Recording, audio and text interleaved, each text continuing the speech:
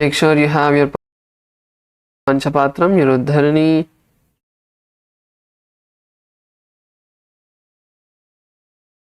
Vibhuti and Kumkum. Yes, it's time. Let's all settle down. Please sit with your head, neck and spine in a straight line and bring your hands together in front of your heart center. Close your eyes. Let's visualize Swamiji in our inner space. Take a deep breath and let's begin with the Sadguru Vandanam. Nithyanandam Paramasukadam Kevalam Jnanamurtim Dvandvatitam Gagana Sadrisham Tattvamasya Ekam Nityam Vimalamachalam Sarvadi Sakshibhutam Bhavatitam Trigunarahitam Sadgurum Tam Namami.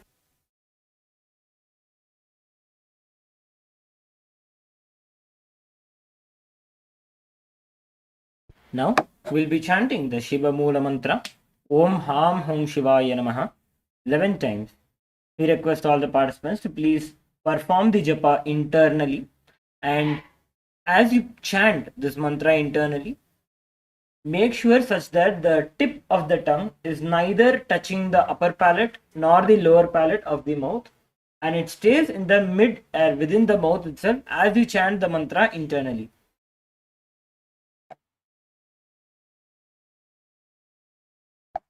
Om Ham Haum Shivaya Namaha.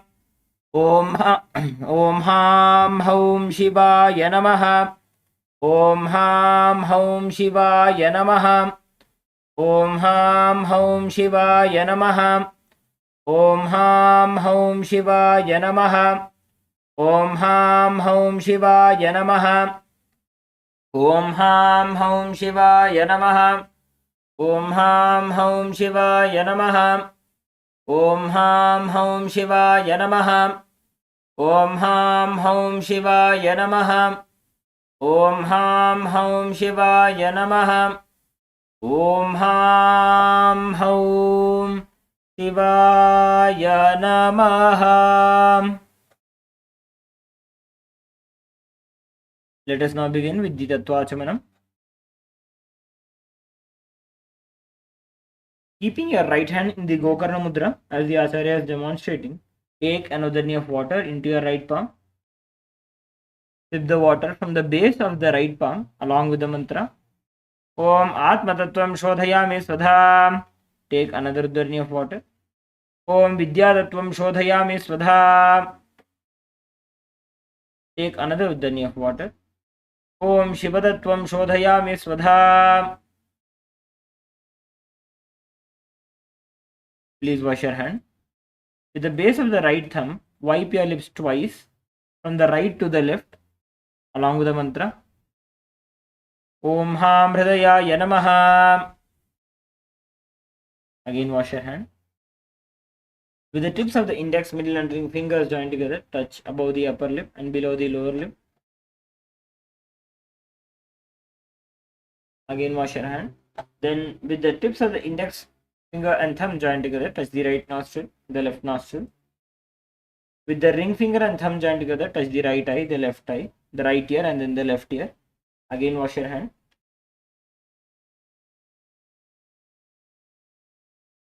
With the little finger and thumb joined together, touch the navel center, the right chest, the left chest.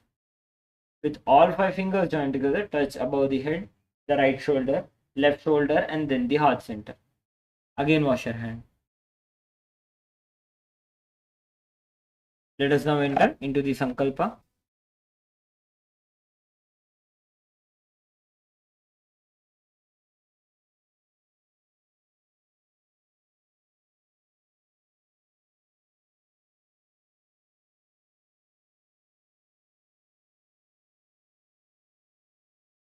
Place your right hand on your left hand and place both of your hands on your right thigh.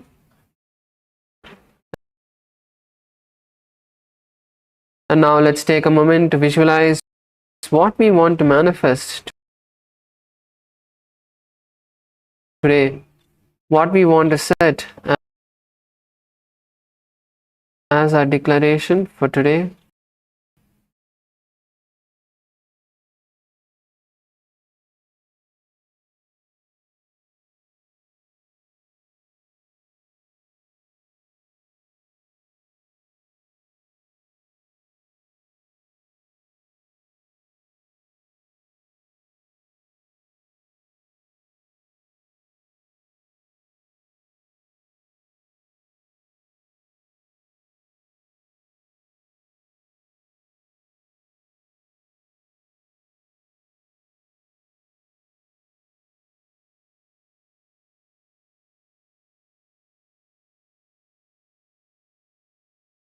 Take a moment to visualize inside of you what you want to bring into reality today, how you want your day to go, what you want to manifest.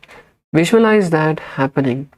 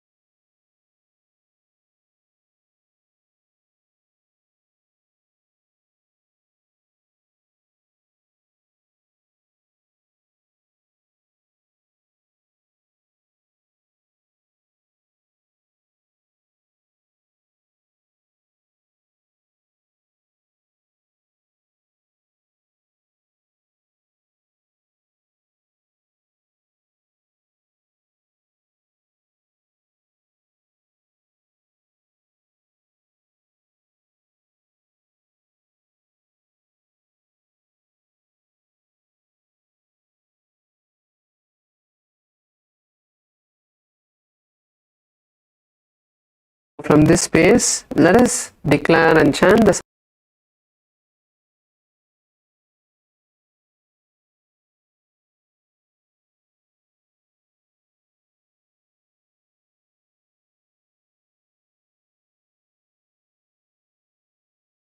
Theertham Shri नित्यानंदेश्वरी Paramshiva शक्ति समेत श्री नित्यानंदेश्वर परमशिव प्रीत्यर्थम च शुभे शोभने मुहूर्ते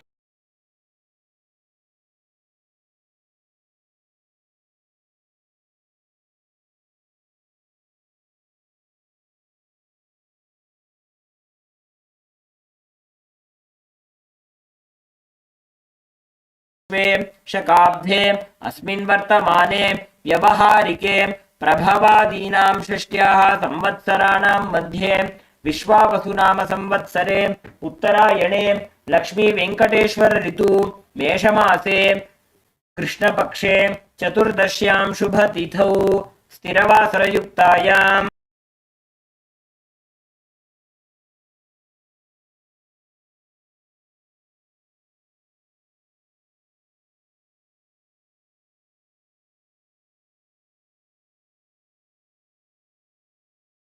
श्री कैलासोन्नत द्वादशांत श्यामला पीठारूढ़ श्री मीनाक्षी सुंदरेश्वराभिन्न स्वरूप परशिवपुत्र रत्नकुमार गुरुमन्य तुल्यावतार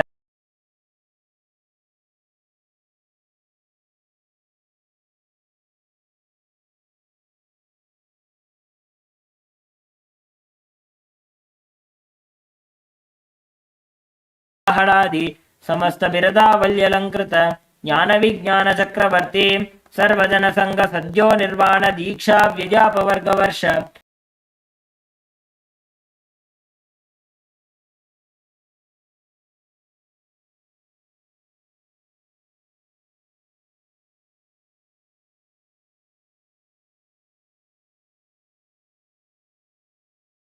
स्थापक शैव समय कर्त्र सर्वज्ञ पीठारूढ़ श्री जगद्गुरु श्री ज्ञान संबंध देशिक स्वामी वागीश सुंदर माणिक्य वाचक स्वामी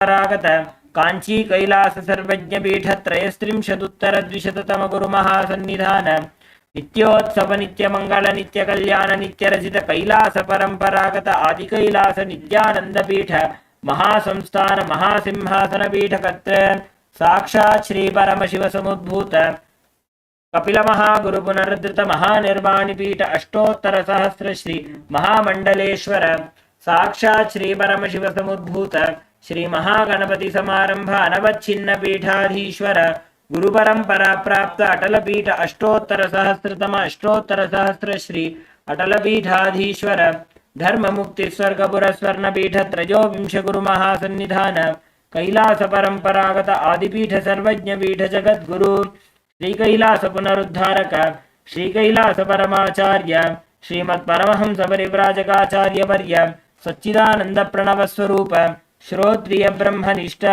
श्रीमद् जगद्गुरु श्री भगवत् श्री नित्यानंद परमशिव श्री ज्ञान संबंध देशिक परमाचार्य स्वामिनां प्रीत्यर्थम तेषां पादारविन्दयोः भक्ति सिद्ध्यर्थम गुरुकृपा कटाक्ष सिद्ध्यर्थम क्षेमस्थैर्य वीर्य विजय आयुरारोग्य ऐश्वर्याणाम् अभिवृद्ध्यर्थम धर्मार्थ काम मोक्ष चतुर्विध बल पुरुषार्थ सिद्ध्यर्थम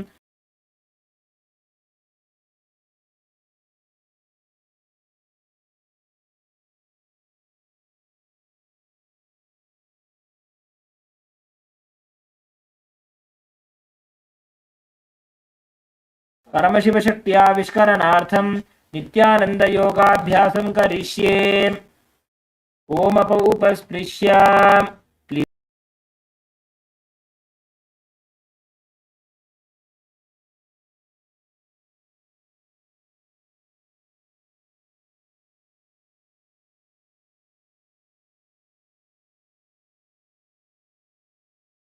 prepare ourselves to enter into the skeleton dance. Wake ourselves up.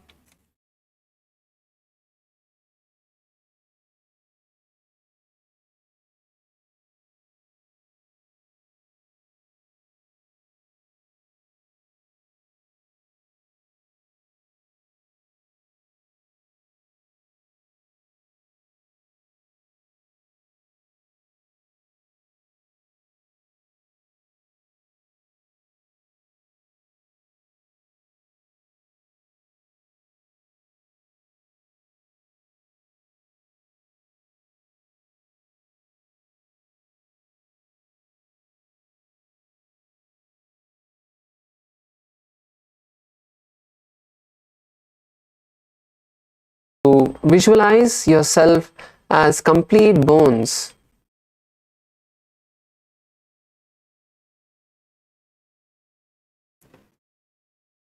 Nothing else. Your body has now completely become just a skeleton.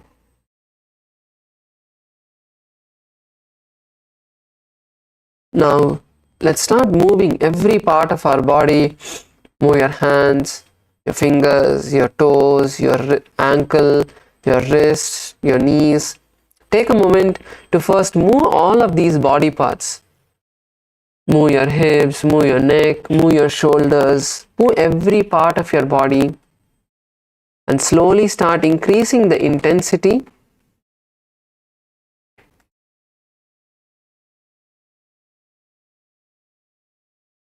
Move each part of your body independently. Don't bring any particular pattern or way of how you want to move.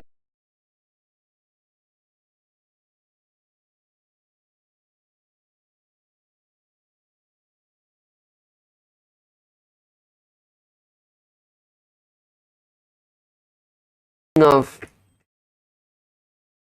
okay, let's just shake ourselves a little bit. Completely move your body.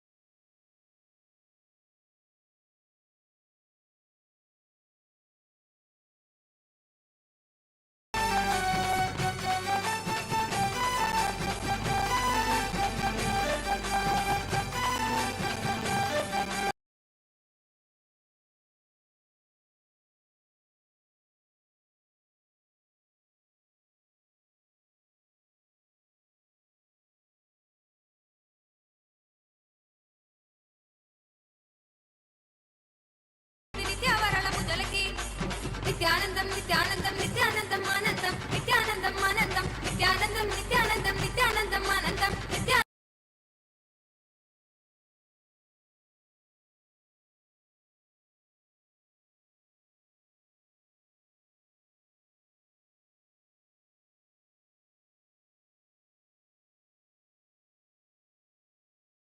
Few moments. Let's intensify as fast as we can. Move your body intensely.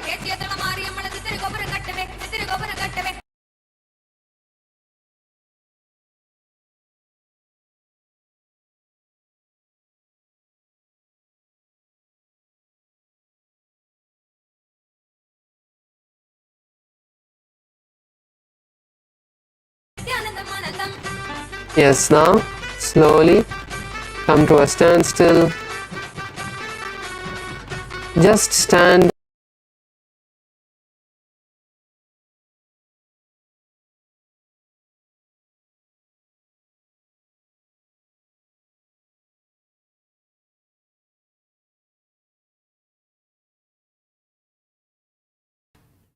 Inhale as deeply as you can and exhale.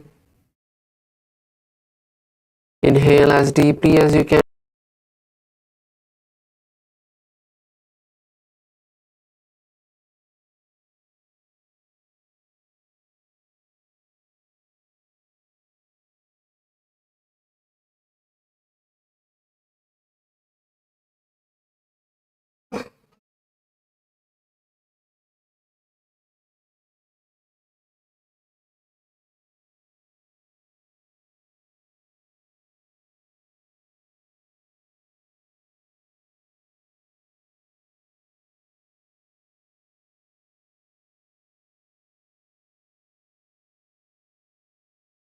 Please slowing down.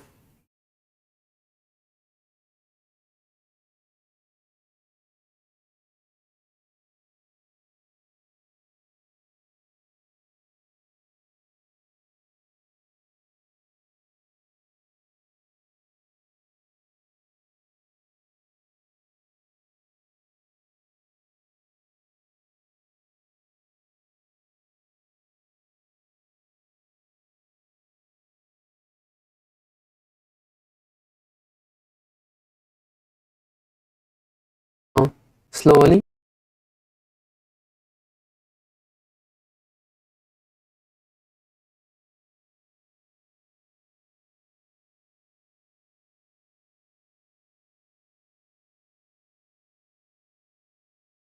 Asanas of the Tritiya Vinyasa Krama, starting with Midiki Pavasana 2.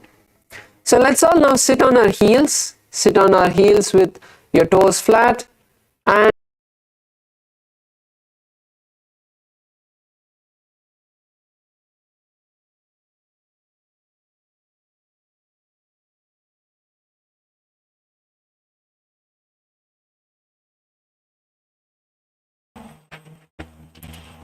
keep your elbows straight. Keep your elbows straight.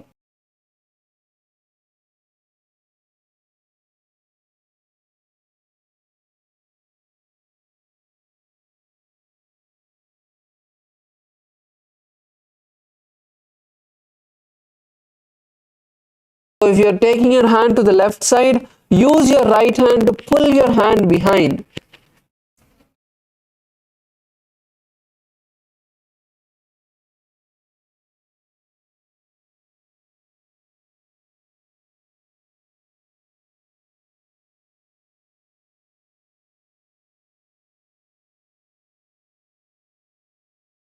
Right.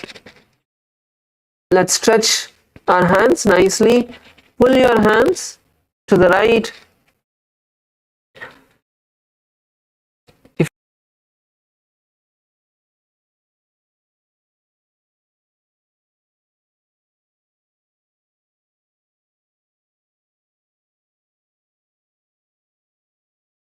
stretching your shoulder area.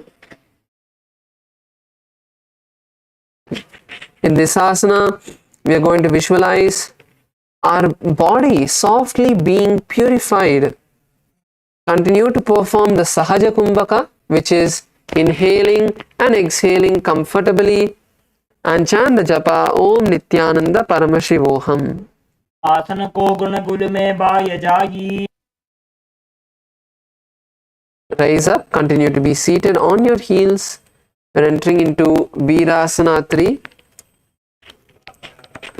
So in Virādrasana 3, just place your hands on your knees. Let's take a moment to visualize any fear pattern that we have, breaking that pattern, facing it and breaking that fear pattern that we have in us. Gaze to the tip of your nose.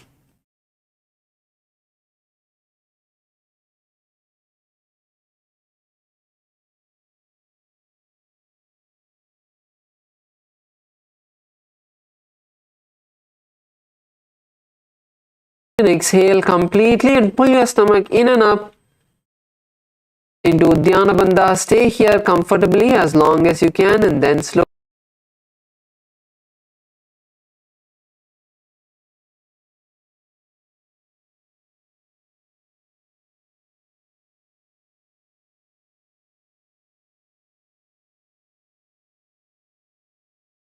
पूरकैः.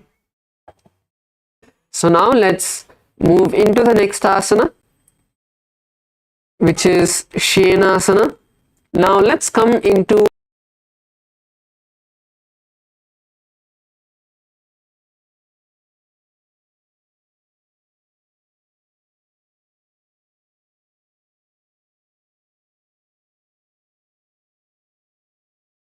a handstand like asana. So you can also partner up for this. Actually, we can all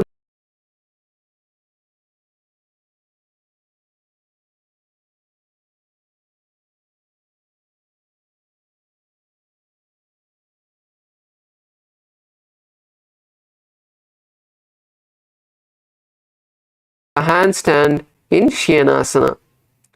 So this is the asana. Let's all now try. Kick your legs. Start kicking your legs. Even if you're not able to even if you're not able to balance there, that's fine.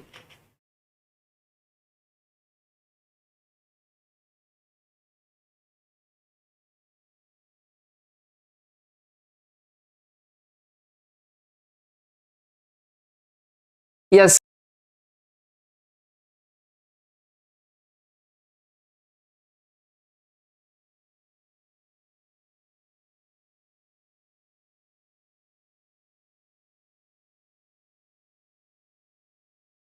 Saramaya, take this time now to kick as high as you can.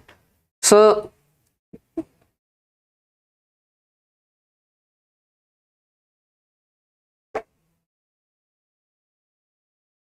practice kicking your legs up. Yes, that's good, Aya. So when you're feeling tired, now you come and support Punithanaya. Help Punithanaya to do the handstand.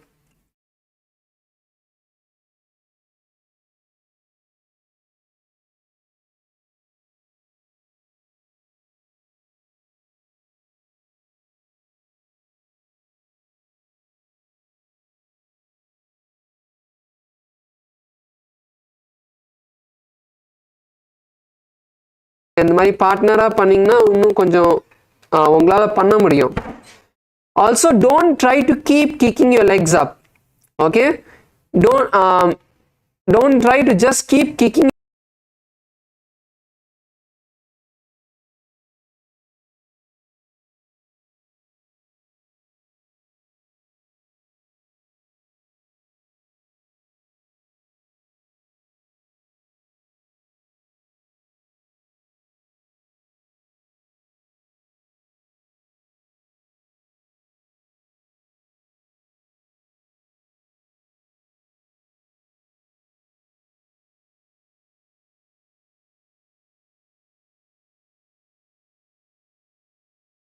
super.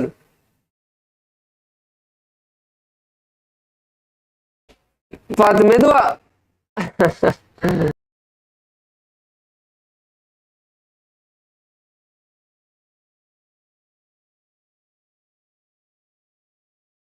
Paramashivoham.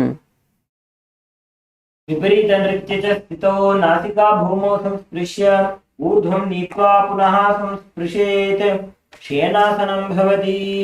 Yes. Now we're moving into the next asana, Pincha mayurasana.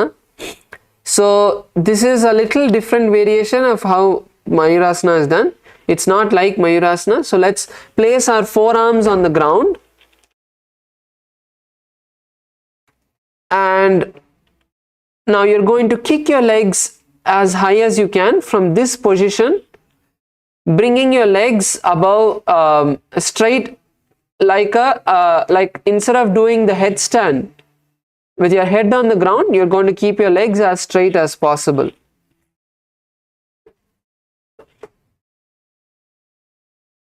So this is Pincha mayurasana. Let's try now as much as we can. So keep your forearms on the ground. Okay, first let's place our forearms. So when you keep your forearms on the ground, when you keep your forearms on the ground, you should not be able to move your hands too much. It has to nice and firmly be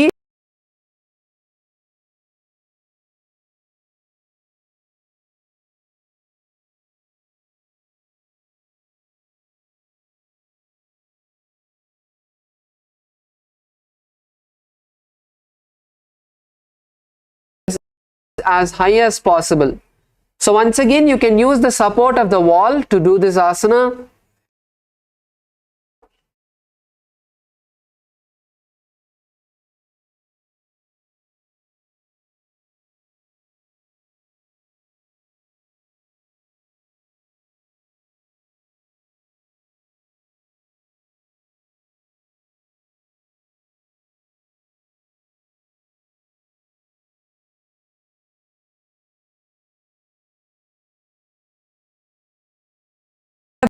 that's good. Come on, Gajamukhaya, try. The elbows are not wide. At the same time, you don't want to bring your elbows together. You want to keep your elbows by your side, around the shoulder level. So right under your shoulder is where you want to keep your elbows. So in this asana, we are going to visualize a peacock in our inner space.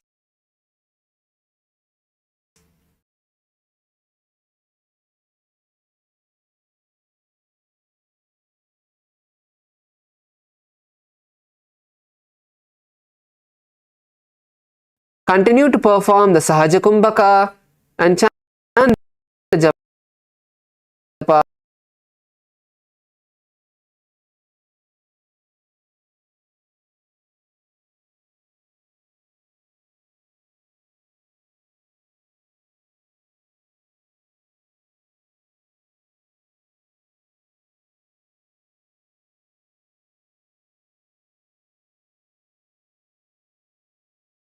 Om Nithyananda Paramashivoham. Mayuram Pincha Mayuram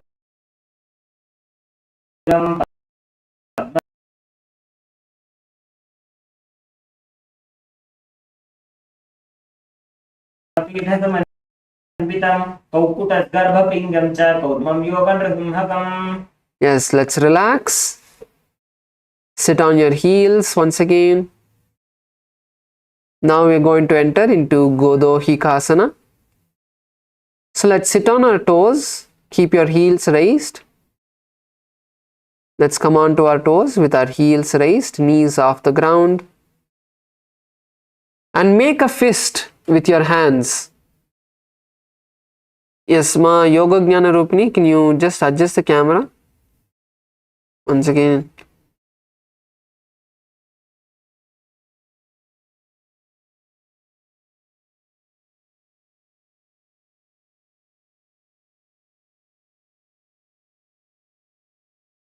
Guys,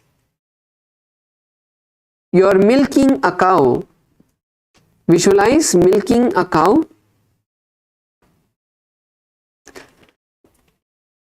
Continue to perform the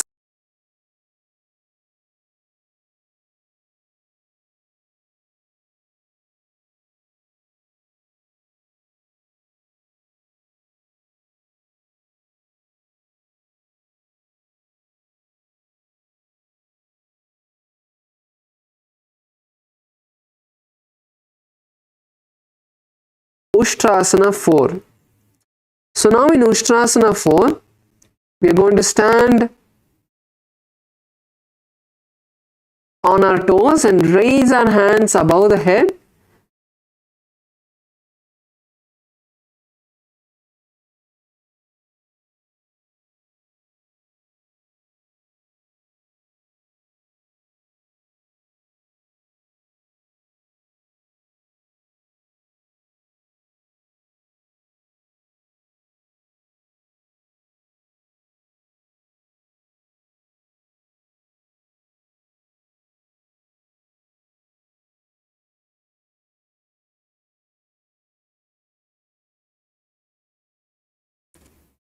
So in this asana, we are going to visualize a camel in our inner space and chant the japa Om Nithyananda Paramashivoham. Form the Sahaja Kumbhaka. Breathe in and breathe out comfortably.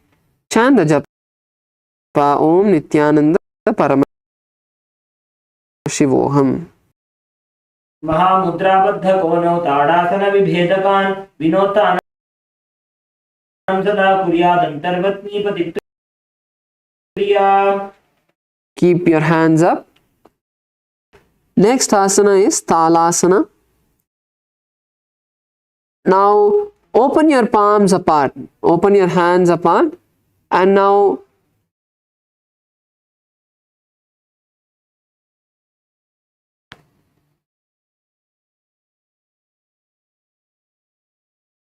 you're going to turn the palms upward in Talasana. Keep the palms facing upward.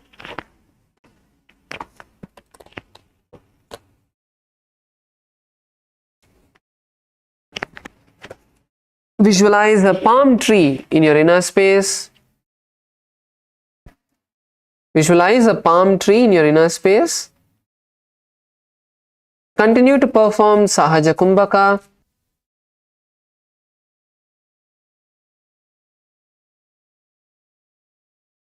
And chant the japa Om Nithyananda Paramashivoham.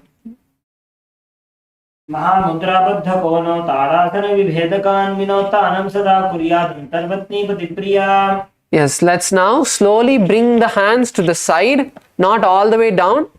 Bring your hands to your side, shoulder level, and now you're going to circle your hands.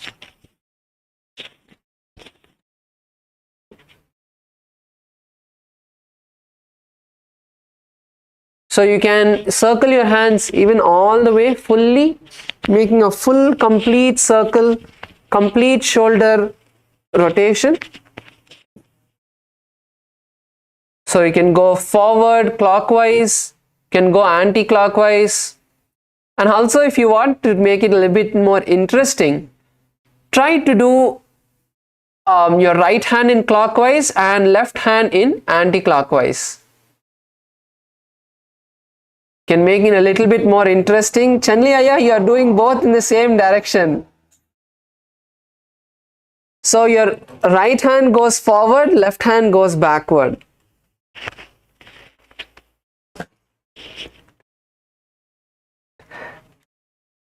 You're still doing the same, actually. So see your one hand, so start with your hands in front of you or above you.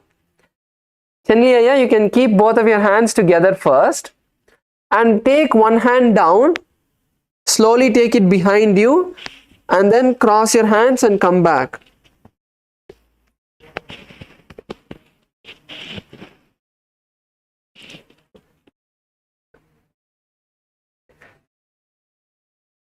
Yes, Sairamaya, that's good. You're able to do that. Oh, now again you started bringing both your hands in the same direction.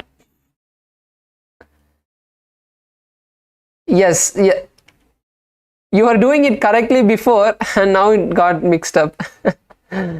So in this asana, we are going to visualize our hands as a potter's wheel, a fast spinning wheel, and continue to perform the Sahaja Kumbhaka, chant the japa Om Nithyananda Paramashivoham. हस्तौ प्रसार्य भ्रामणं कर्तव्यं कुलालचक्रासनं भवति. Yes, that's good. Now, bring both of your hands to the shoulders in Panchasana. Let's bring both of our hands to our shoulders. And now bring your feet together and raise onto the toes. Bring your feet together and raise onto your toes.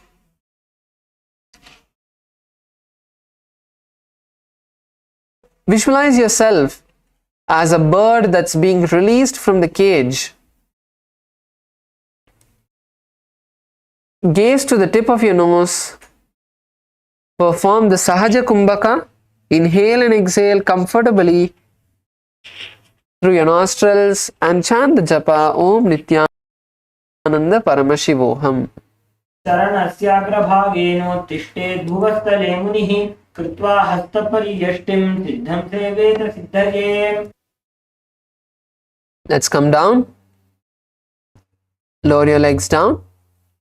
Now we move to next asana, which is Ardachandrasana. In Ardachandrasana, now we're going to raise the left foot and bring it to the right knee. So side of the right knee. Not like Vrikshasana all the way up, but a little down. Keep your hands by your side and now bring them into a Namaskara Mudra in front of your chest.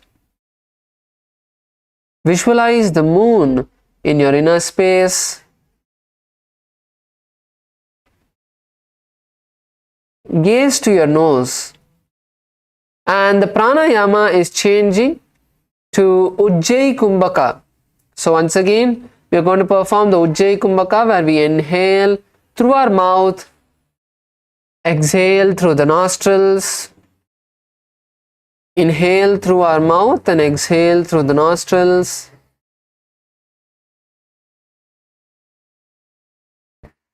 And as you exhale, pull your stomach in and up into Uddiyana Bandha. Inhale through your mouth, exhale through the nostrils as completely as you can, and then pull your stomach in and up into the Uddiyana Bandha. Stay there for a moment, and then slowly you can inhale again through the mouth and relax the Uddiyana Bandha. Chant the japa Om Nithyananda Paramashivoham. एकेन पादेन भूमिं वष्टभ्य अन्यपादतलेन ऊरु अवष्टभ्य तिष्ठेत् आष्ट इति पुनः पुनः कर्तव्यम् अर्धचन्द्रं भवति. Now let's bring our hands to our leg and lift the leg to the hips. So lift your foot to your hip, and now holding your foot with both of your hands, sit as low as you can and stand up in Sankvasana. And then switch on to the opposite side.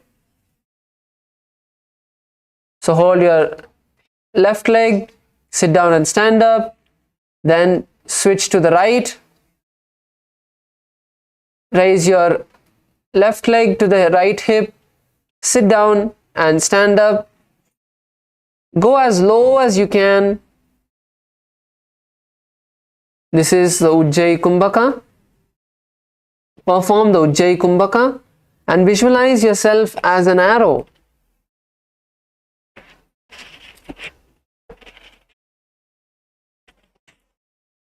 Chant the japa Om Nithyananda Paramashivoham.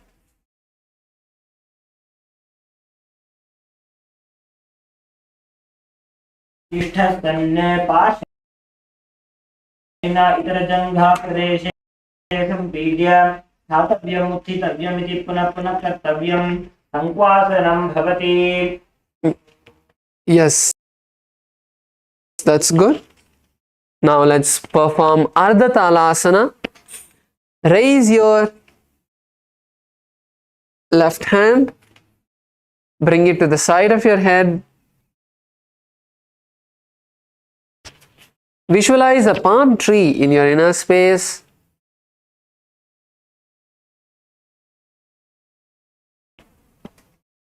And now let's take a moment also to just stretch the side of our body. So bring your right hand to the side of your right hip and then slowly bend towards the right side, nicely stretching your body. Pull yourself as much as you can to the side. Stretch the side of your body. Yes, Ma Karuna, bring your arm also with you, with your head. Don't keep your arm straight. Pull your arm all the way to the side. Yes. So in this asana, continue to perform the Ujjayi Kumbhaka and chant the japa Om Nithyananda Paramashivoham. बेहात ऊंचा करीने पंजाब होला राखीने उभा रहे बूते तलासन कहेवा यछे. Now bring your hands down. We're going to perform Viraadrasana 2 next.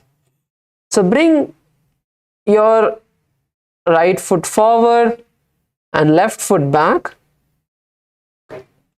Bring your right foot forward and left foot back. And now we are going to raise our hands to shoulder level, one hand pointing forward and the other pointed back. Now turn your hips forward.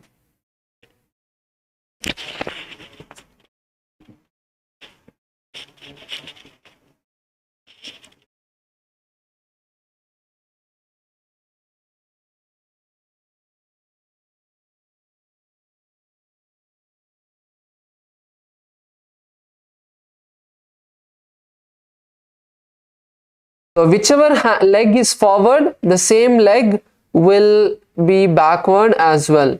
Sorry, the same hand. So if your right hand is forward, your right leg will be in front. So if your left leg is back, your left hand will be backward. So just going to turn your hips forward. Instead of facing forward, you're going to face in front and slowly lower your leg, bend the right leg and make it parallel to the ground, making it into a 90-degree position. So let's go all the way down. Nice 90-degree position. Yes, Sairamaya, make your knees a little bit more wide and then you'll be able to bend yourself down. Same way, Punidhanaya, you can open your legs a little bit more wider so you can go a bit lower. Your legs should come into a 90-degree position.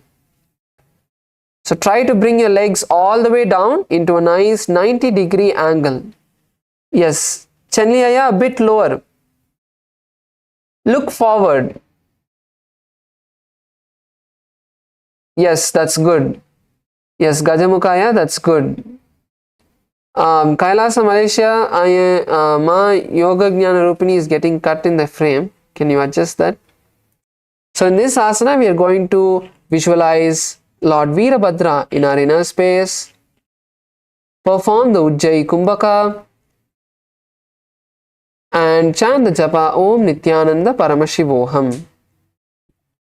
Uttanapadam Krauncham cha Marichim Veerabhadrakam Natarajasana cha Suttangusha Prasarane. Slowly raise up, keep your legs in the same position. Just raise up and keep your legs in the same position. Keep it nice and wide. We are moving into Parshva Konasana. So in Parshva Konasana, now turn forward. Okay, turn in front, not towards one leg. So turn in front, just look in front of you. Don't need to turn towards one side. Just look in front of you and now raise your hands parallel to the ground. Now we are going to bend towards the right side. So bend your right knee as you lower the right hand to the foot. Bend the right knee. So in this, it's not mainly about only bending to the side, but also nicely stretching your hips. Open your legs nice and wide. Bring your legs parallel to the ground. Use your hand to support your body. Bend your leg nicely. Ma Yoga Jnana Rupini, bend your leg. Yes, ma, that's good. Yes, Chanli Aya, bend your knee, Aya. The right knee in front, bend it. Gajamukha Aya, your hand should come in front, not behind. Your hand should come in front of the leg, not behind the leg. Your hand is coming. See, look at Chanli Aya. For Chanli Aya, his hand is in front of his leg. Same way, you also have to keep your hand in front of the leg, not behind.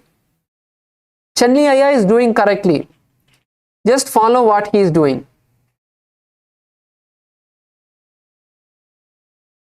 Chanliyaya, if you could just tell show Gajamukaya, he is keeping his hand behind the leg. His hand should come in front.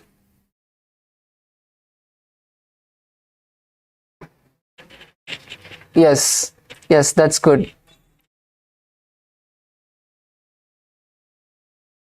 So in this asana, we are going to visualize Swamiji in our inner space. Open up your chest nicely and gaze towards the ceiling. Open up your chest nicely and gaze towards the ceiling. Chant the japa Om Nithyananda Paramashivoham. Chakra Chakrakshalanaya Vrikshasana Vishesha Kanjana Nendriya Dadhya Purna Vedanta Mamhyaset. Raise up and keep your legs in the same position. Keep your legs in the same position. Just raise up. So now we are going to be moving into Parivritta Trikonasana. So now in Parivritta Trikonasana, let's keep our legs wide. Open our hands to the side. And now you're going to bring your left hand to right foot. Left hand to right foot. Outside the right foot. And raise your right hand to the sky. Gaze to the ceiling as well. Yes. Yes, good. Kailasa Salem, all of you are doing correctly. Yes, Malaysia male team, that's good. Try to open up your chest.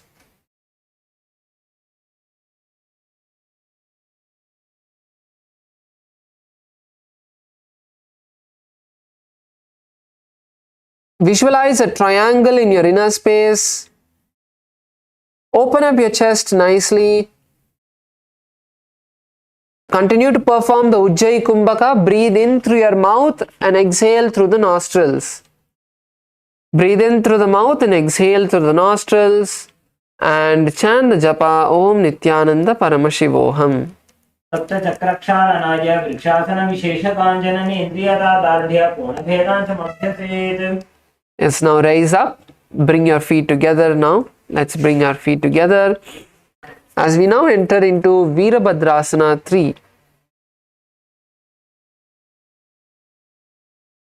So now in Virabhadrasana 3,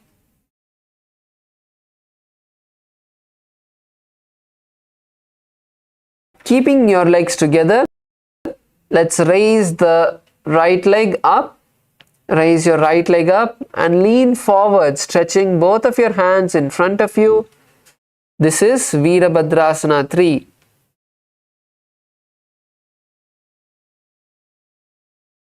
So gaze to the ground. Gaze to the ground, not forward. Gaze down. You want to look at the floor, not in front of you. Yes, Ma Karuna, that's good. Yes, Ma Yoga Jnana Rupini, that's good. Lower yourself as much as you can.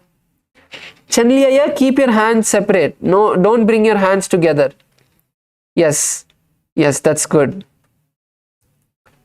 So in this asana, we are going to visualize Lord Virabhadra in our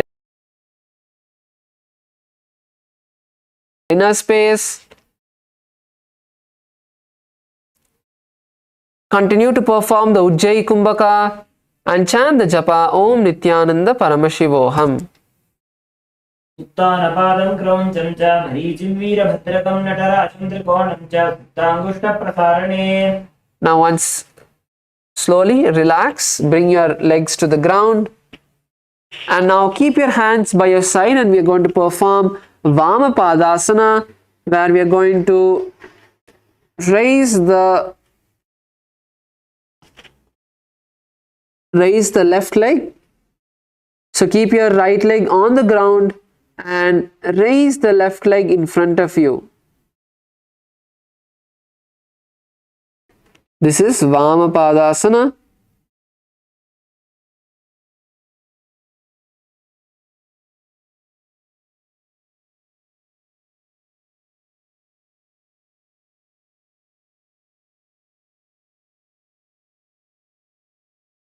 Even if it's for a second, that's good. Yes, good. Chanliyaya, that's good. Sairamaya, that's good. So in this asana, we are going to visualize Swamiji in our inner space.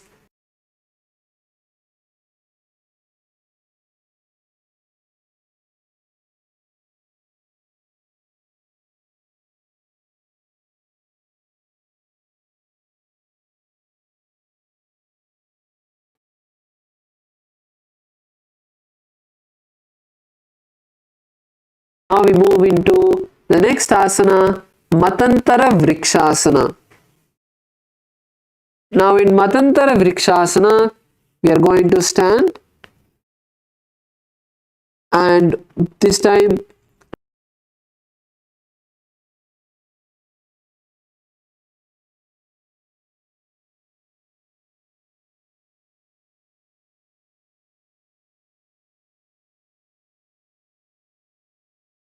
mudra. See, don't bring your legs all the way up like in Vrikshasana. You want to bring your leg only slightly up to the knee. So halfway, bring your hands to the knee. Keep your hands in front of you in Namaskara Mudra. Visualize a tree in your inner space.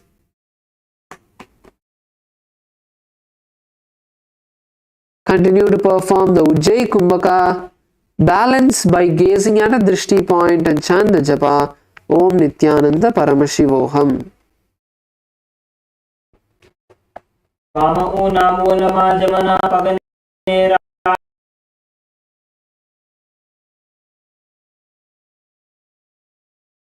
राखिने उभा रहे भूते मतांतरणु वृक्षासन कहे वा यचे. Now keep your legs up. Keep your legs up. Don't bring it down. Now let's raise the leg to the thigh. Raise your leg to the thigh, to the hip. And now we are going to lower ourselves as much as you can and touch your little fingers to the ground. This is Kamasana. Lower yourself to the ground. Try to bend your knee as much, not just lean forward. Don't try to just lean forward. The main thing is keeping your knees bent in this asana. So bend your knees, bring yourself as low as possible and try to touch the ground. So let's all do this together. Okay, let's all get in the position. Bring your legs up. Bring your legs up to the hip.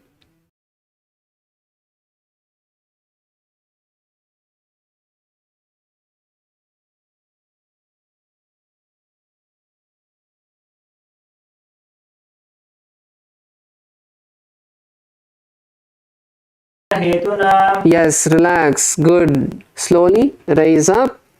And now we move into the next asana, which is Vimanasana. So now let's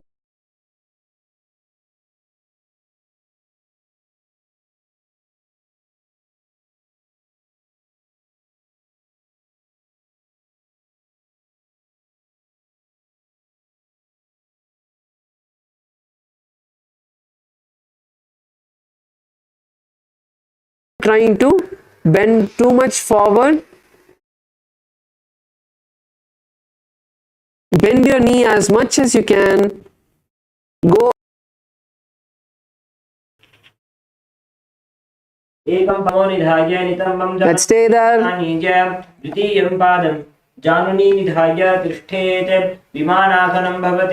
Good. Chanliyaya, that was good.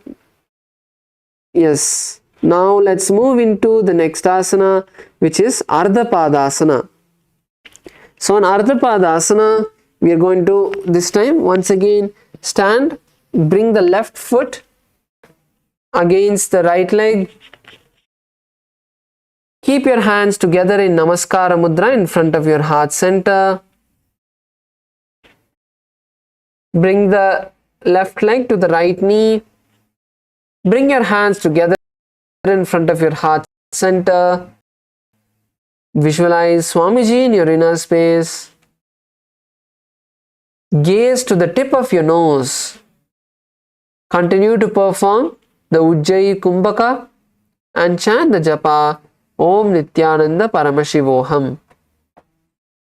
उभा रहीने डावा पगने भ्रजमना पगना दीचना उत्तरना भागमा अडाड़ी राघवे ते अर्धपादासन कहे वा यछे. Yes, now we perform. We are going to perform Uttita Trivikramasana. So once again for Uttita Trivikramasana, you can partner up. You can use a chair. You can use the support of the wall.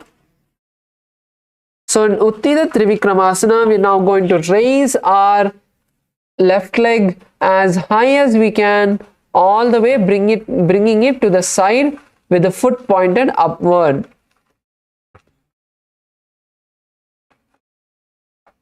So nicely, firmly plant your right leg on the ground and raise the left leg up. So let's take it step by step. You can use the support of the wall or you can use the support of the partner. So you can give your leg to your partner and ask them to raise it as high as they can.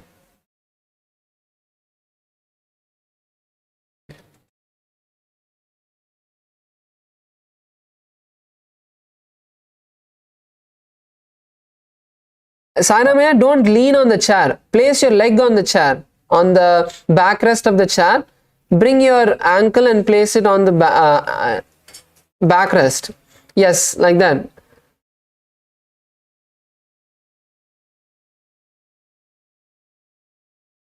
Yes, that's good. So now you need to bring your leg a little bit more higher. If you want to bring it a little bit more higher, then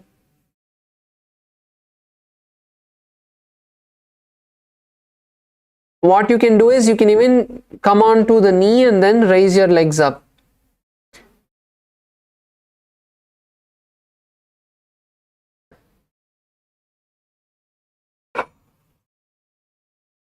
So let's take a moment to nicely stretch our legs in Uttita Trivikramasana as we visualize Swamiji in our inner space, perform the Ujjayi Kumbhaka and chant the japa Om Nithyananda Paramashivoham. उत्तानकूर्मपीठं च सैन्हं गारुडमेव च वातायनं गोमुखं च भारद्वाजं त्रिविक्रमम्. Yes, now we'll move into Natarajasana 2.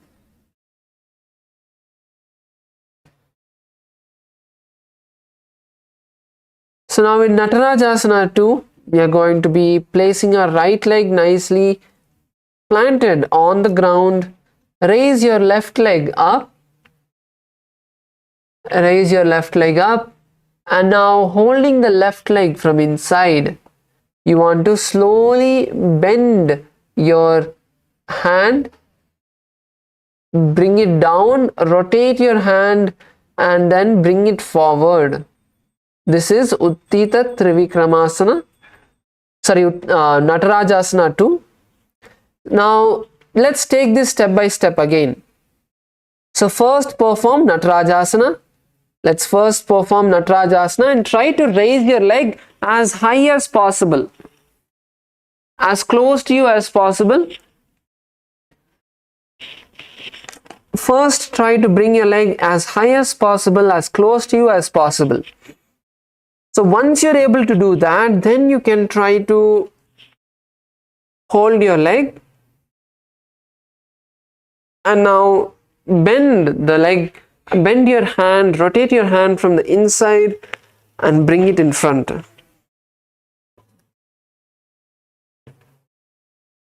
So visualize Lord Nataraja as you're trying to perform this. Yes, once again you can use the support of a chair also. Svetama, நீங்க chair use பண்ணனும்னா நீங்க use பண்ணிக்கலாம் சப்போர்ட்டுக்கு. So chair பிடிச்சிட்டு நீங்க try பண்ணலாம்.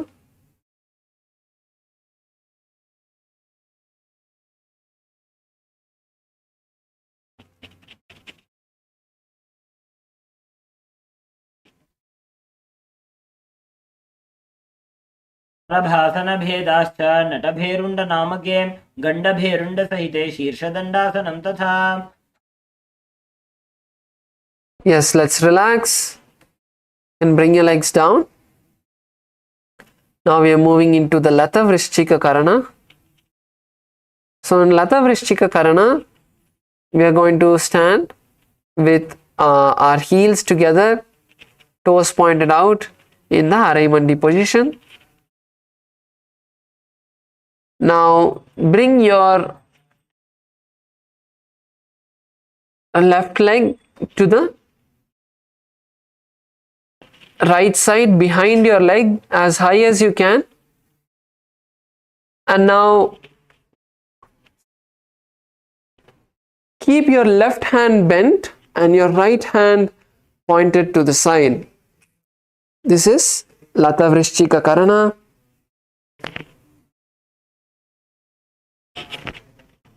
Yes, once you have done it, you can relax. Now we move into the next asana, Purna Padasana. Bring your feet together. Keep your hands by your side, fingers pointed down. Stand straight. This is Purna Padasana. Visualize Swamiji in your inner space. Continue to perform the Ujjayi Kumbhaka.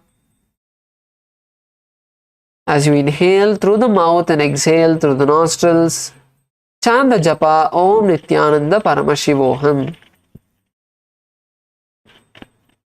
बने पगे उभा रहे बूते पूर्ण पादासन कहे वाजछे. So now we are going to be repeating a few asanas on the opposite side as well. So let's start with Ardachandrasana. Now let's raise our right hand up this time. Raise your right hand up, keep it by your side and slowly bend towards the left, keeping your left hand on your left hip. So Ardachandrasana is by itself is just standing straight, but we can also just take a moment to stretch ourselves nicely, opening up the back, stretching the back. Push yourself as low as you can. Give yourself a nice stretch and then relax. Come back to the center with your hands raised. Visualize a tree in your inner space and chant the japa Om Nithyananda Paramashivoham.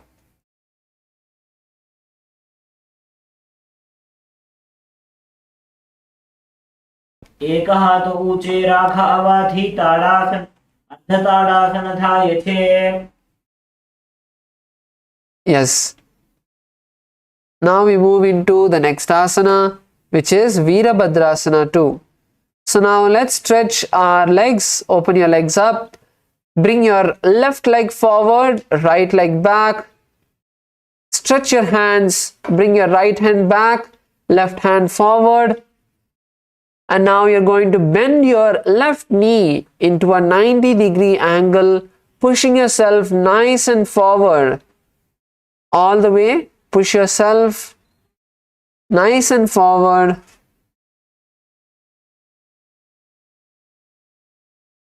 This is Viraadrasana 2.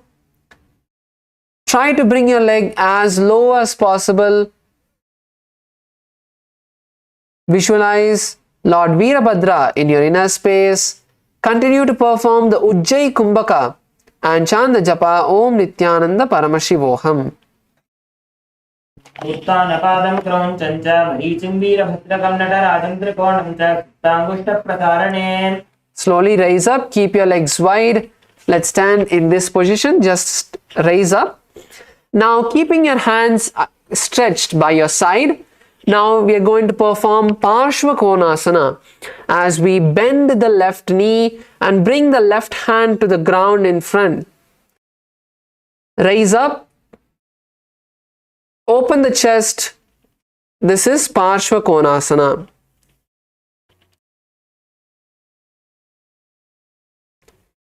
So in this, your left leg should be in a 90-degree angle. Your left leg should come into a 90-degree angle. Open your chest up nicely. Push your hands back and open the chest nicely. Visualize Swamiji in your inner space. Continue to perform the japa Om Nithyananda Paramashivoham. सप्तचक्रक्षालनाय वृक्षासनविशेषकाञ्जनानि इन्द्रियदार्ढ्य कोणभेदान् समभ्यसेत्. Slowly raise up. And now let's move into Parivritta Trikonasana. Now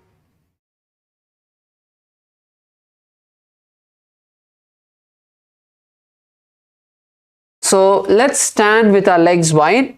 Keep your hands also stretched out at shoulder level. Now this time you're going to bring your right hand to the left foot and your left foot should be pointed forward. So left foot pointed forward, turn to the left side, bring your right hand to the left foot and raise the left hand as high as you can. Open your back. Use your leg to push yourself and stretch your back. Twist your back as much as you can. Use your leg. Your hand is by your leg, so you can use that to push yourself, opening up the chest even more. Visualize a triangle in your inner space. and chant the japa Om Nithyananda Paramashivoham. सप्तचक्रक्षालनाय vrikshasana विशेषकाञ्चनेन्द्रियदादाढ्य कोणभेदान् समभ्यसेत्. Yes, relax, raise up. And now let's perform Virabhadrasana on the opposite side. Bring your feet together. Let's bring our feet together. Now we are going to be performing this asana on the right side. So now placing your right leg on the ground nice and firmly, you're going to slowly lean forward and raise the left leg off the mat, stretching your hands in front of you. This is Virabhadrasana 3. So now we can all try to perform Virabhadrasana 3.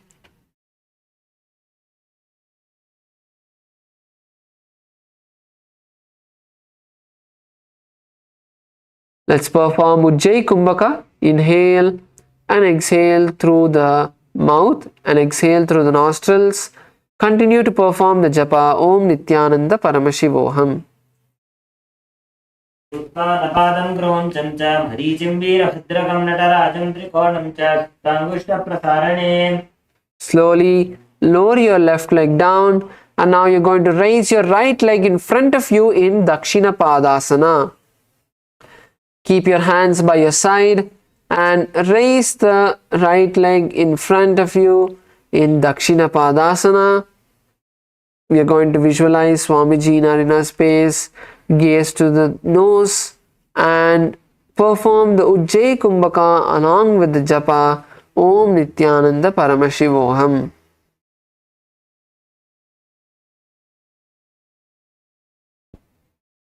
डाबो पग पूर्वभानी लांबो करी जमने पग उभा रहे भूते दक्षिण पादासन कहे वा यछे. Yes, lower your leg down, and now we move into Matantara Vrikshasana. So let's bring our right leg to the left knee. Bring your right leg to the left knee. Bring your hands together in front of your heart center in Namaskara Mudra. Visualize a tree in your inner space. Chant the japa Om Nithyananda Paramashivoham.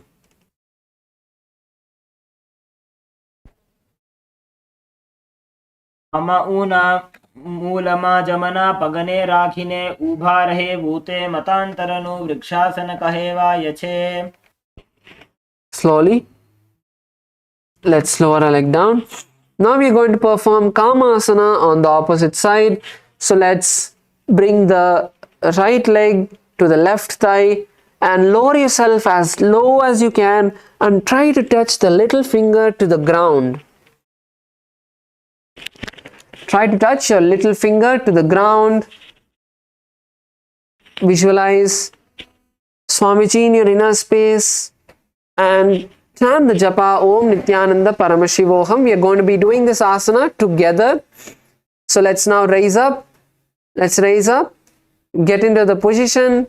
Bring your right leg to the left thigh and we are going to lower down at the count of 3. 3, 2, 1. Lower yourself down. Touch your little finger to the ground. Let's stay there. Yes, good. Slowly rise up. That's good. And now we'll perform Vimanasana. Let's perform Vimanasana on the opposite side. Now keeping the right leg on the left thigh, we are going to slowly lower ourselves down, but this time keep the hands on the respective knees. So you can lightly support your legs with your body weight going down with your hands on the knees. So let's perform Vimanasana. At the count of 3, get into the position. Visualize a Vimana, the Hindu aircraft. And let's now go down on the count of 3. 3, 2, 1. Lower yourself down and balance. उभा रहीने डावा पगने घनजमना पगना धीचना उत्तरना भागमा अडाड़ी राखवे ते अर्धपादासन कहे वा यछे. Slowly raise up. That's good. Slowly raise up. That's good. All of you did well. Now let's move into Ardha Padasana on the opposite side.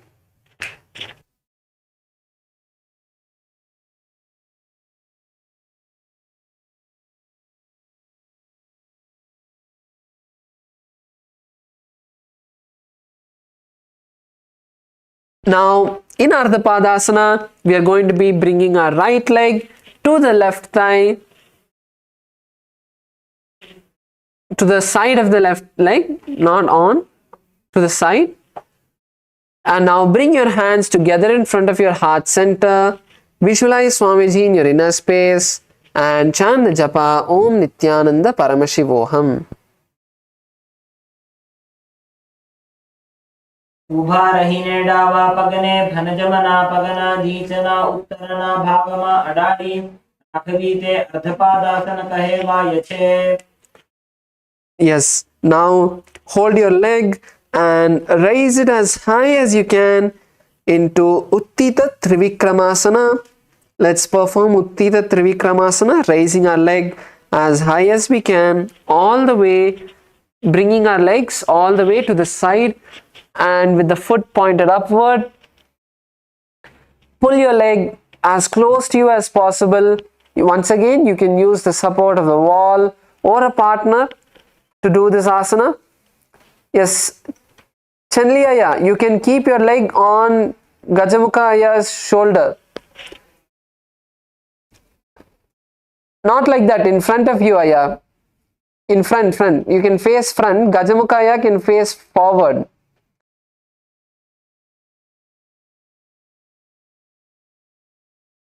Yes, even this is fine. Yes.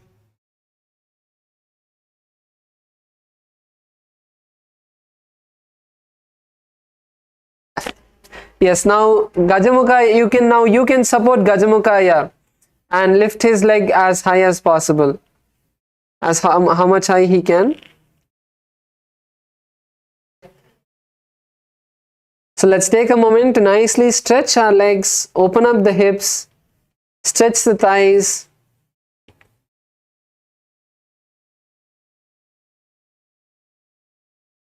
Visualize Swamiji in this asana. Continue to chant the japa Om Nithyananda Paramashivoham.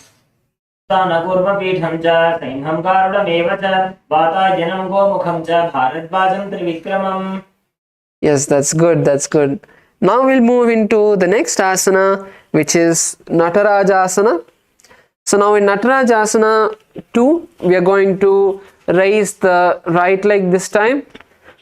So now bring your right leg as high as possible. Raise your right leg up. And now you're going to slowly try to roll your hand. So for this, the most important thing is pulling your leg towards you. So you have to pull your leg as close to you as possible. Only when it is as close to you as possible, you will be able to rotate your hand forward. So first, hold on to a chair, or if you don't need, balance on your leg. Raise your leg up and pull it towards you. Raise your leg up, hold it with the respective hand from the inside, and now you're going to pull your leg towards you.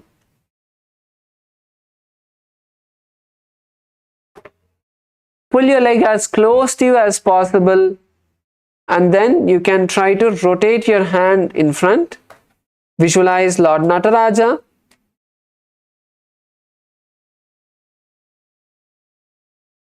And continue to perform the japa Om Nithyananda Paramashivoham. शलभासन भेदाश्च नटभेरुण्ड नामके गण्डभेरुण्ड सहिते शीर्षदण्डासनं तथा. Let's perform Lata Vrishchika Karana on the opposite side. Now bend your right leg behind you, behind your left leg. Bring your right leg as high as you can behind your left leg. Bend the right hand to the chest and stretch the left hand out. This is the Lata Vrishchika Karana. Relax, lower your hand down. And now we are moving into the next asana, which is Kaupinasana. Now cross your hands in front of you. Keep your feet together. Gaze to the tip of the nose. And now we're going to perform Rechaka Kumbhaka, where we are going to inhale and exhale completely. Hold the breath comfortably after we exhale and then inhale.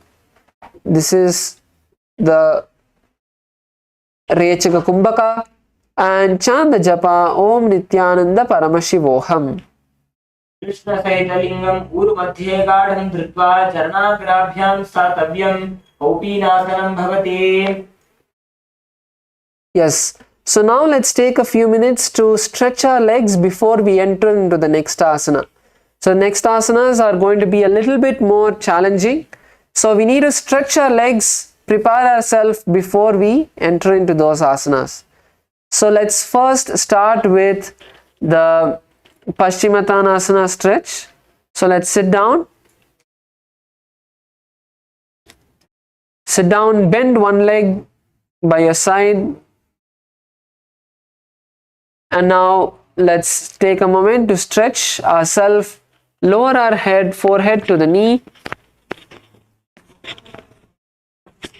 Exhale, lower yourself down.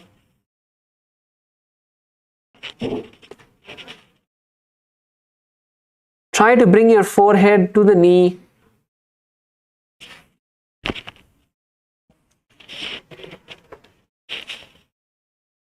Pull yourself forward, push your chest down. Pull yourself forward and push your chest down. Don't just bend the back. If you're able to touch your forehead to the knee, bring your forehead to the ground. Chandliyaya, you can now try to bring your forehead to the ground as well. Yes, that's good.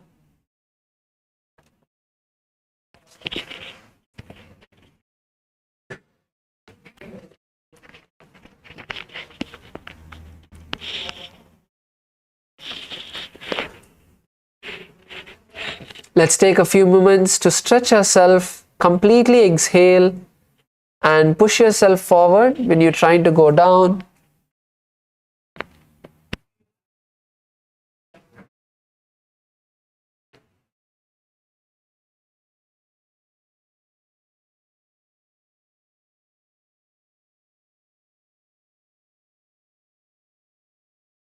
Now let's all slowly raise up, switch our legs. And now once again, take a nice deep breath, and as you exhale, lower yourself down. Try to bring your forehead to the ground, to your knee. Push yourself forward. Pull yourself forward. Pull your hips forward. And then try to push your chest to the ground.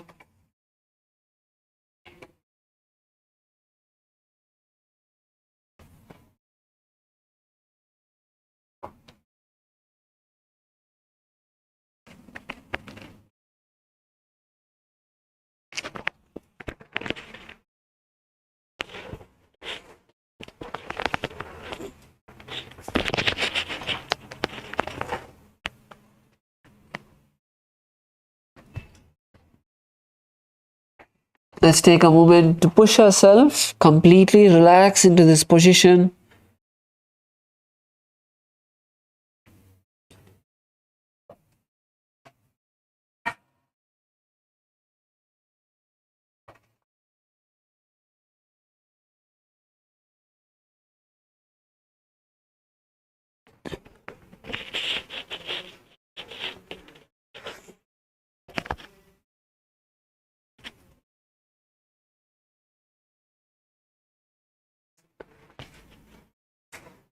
Slowly, let's raise up.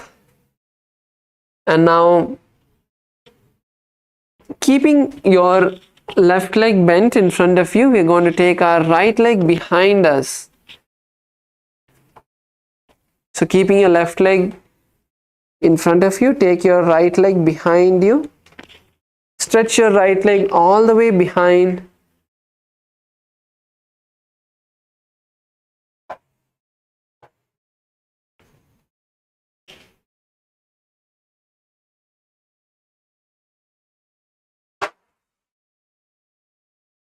Keep your toes pointed down, toes pointed back. Keep your knee pointed down. Slowly turn. So if you are leaning onto one side, slowly turn. Try to slowly turn forward. Bring your hips down. Your thigh should be touching the ground.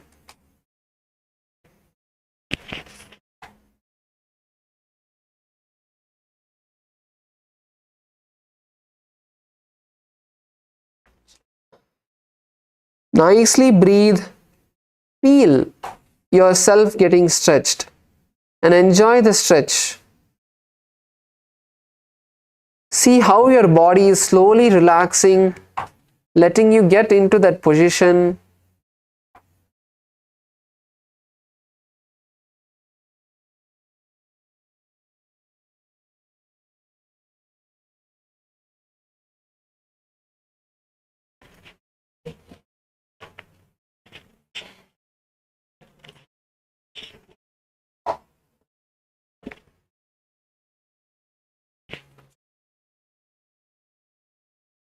Now, if you get comfortable with the current position that you're sitting in, if this is easy, then slowly pull your leg in front. So the leg which is in front, pull it forward.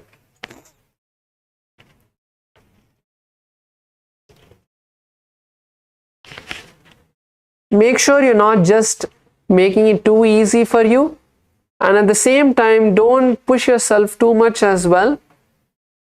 That is the uncomfortable zone where it's not paining, but it's not easy as well. Get yourself into that position, into that space, so that you can slowly stretch yourself.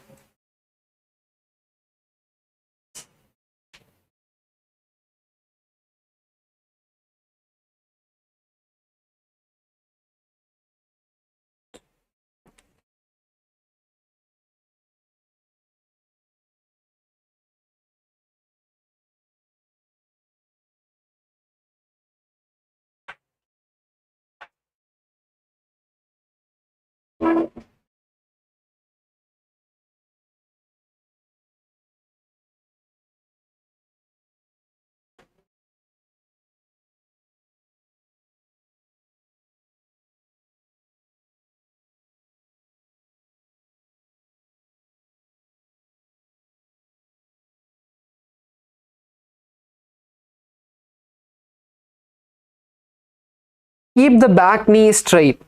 So the leg which is behind, keep that knee straight. And now let's slowly switch sides. Slowly bend the leg which is in front towards you. Switch your leg. Let's perform on the opposite side.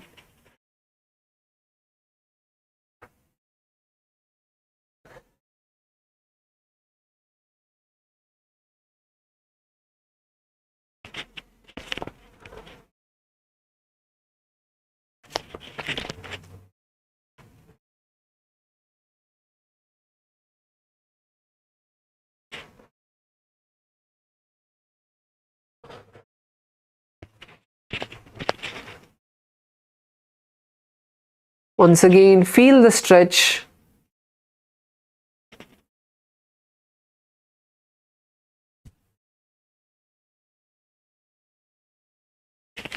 See what exactly is happening, how the stretch is happening. Connect with your body at this time. Inhale and exhale nicely. Breathe in and breathe out. Nice and deeply so that your body gets relaxed and the stretch is easier.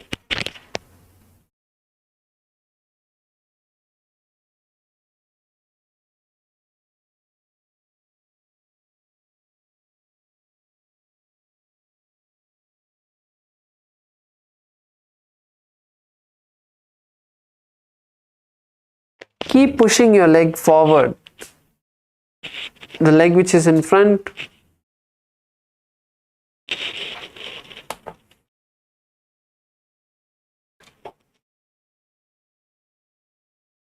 Bring it forward. Push your legs forward.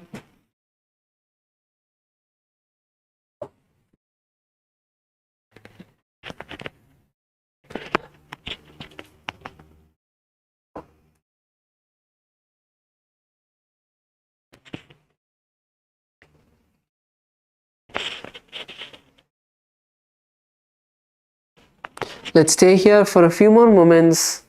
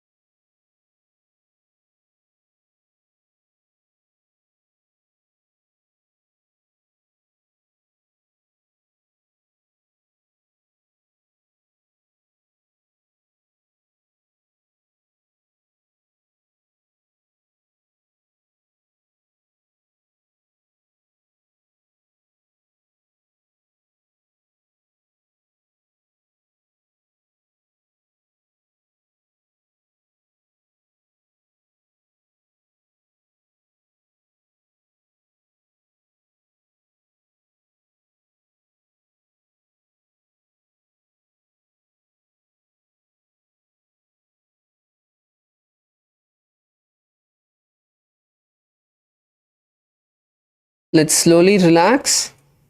And now we are going to be doing another stretch. So where now you stand on one knee.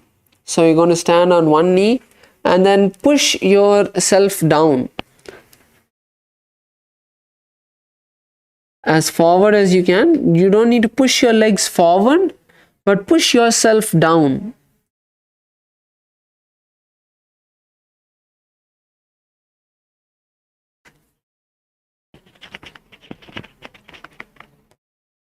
So stand on your knee.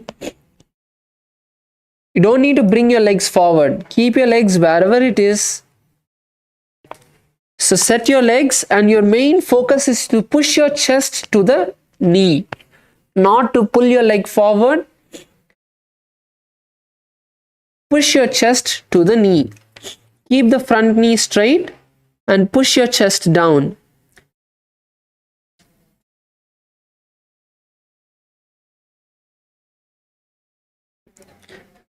Try to touch your forehead to your knee again in this position. Let's stay here for a moment.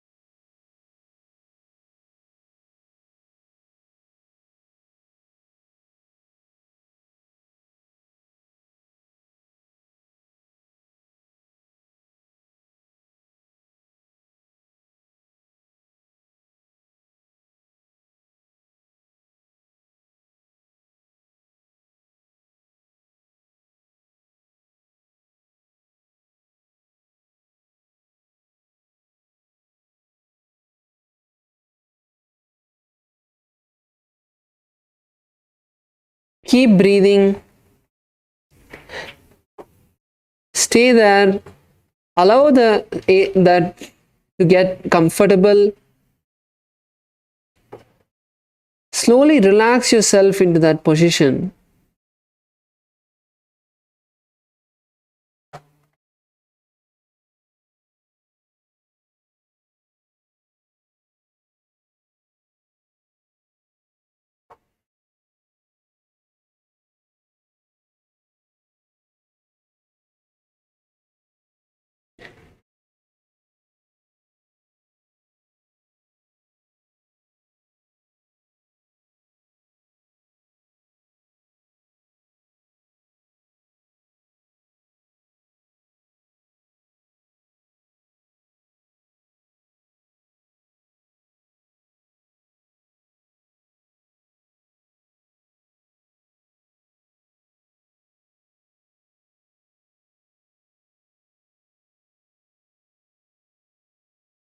Now slowly raise back onto the knee and now bend the forward knee. So bend the front knee and push your hips forward. Push your hips down. So this now your front knee is going to be bent and the back leg is going to be straight, and you want to push your hips down. So don't keep your chest on the knee, keep your chest in the side. So your leg is going to be by the side, not under the chest, so that you can push yourself down.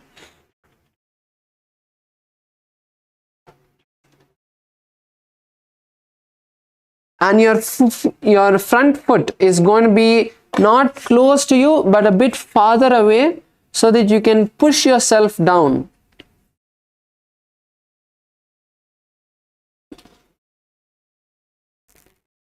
Yes, now push yourself down as low as you can.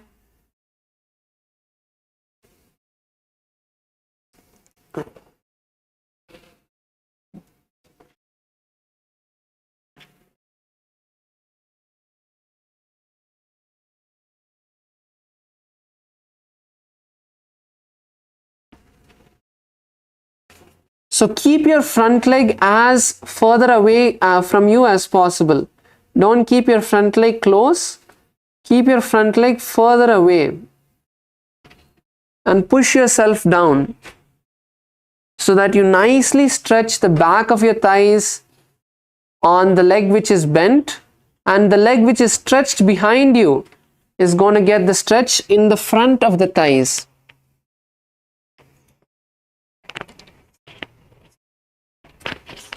Push your chest down as low as you can.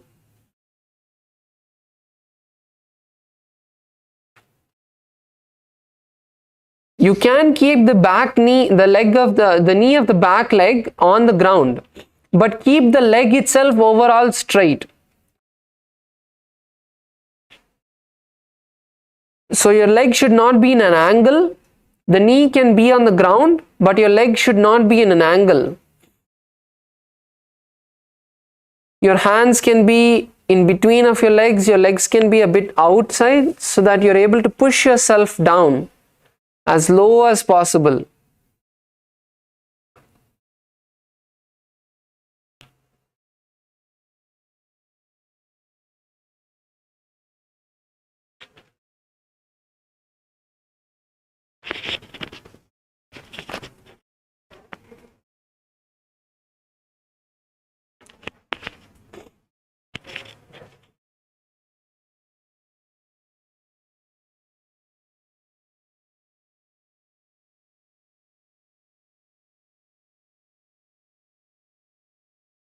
Breathe in and breathe out nicely. Feel how the stretch is happening. Connect with your body and see what exactly is going on. See how the muscles are slowly stretching and allowing you to go lower.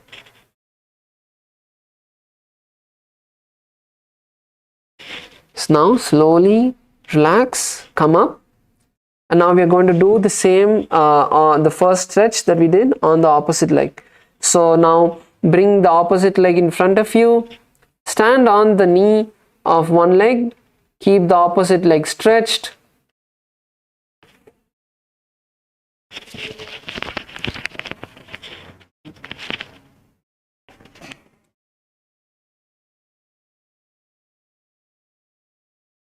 So now try to bring your forehead to the knee. Try to bring your forehead as low as possible. Stretch your legs.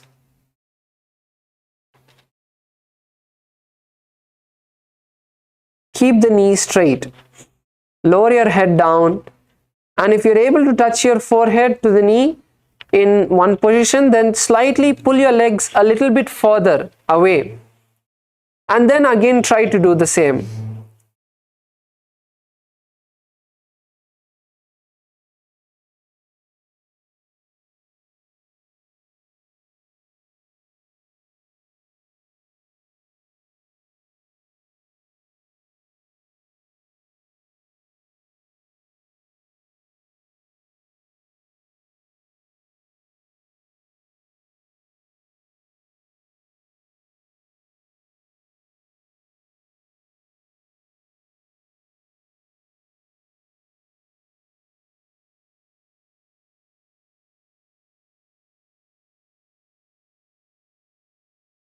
Breathe in and breathe out nicely. Stretch the leg. Stretch yourself. Get into that comfortable feeling. You should feel comfortable in the position. So nicely relax yourself in that position.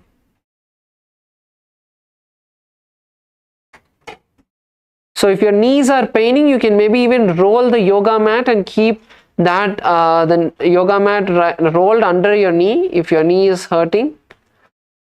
Because only when you get comfortable, if there's nothing that's hurting you other than what you're trying to stretch, then it'll become more easier for you to focus. Bring your awareness, bring your focus to the stretch. Push your legs down, push yourself down.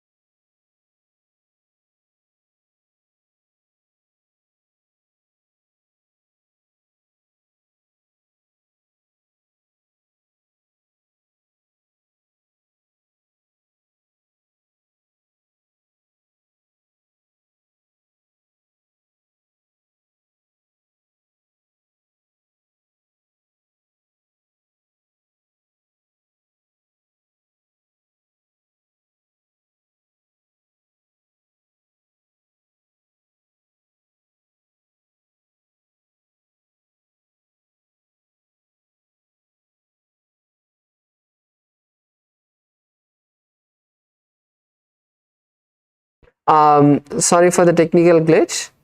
Now we'll move to the second one. Now keep your front leg bent and slowly straighten the back leg, pushing your hips all the way down.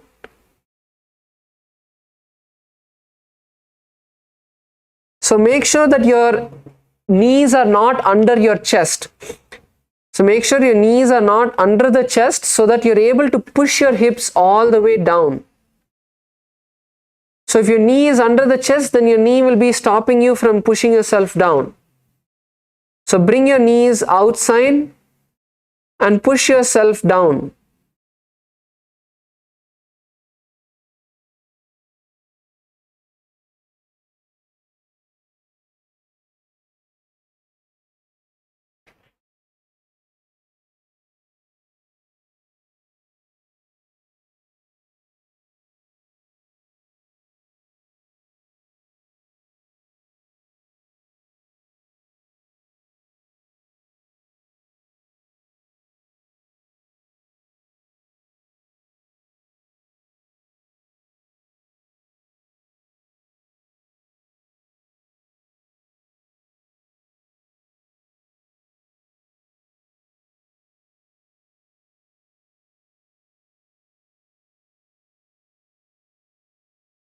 Breathe in and breathe out.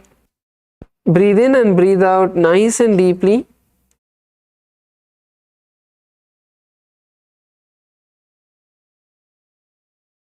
Don't focus on the pain.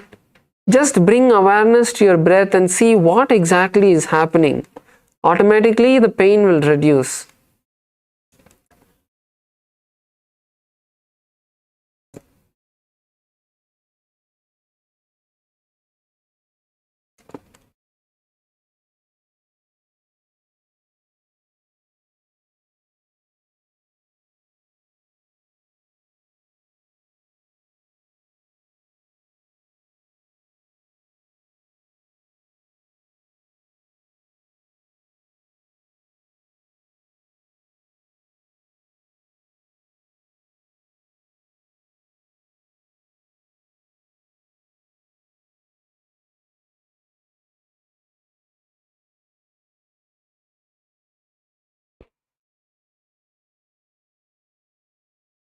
Now slowly relax. And now we'll be entering into the Shavasana. Let's all lay down, relax ourselves. Relax your legs. all the stretching that we have done. Now let's relax our legs.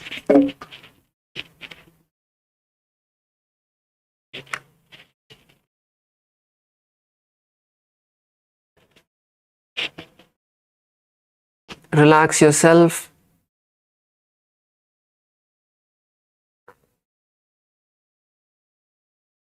Keep your hands by your side.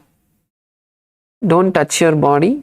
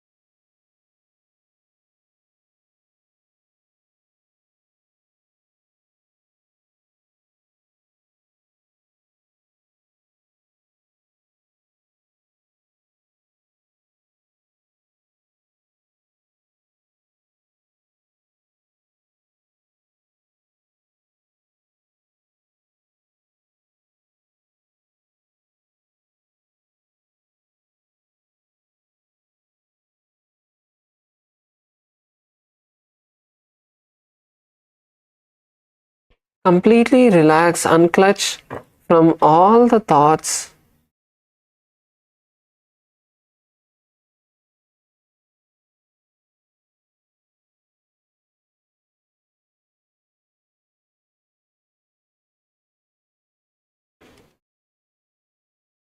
Just focus on relaxing your entire self.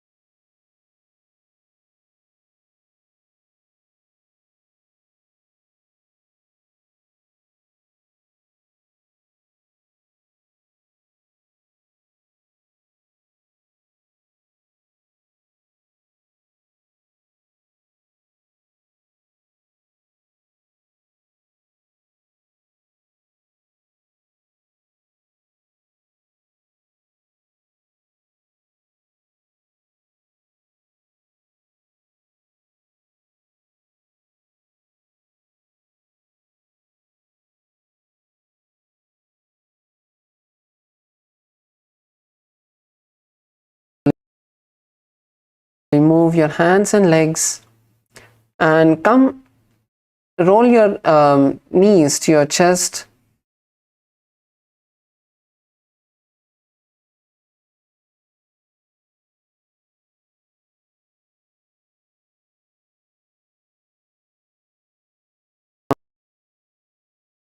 Into a comfortable seated position.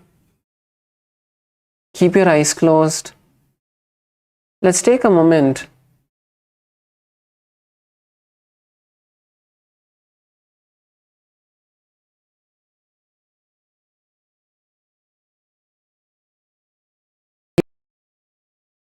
He has given us, starting with the most greatest boon of being chosen to even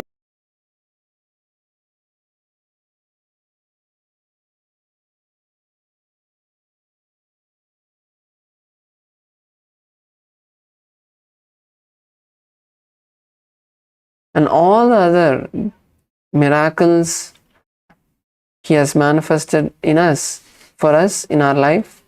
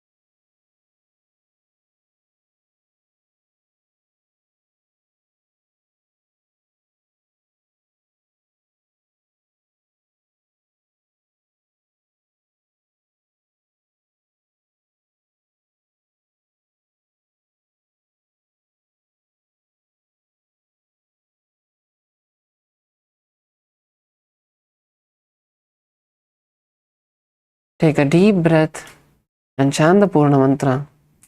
Om Purnamada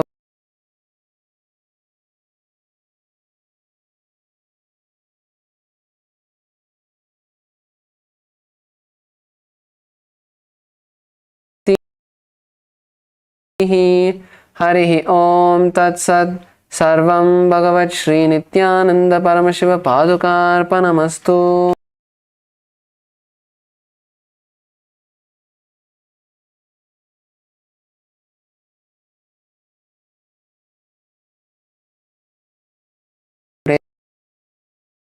Nithyananda Yoga session, and the next session timings will be announced by the hall volunteers. So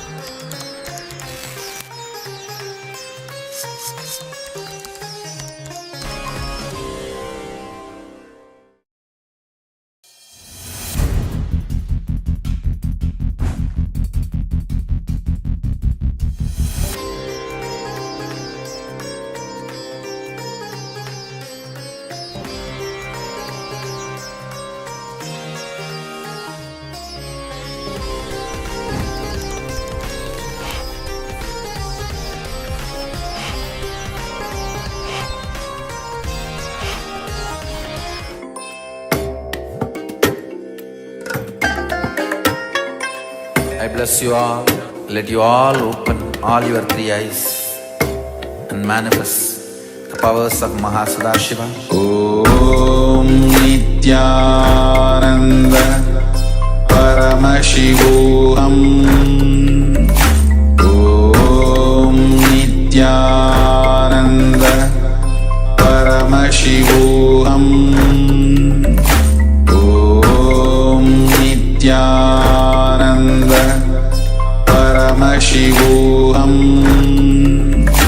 Om Nithyananda Paramashivoham. Om Nithyananda Paramashivoham. Om Nithyananda Paramashivoham. Om Nithyananda Paramashivoham. Om Nithyananda Paramashivoham. Om Nithyananda. Yes, Nithyanandam, welcome. We'll just finish these 108 asanas, sequence of Pratma Vinyasa Kriyama. Just take a couple of moments to freshen up and come back ready for the power manifestation. Please also make sure that you are ready for the power manifestation. Do bring your eye bands or any cloth that you will use to cover your eyes. We will be shortly starting the power manifestation, the power of third eye vision, so seeing things blindfolded.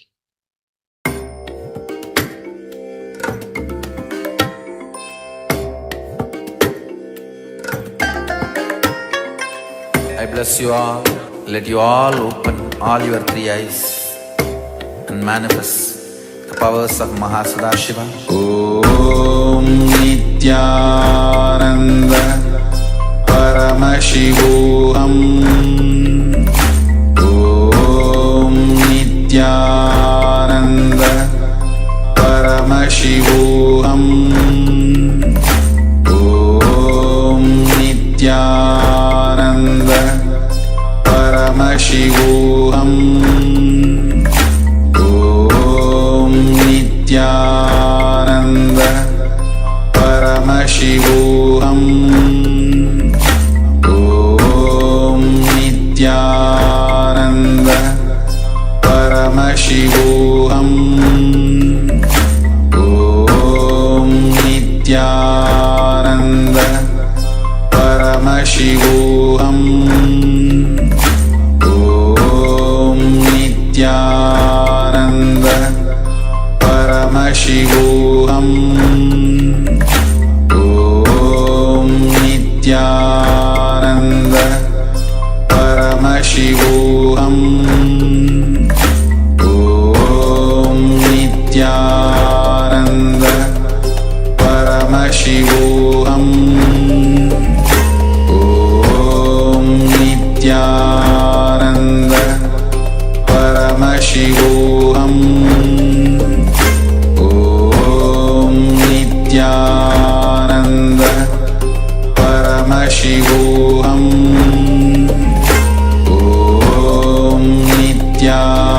Nithyananda Paramashivoham.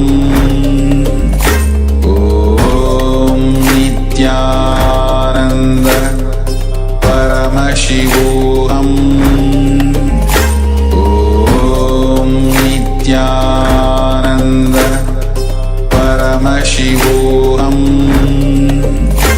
Om Nithyananda Paramashivoham.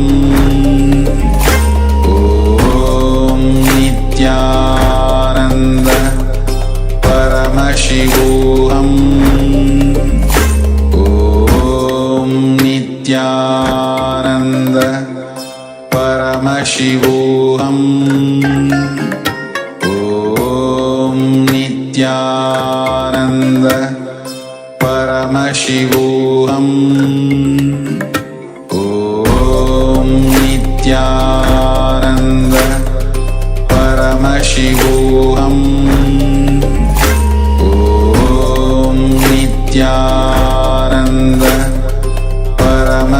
Om Nithyananda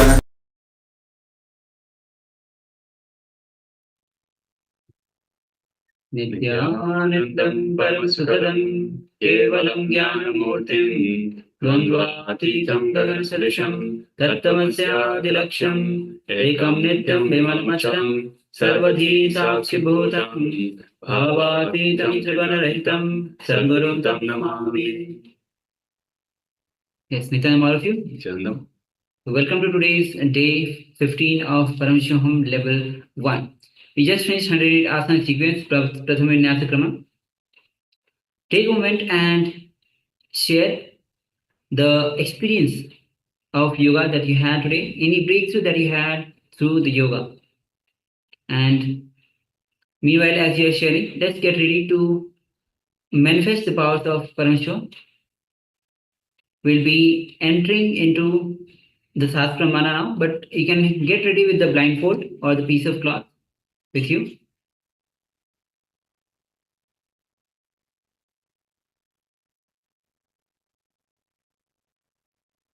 So the Sahasramana for manifesting the powers of third eye goes as Kapalantarmano yasya tishthanmilitalochanaha ramen manaso dharyat lakshaye lakshamuttamam.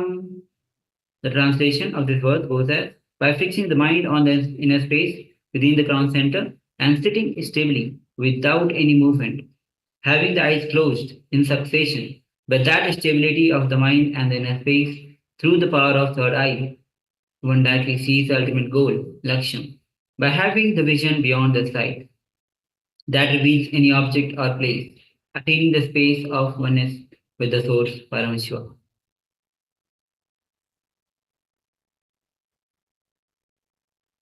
So now let's get ready to enter into the power manifestation. We'll be seeing picture blindfolded through the third eye, the power of third eye.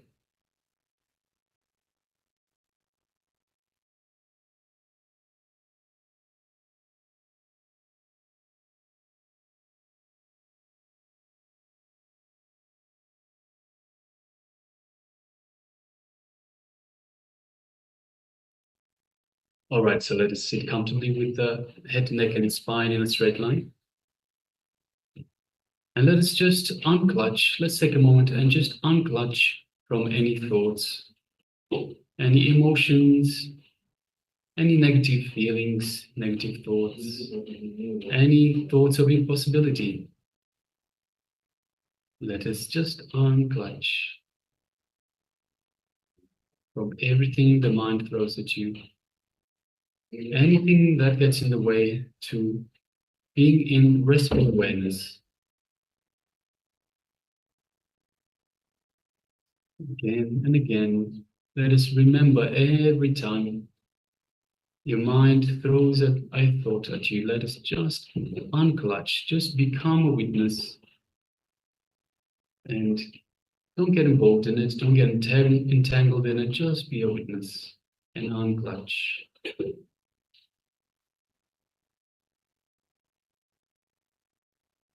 Now, let us move our awareness to the inner space, to our inner space, which is just below the heart center, the Ananda Gandha.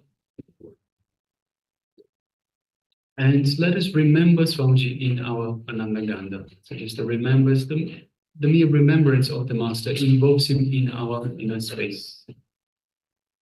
Now let's just take a moment and feel Swamiji in our inner space.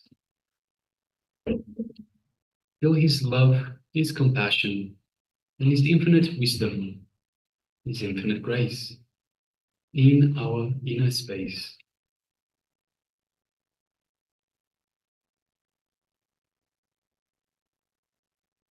Feel his energy just flowing throughout our entire body, reaching out to every part of our body.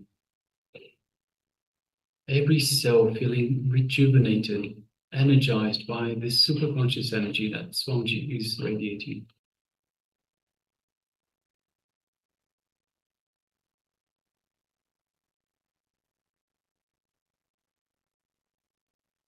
Just take a moment and feel the space of oneness with Swamiji. You are one with Swamiji.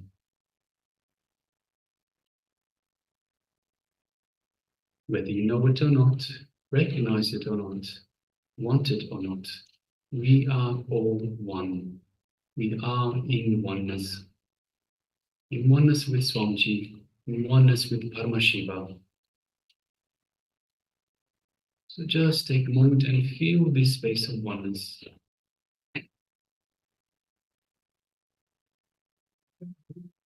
Now let us gently move our gaze to the third eye, just gently, just like you would be looking at a flower. So look through your third eye into Swamiji's third eye. And as you do so, create a connection to Swamiji's third eye. And as you do so, feel this energy in your third eye, in your Anya chakra, just between the eyebrows.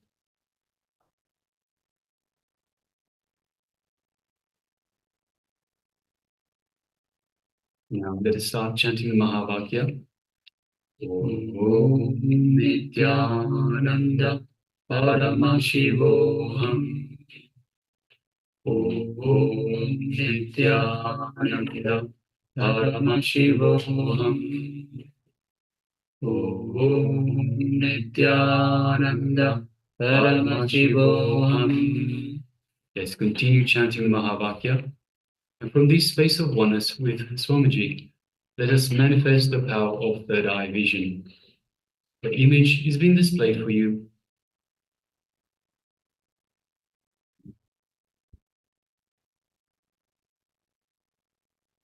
The image is being displayed for you now. Let us begin. Nithyananda Paramashivoham. Nithyananda Paramashivoham. Om Nithyananda Paramashivoham. Om Nithyananda Paramashivoham. Om Nithyananda Paramashivoham. Om Nithyananda Paramashivoham. Om Nithyananda Paramashivoham. Om Nithyananda Paramashivoham. Nithyananda Paramashivoham. Om Nithyananda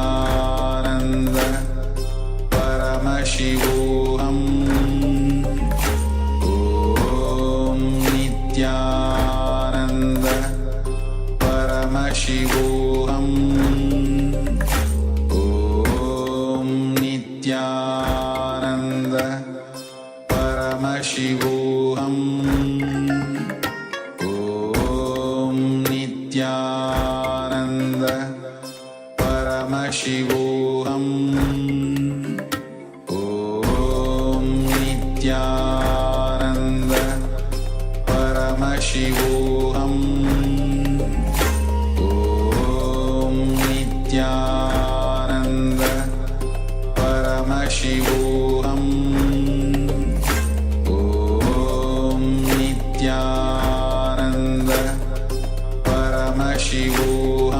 Paramashivoham.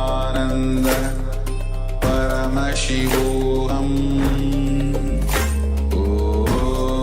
Nithyananda Paramashivoham.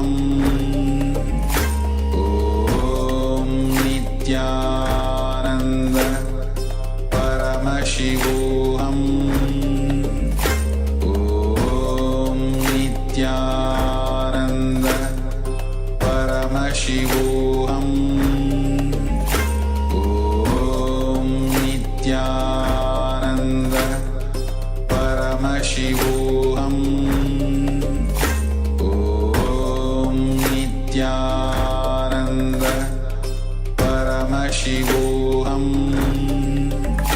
Om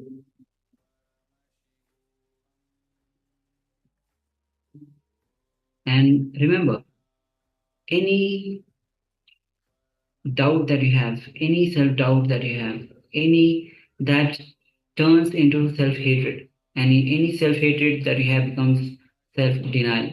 Ultimately, you lose confidence over life, you give up on yourself, you give up on life itself, and you give up on others. The moment you start manifesting the powers again and again, you grow oneness in you. And the moment you grow oneness, your self-doubt reduces, you drastically reduce it, and finally you enter in the space of that pure, uncluttered space.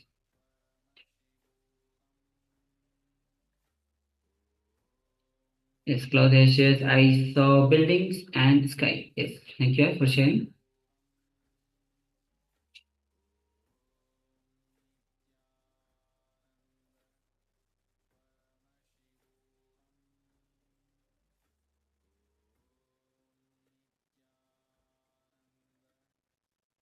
Yes, just waiting for a couple of moments as we receive sharings from others as well.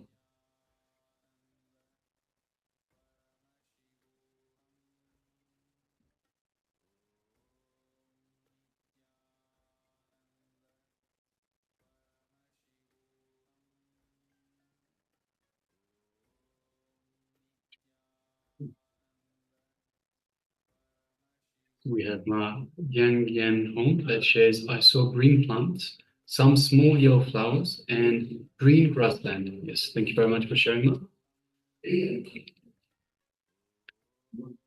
And also welcoming Ma Amrita Bandini. Yes, Nithyananda Ma, welcome. And Ma Gyan Rudata, also welcome. And also Ma Yang Han Nam. Yes, welcome. All right. So let's move to the verification. We'll be projecting you the image that we had shown before. Yes. So this is the image. You see a lot of flowers here and sun shining bright, kind of yellowish rays. The cloud itself, the sky itself is yellowish. And it's filled with flowers with pinkish color, pink, even yellow. And yes. Yes, so we have sharing. Klaus Ayat says, I saw buildings and sky. We definitely have the sky. No building so, but we do have the sky. Yes, so thank you, Ayat, and congratulations for manifesting. And Ma Yang Han Yong Hong says, I saw green plants, some small yellow flowers, green grassland. So definitely we have the green plants. All the stems are green, some yellow flowers. We do have yellow flowers, yes. Out of so many pink flowers, we have yellow flowers. We have the ground itself. We can't see the ground though, but the grassland would be, because it's filled with plants, so will be green. Yes. So yes, thank you, Ma, for sharing and manifesting, and congratulations to all of you. All right. So with this, let's move to the second round of this power manifestation. Yes, so let us once again sit comfortably with the head, neck, and spine in a straight line. Let us put on the eye bands.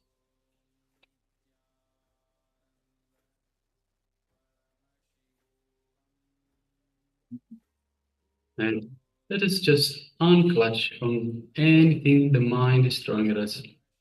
Any issues, any worries.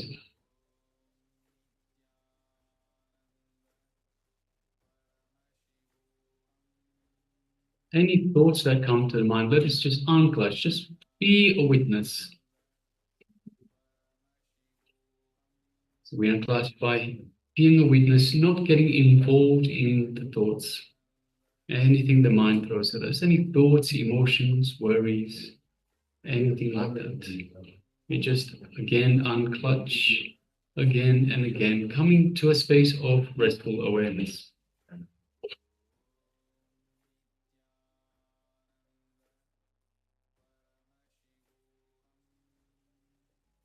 Now let us move our attention to our inner space and let us invoke Swamiji in the inner space in the Ananda Gandha region. Ananda Gandha.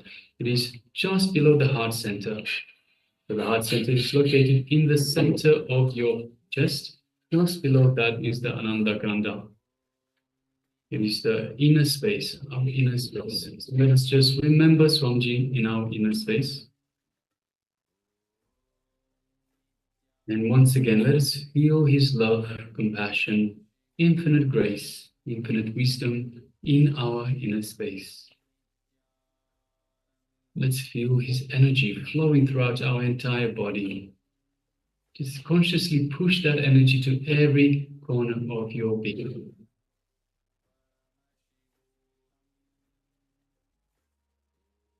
And just take a moment and enjoy the space of oneness with Swamiji.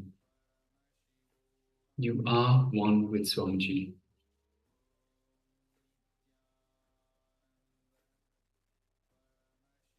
Now let us move our gaze to the third eye, and through our third eye, let us look into Swamiji's third eye, creating a connection.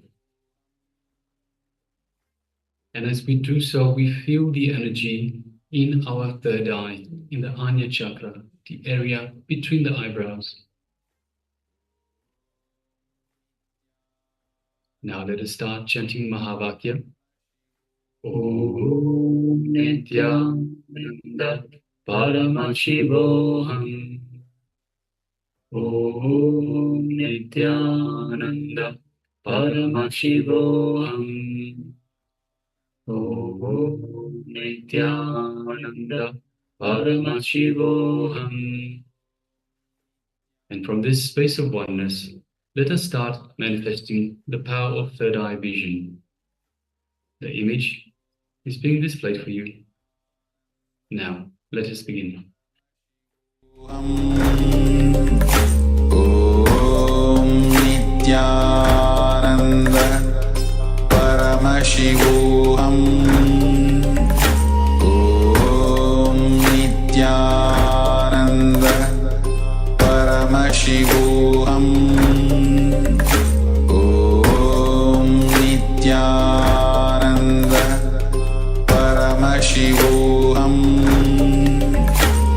Om Nithyananda Paramashivoham. Om Nithyananda Paramashivoham. Om Nithyananda Paramashivoham. Om Nithyananda Paramashivoham. Om Nithyananda Paramashivoham. Om Nithyananda Paramashivoham.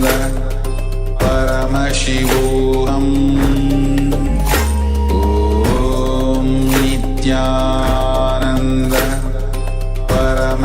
Paramashivoham. Om Nithyananda Paramashivoham. Om Nithyananda Paramashivoham. Om Nithyananda Paramashivoham. Om Nithyananda Paramashivoham. Om Nithyananda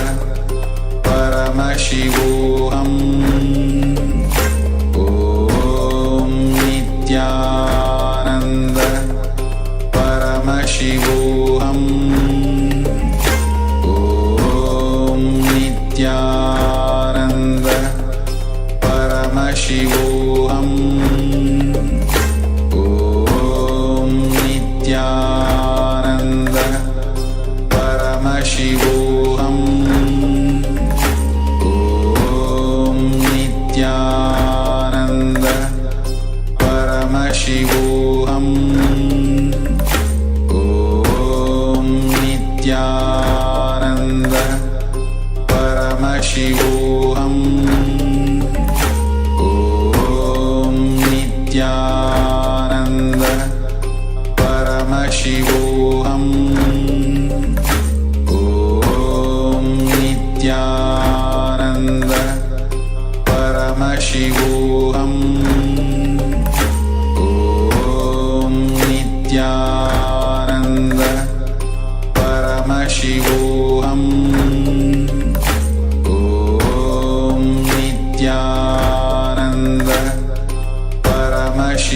Om Nithyananda Paramashivoham. Om Nithyananda Paramashivoham. Om Nithyananda Paramashivoham. Om Nithyananda Paramashivoham. Om Nithyananda Paramashivoham. Om Nithyananda Paramashivoham. Om Nithyananda Paramashivoham. Om Nithyananda Paramashivoham. Om Nithyananda Paramashivoham. Om Nithyananda Paramashivoham. Yes, now slowly, very slowly, you can remove your eye bands and you can open your eyes.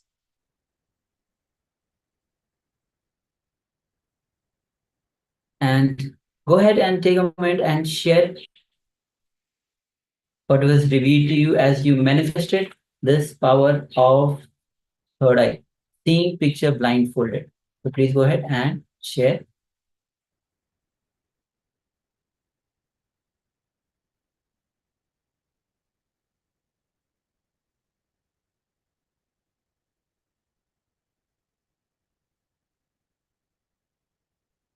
And understand every time that you manifest the power, it's about one thing is you are manifesting these powers, which is beyond your present capability.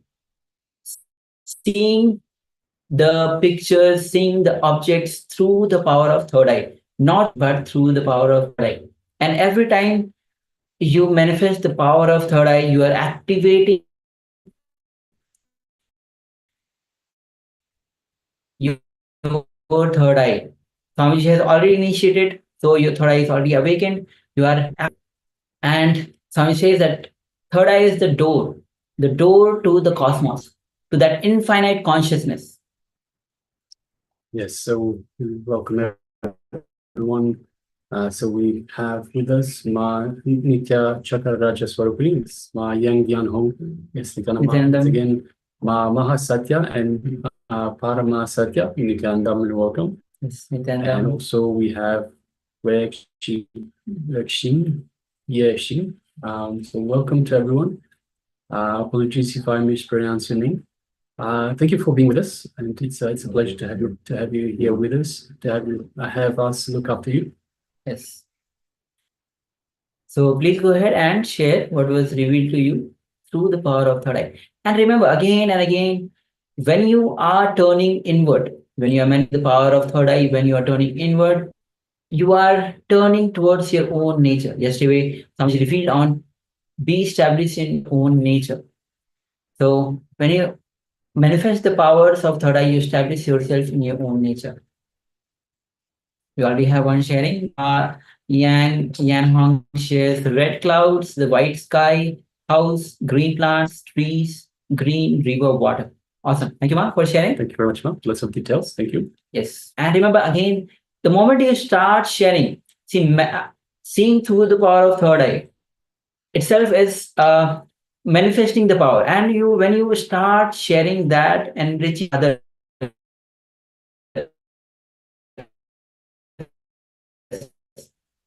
about the powers itself, that you are able to manifest, that when you one for me as well, when you express the power, that's why Swami says how you manifest the Paramashiva in you, how it is manifested through you. That is very important, because it inspires, it motivates other person, it gives other person that peak possibility that yes, that possibility is also available for me as well. It's also requesting everyone who doesn't have the camera switched on at the moment, requesting please switch on your cameras and be available in the camera frame itself. So be available to the program, be available for yourself as well. So it is very important. If we have the camera switched off, we are more casual. So it is important we have the camera switched on. And that's just by having the camera switched on, we are more aware. We are aware that we have the camera switched on, others are seeing us. And just by that alone, we bring more awareness to what we do. We are more authentic in what we do. So by having the camera switched on, we are helping ourselves be more authentic and get more out of the program itself.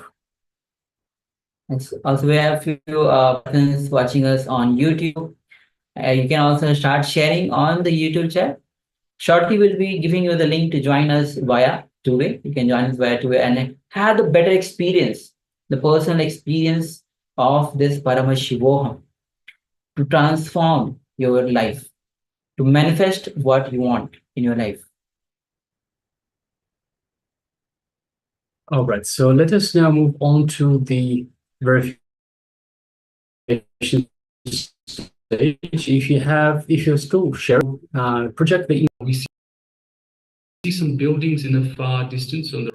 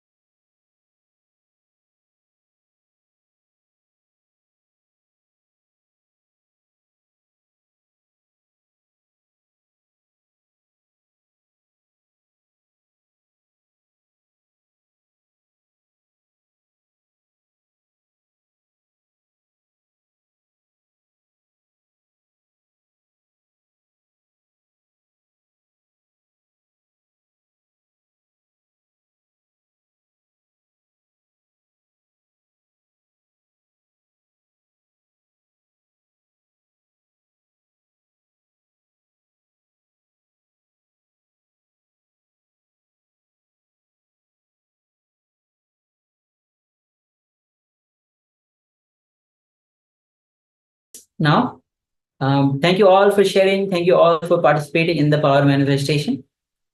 And with this, now today we'll be manifesting, we'll be entering into today's session itself.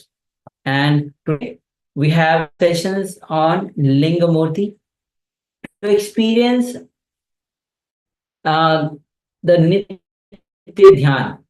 So today we'll be having sessions on the Nithya Dhyaan to experience the bliss. So Nithya Dhyaan is a meditation that some shaft of light of Paramashiva is called Lingamurti. Yes, so just a little bit more on Nithya Dhyaan. So Nithya Dhyaan, as Maharaj mentioned, was a gift to the world that Swamiji has. It is designed to guide you into a state of deep bliss and inner This practice is a powerful tool for self-realization, allowing you to connect with your true self. Through this Nithya Dhyaan meditation, you will learn to transcend distractions of the mind and enter a space of awareness. It involves techniques that enhance your ability to focus and cultivate a deep sense of relaxation, enabling you to experience the divine joy that is your true nature. So now we'll be entering into the how Swamiji will be introducing, like why even the Dhyan, the meditation itself is required. So Swamiji will be explaining you the concept, if you're not introduced to the concept of the shaft, whether it is a pain shaft or joy shaft, how we create the shaft. Understand? All our memories, including our worries, depression, anger, agitation, are the shaft that we create by combining or collecting all the incidents, all the individual incidents, and create a pain shaft. So Swamiji will be revealing much more into it and why, how we create it, how to go beyond that, how to unclutch, how to establish ourselves into that pure bliss, ultimate ecstasy. So then Swamiji will be introducing why he has given this gift of the Nithya Dhyaan. So please come to the space of listening as we.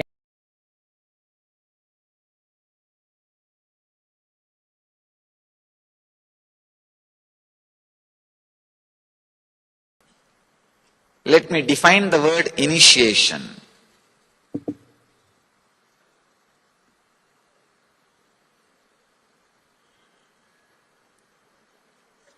Day before yesterday, I was using a word, psychological revolution. Yesterday I introduced a word, Shastra Shastra. Understand? Knowledge weapon. Whenever you need to heal yourself, you need inner healing. You need to bring yourself again to the life energy. Many times you can see a simple disturbance from the outside or from the memory inside. Either from experience or from memory can drain your energy. Or even taking too many decisions drains your energy. Anytime you can see in your life, morning if you go and sit in your office, you don't have to do any work. Just take some 5-6 major decisions. You are already tired. You say, I am done. That's all. Either the incidents from outside or memory from inside or just simple decision makings makes you tired, dead. The truths, ideas, words, which brings you out of the tiredness, which brings you out of that low mood, which brings you out of that depression, gives you the energy, confidence, life. Those truths only I call as Shastra Shastras, knowledge weapons.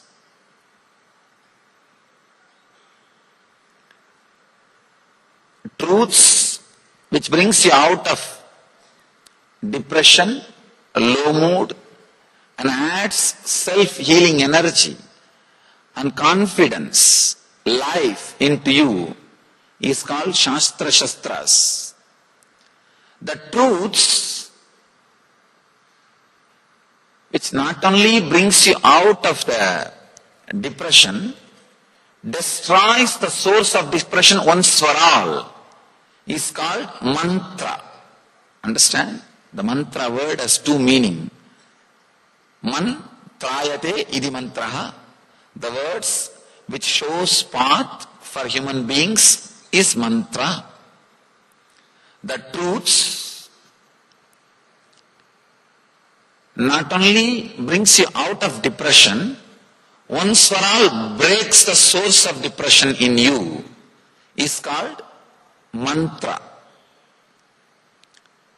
any mantra, if it comes from the enlightened, experienced inner space, you do not know why, how, what. Suddenly you see it is true. It clicks.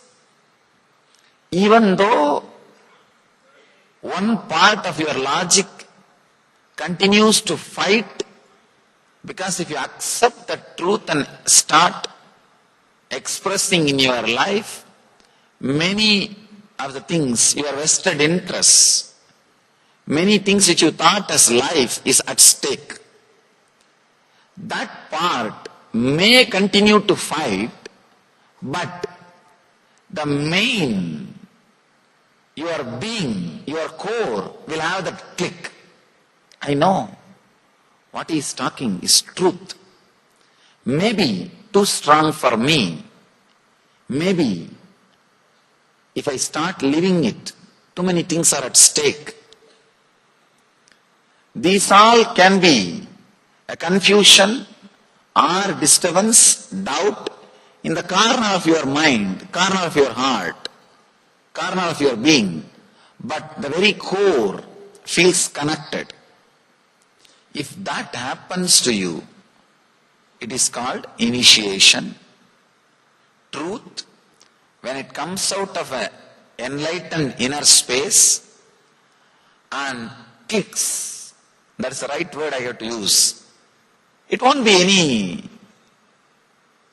If you analyze, how could he convince me about such great thing and such a wonderful thing? You yourself will feel, how did I get convinced? You don't know. But suddenly your heart feels connected to the words which he is uttering, the truth which he is expressing. That connection, that click is what I call initiation. I'm trying to express some truths. Understand? Yesterday whatever I added is Shastra, knowledge weapons. It can bring you out of depression. It can bring you out of low mood. It can bring you out of that dull feeling to an inspiring, healing mood, energetic feeling. But today, what I'm trying to share can break the very core of depression, what we call root of your mind.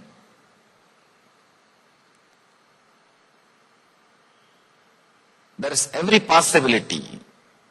Just be available, receptive, and ready to let this Satya, truth work on you.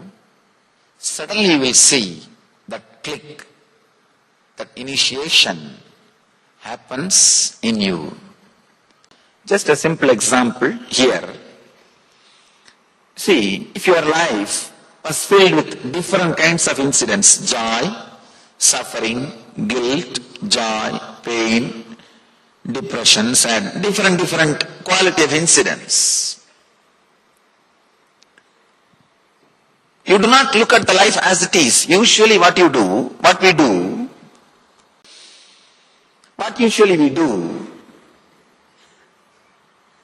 some joy, some suffering, some guilt, some joy, some pain, this is our life, different thoughts, different experiences. Usually, you collect only all the suffering related incidents and create a shaft, create a connecting idea and think your life is nothing but suffering. Understand? You collect suffering, guilt, pain, depression, suffering, all these kinds of thoughts, connect them, and you think your life is a long chain of suffering.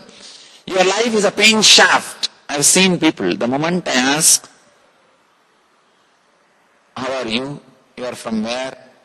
First thing everybody invariably starts, you don't know Swamiji, nobody has suffered like me in the life. This is a common introduction for their biography. Even my enemies should not suffer the amount of suffering I went through, Swamiji. Even in that, they want to be in the top. Even in suffering, they want to be in the top. Not second. Nobody has suffered like me, Swamiji. You don't know. Even in that, we have to be in the top. And not only that, see, not just they tell this to me, they believe strongly this. They forget the joyful incidents which happened in between. The joyful incidents, joyful memories which happens in between. They collect only the negative things, connect them and create a shaft. I call this as pain shaft.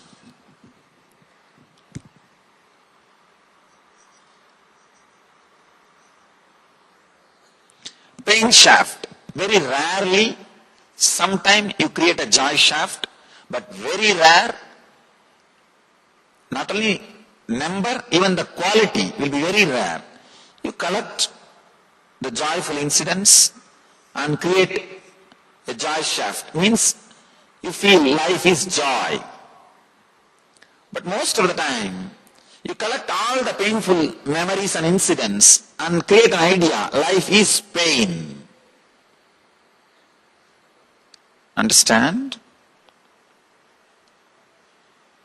If you create the shaft, life is pain, the problem will be, you will be just waiting for more and more painful incidents to be added. Anything you believe, you start believing, you will collect more and more experience and argument to strengthen that belief. Once you believe your life is a long pain shaft, that's enough. You will be just waiting to pick up only the painful incidents and elongate that shaft. You will be just waiting. You will never be able to remember or respect the joyful things happening in your life. You will continuously wait. Next, when is pain, when is pain, when is pain, and you will add. You will be waiting, meditating for pain. You will be meditating for pain. I have seen people just waiting to add that, elongate the pain shaft.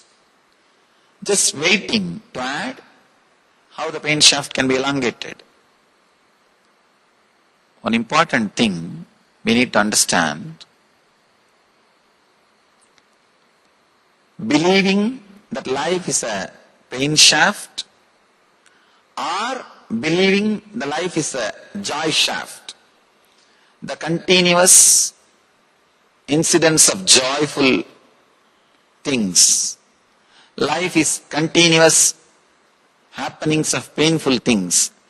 The moment you believe life is a continuous happening of painful things, unconsciously you will try to strengthen the belief, but consciously you will try to break the pain shaft. Understand? Unconsciously what you will be doing?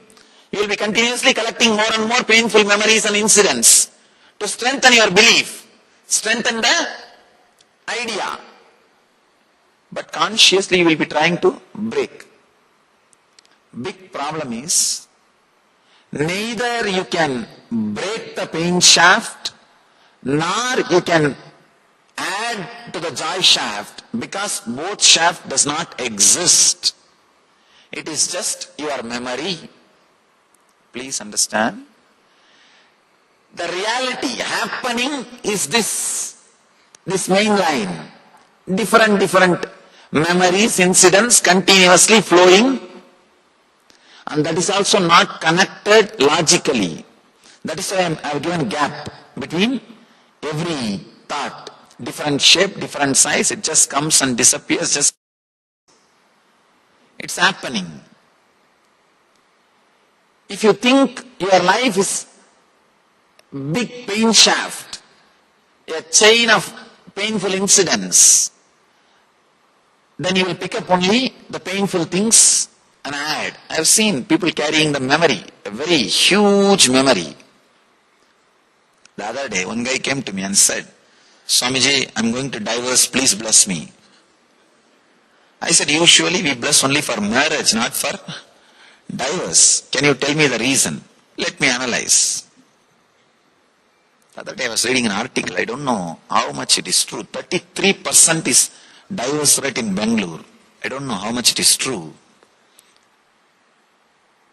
I pray that it should not be true.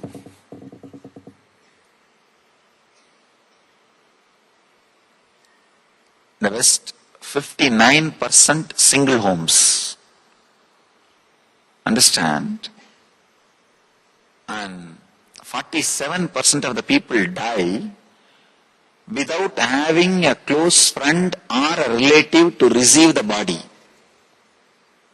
Body is taken by some professional organizations, undertakers, professional undertakers. It's just too much.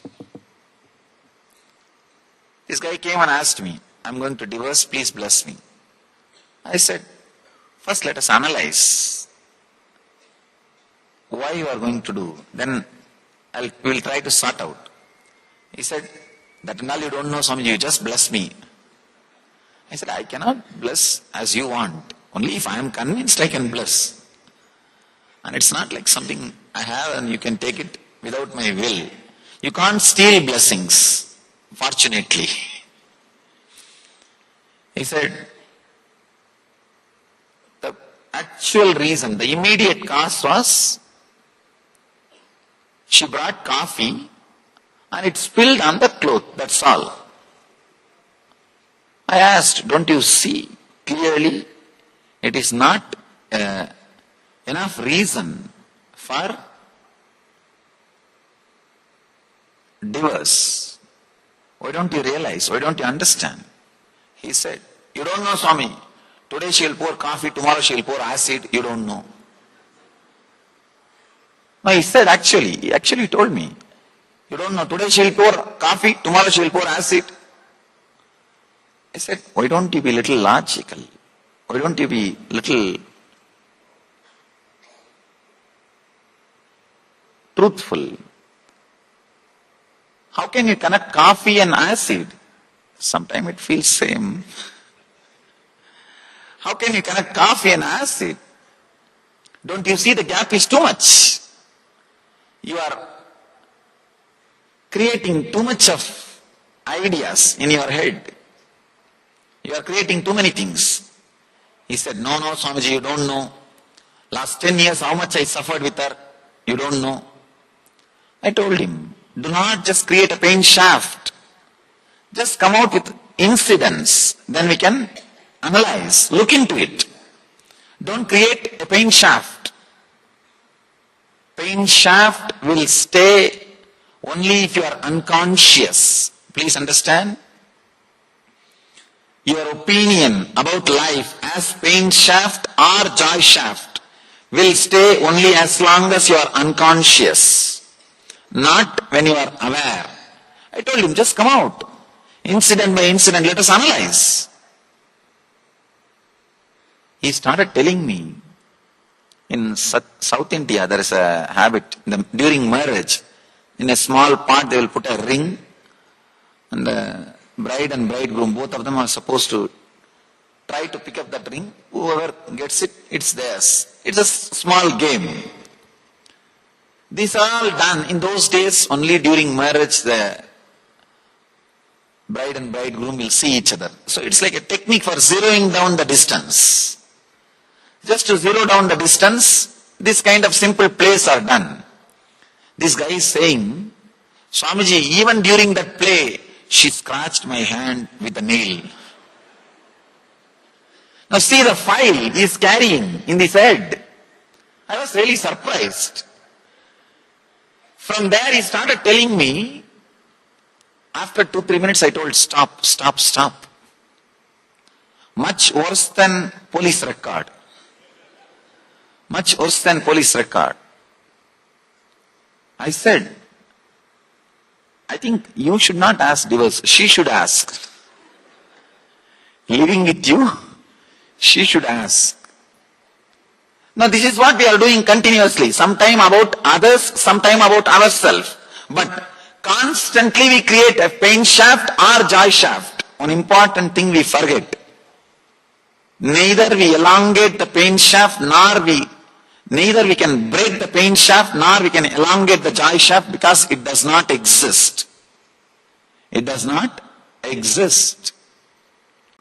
Understand? This is an important truth. The depression or low mood which you experienced 10 years ago, the depression or low mood which you experienced 9 years ago, the depression which you experienced 8 years ago, the depression which you experienced 1 year ago, they are all independent experiences happened in your life because of independent incidents. 10 years ago you would have been in depression because you don't have son. 4 years ago you may be in depression because you have a son. It is independent incidents causing independent experiences. But in the inner space, for the sake of convenience, you archive all the sufferings in one file for easy remembrance and easy reference.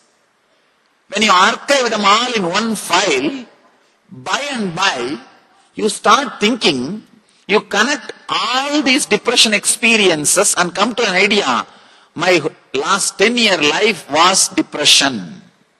No. All 10 different depression experience happened in you, happened due to different reason, different time, different experience.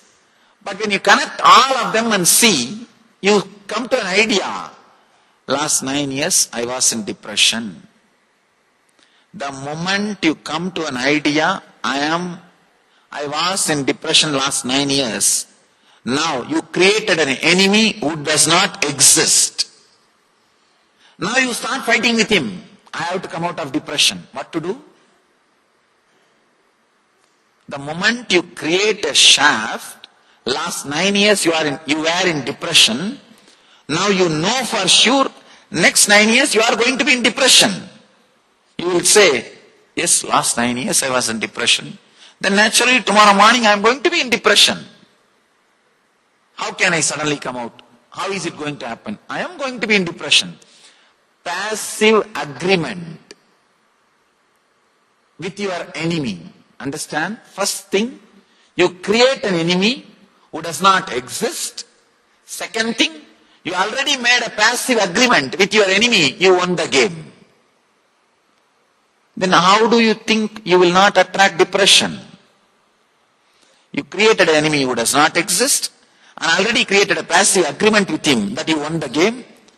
Whether you believe it or not, medical science proves your body constantly updates itself and replaces itself once in every 365 days. Even your brain cells are replaced once in 365 days.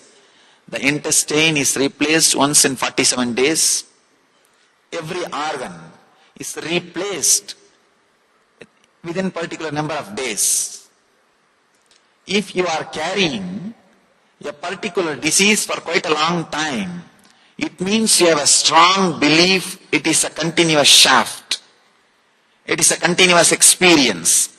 Your unconscious belief something is a continuous experience forces your mind to bring the same pain and disease back.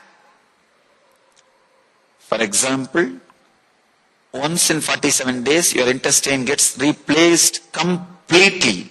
Understand? I am not saying, Ayurveda is not telling. If Ayurveda says, you won't believe. Medical science is telling. The logical, allopathy medical science is saying, once in 47 days, your intestine cells are completely replaced.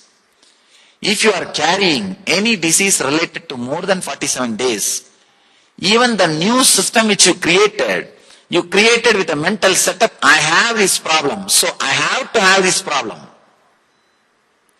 strong belief, you have this problem, naturally you will say, if new intestine is given to you, no, this is not mine, bring mines. This is not mine, bring mine. Your mental setup is such.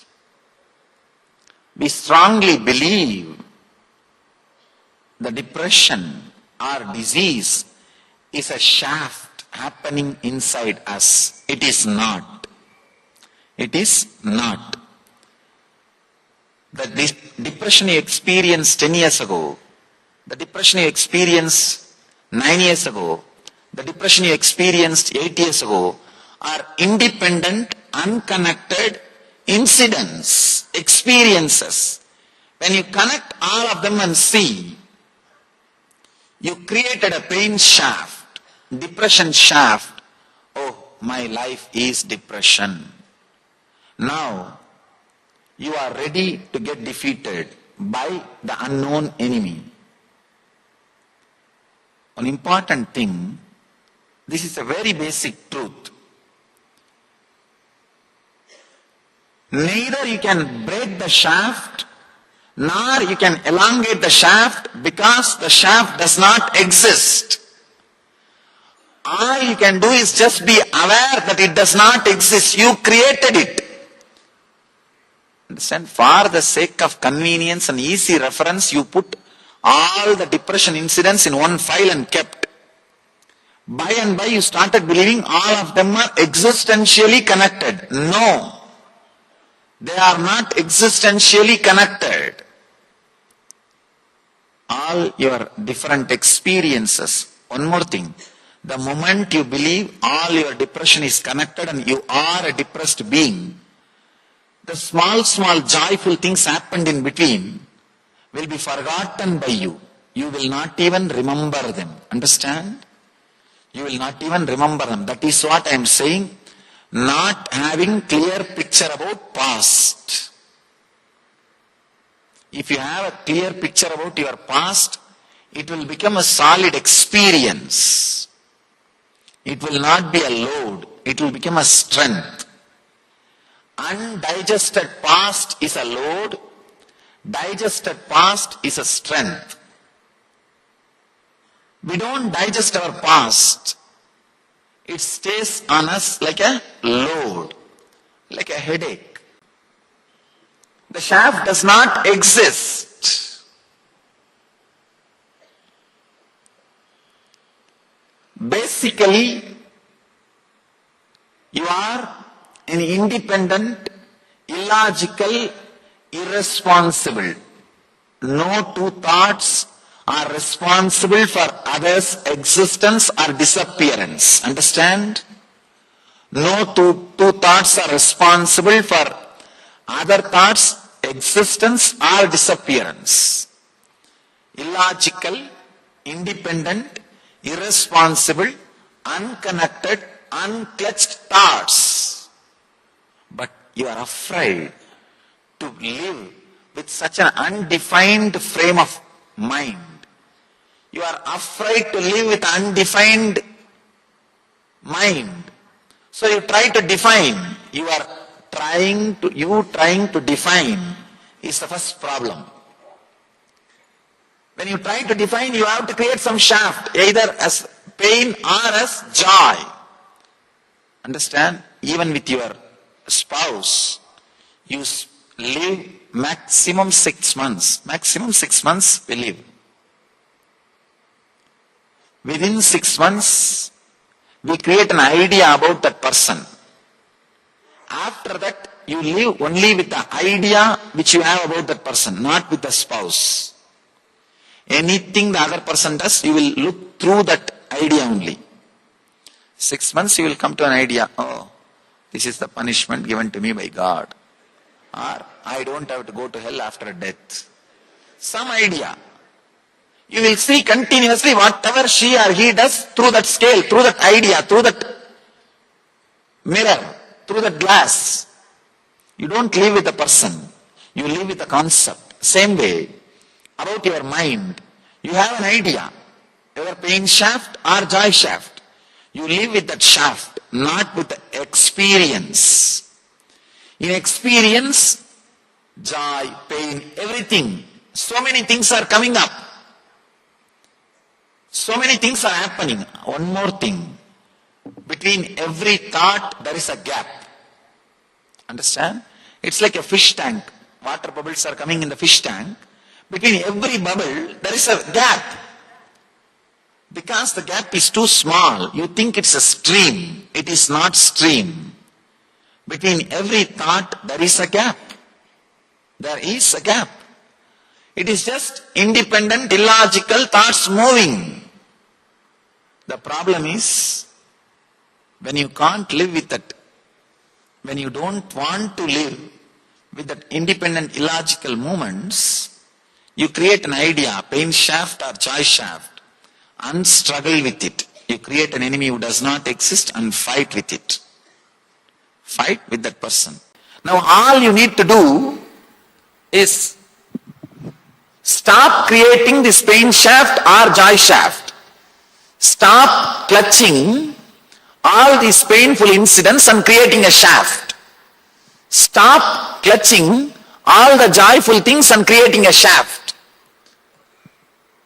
The essence of whatever I was talking is stop clutching and creating a shaft. That's enough. You will see suddenly the shaft disappears.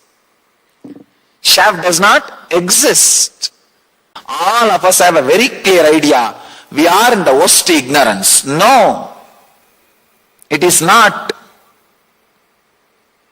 Just the simple one truth.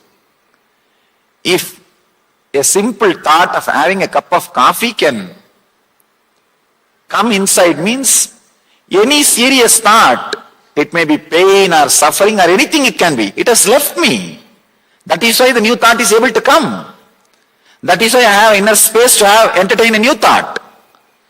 So as long as you have freedom to entertain a new thought, you have an inner space to entertain a new thought, be very clear, you cannot be possessed or tortured by any suffering, any depression and any pain. Because you can just bring one thought, new thought. The moment you bring a new thought, what happened? The old thought has left you.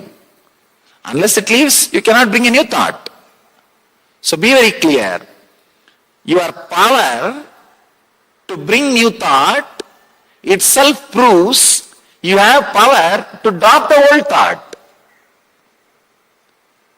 Instead of looking at the ability to replace, you are looking at the ability to bring it back. You have both. If you are constantly looking at the ability to bring it back, you will create suffering. Oh, it comes back, it comes back, it comes back. If you are constantly looking at the ability to remove, you will feel liberation. Understand? What you mother, that you hate. The hen mothers the egg and gets the chicken out, hatches the chicken. Chicken comes out. If you are mothering the thought you can replace any suffering, you will bring that into reality. If you are mothering the thought, no, whatever I replace will come back, you will bring that in your experience. If you are mothering the thought that it is going to come back, it will come back. If you are mothering the thought, it is going to go out, it will go out. Where you put your awareness, where you put your attention is the important thing. Understand?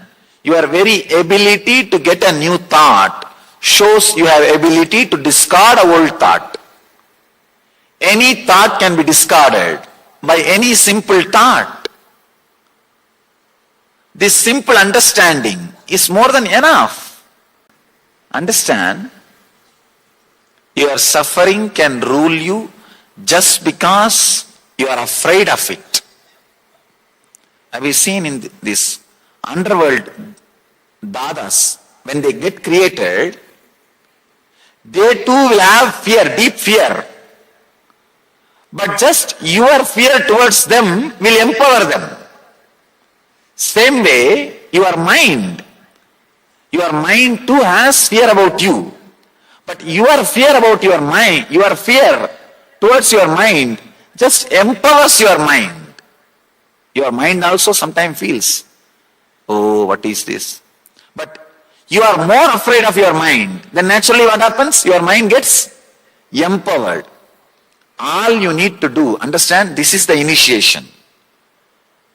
Anything, one more thing, even once if you can replace your depression from your inner space, have confidence. I replaced. I can do it again. That's all. If 10 times it comes back, let me do it 10 times. That's all. The very clarity I am going to do. Understand, there is a very beautiful story in Buddha's life. Buddha says, whenever I sat in meditation that I am going to get up after a few hours, I never became enlightened. Once I decided, if I am not going to become enlightened, I am not going to get up from this seat. Idam asanam sushyate sariram. Very beautiful Sanskrit sloka. Let this body dry up in this very place. Till I became enlightened, I am not going to move. Buddha says, the moment he created this strong clarity, authentic Sankalpa, will, he says, next second I became enlightened.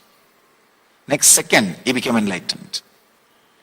All you need to do, when you replace your suffering, if you are thinking, no, 10 times today I can replace, 11th time if it comes back, tomorrow only I have to try, then nothing will happen. Decide, till it stops coming, I am going to replace. That's what I call courage, dhira.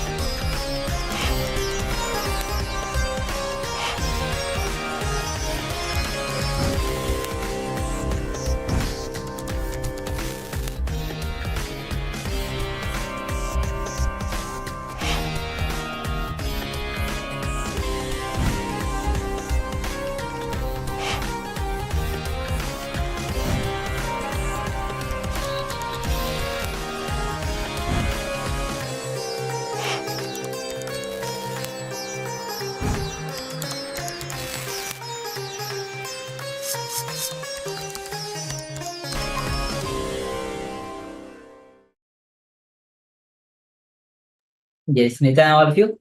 So as you saw, there's the Chitre Pervala Brahmosam, the celebration coming up.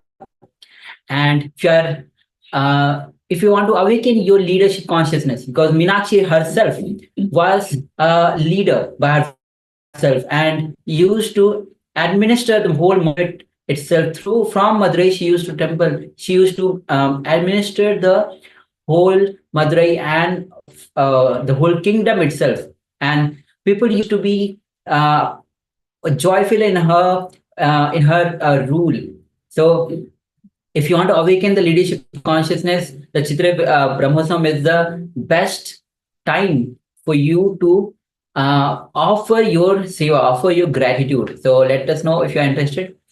And now we just had the revelation by Swamiji on the shaft, the pain shaft or the joy shaft that we create, even though it does not exist. Swamiji said beautifully, any incident, whether it is one incident today, day before yesterday, we just combine each of these incidents and make a shaft. Most of the time, we create a pain shaft. And not only that, we start believing these. If we believe on these diseases on or any shaft, and that forces our old mental setup to bring back the disease again. Because Swami said very beautifully that our body regenerates again and again. Every part has its own time and it regenerates again. It brings back the new organs, new body. When we force our old mental setup, it forces the old disease also with us. Yes. Also, so this was what and why meditation. So some of that Swamiji has talked about is the states of consciousness. So there are 4 states of consciousness: the waking state, the dream state, the deep sleep state, and the Turiya state, most often now in our awake state. So this is with thoughts and with consciousness, consciousness of the self. There is a dream state where clear eye consciousness. And there is the deep sleep state. So when you go into deep sleep, in this state, there's no thoughts and there's no eye consciousness. And then there's the 4th state with Surya, which actually is the 4th state,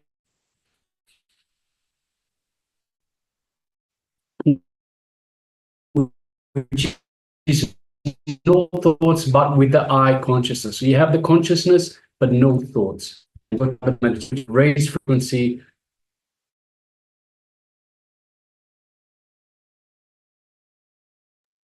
All right, so let us now move on to the next segment, which is Swamiji will explain what meditation and why meditation is actually required. As Swamiji has already used about the shaft, how we create the shaft and we fight with the shaft. But the thing is, these shaft does not exist, and these shafts creates the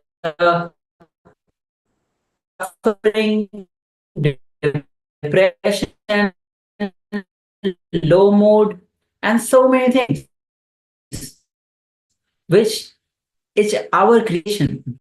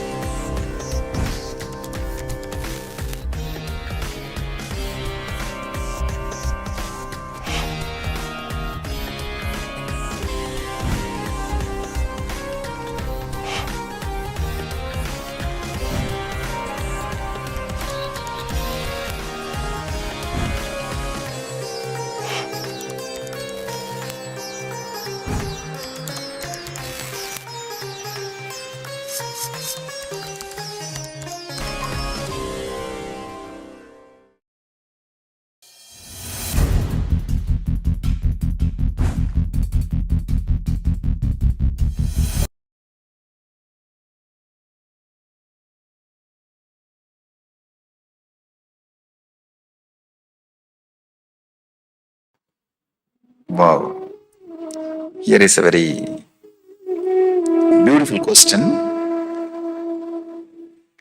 Somebody is asking, Swamiji, you say there is no scale to find out whether the state in which we are there is reality or not.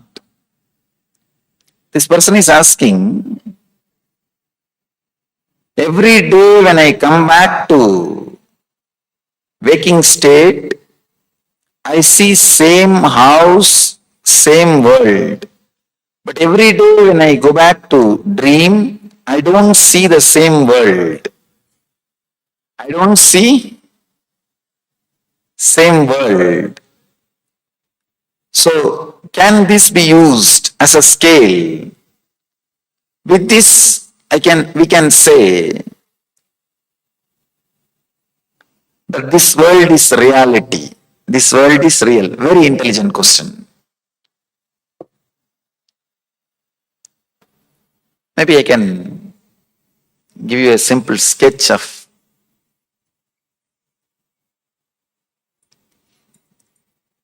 then we'll be able to understand.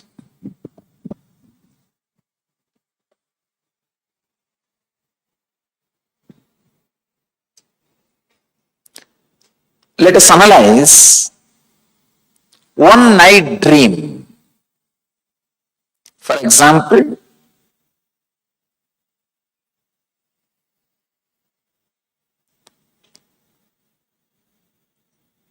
"14th night you are sleeping, 15th morning you are waking up, around 10 hours. 10 hours you are sleeping. Have you ever realized in one night dream you would have lived some 10 or 20 years of life? From your college you will start from your college period and slowly move step by step and go up to your marriage, having a child, and your son's marriage. Sometime you live even 10 or 20 years of life in one night dream. How many of you experienced even at least once this? Living 10 years or 20 years of life in one dream. How many of you experienced at least once in your life? Raise your hand. Of course, means you can recollect now. What I'm exactly trying to present or tell you, 10 years of life you are able to live in 10 hours of dream. Am I right? 10 years of life you are able to live in 10 hours of dream. One more thing, scientists are saying now, you don't continuously sleep. Maximum you spend only 30 minutes in the deep sleep state. Then you come out and spend little time in the dream and again fall asleep, spend some time in the deep sleep and come out and spend some time in the in the dream state. In the East, the maximum time is 30 minutes. In the West, it is only 16 minutes. We are fortunate. Anyhow, let me give you the small diagram how our consciousness works. Maybe I can call this as dream state. This is deep sleep state.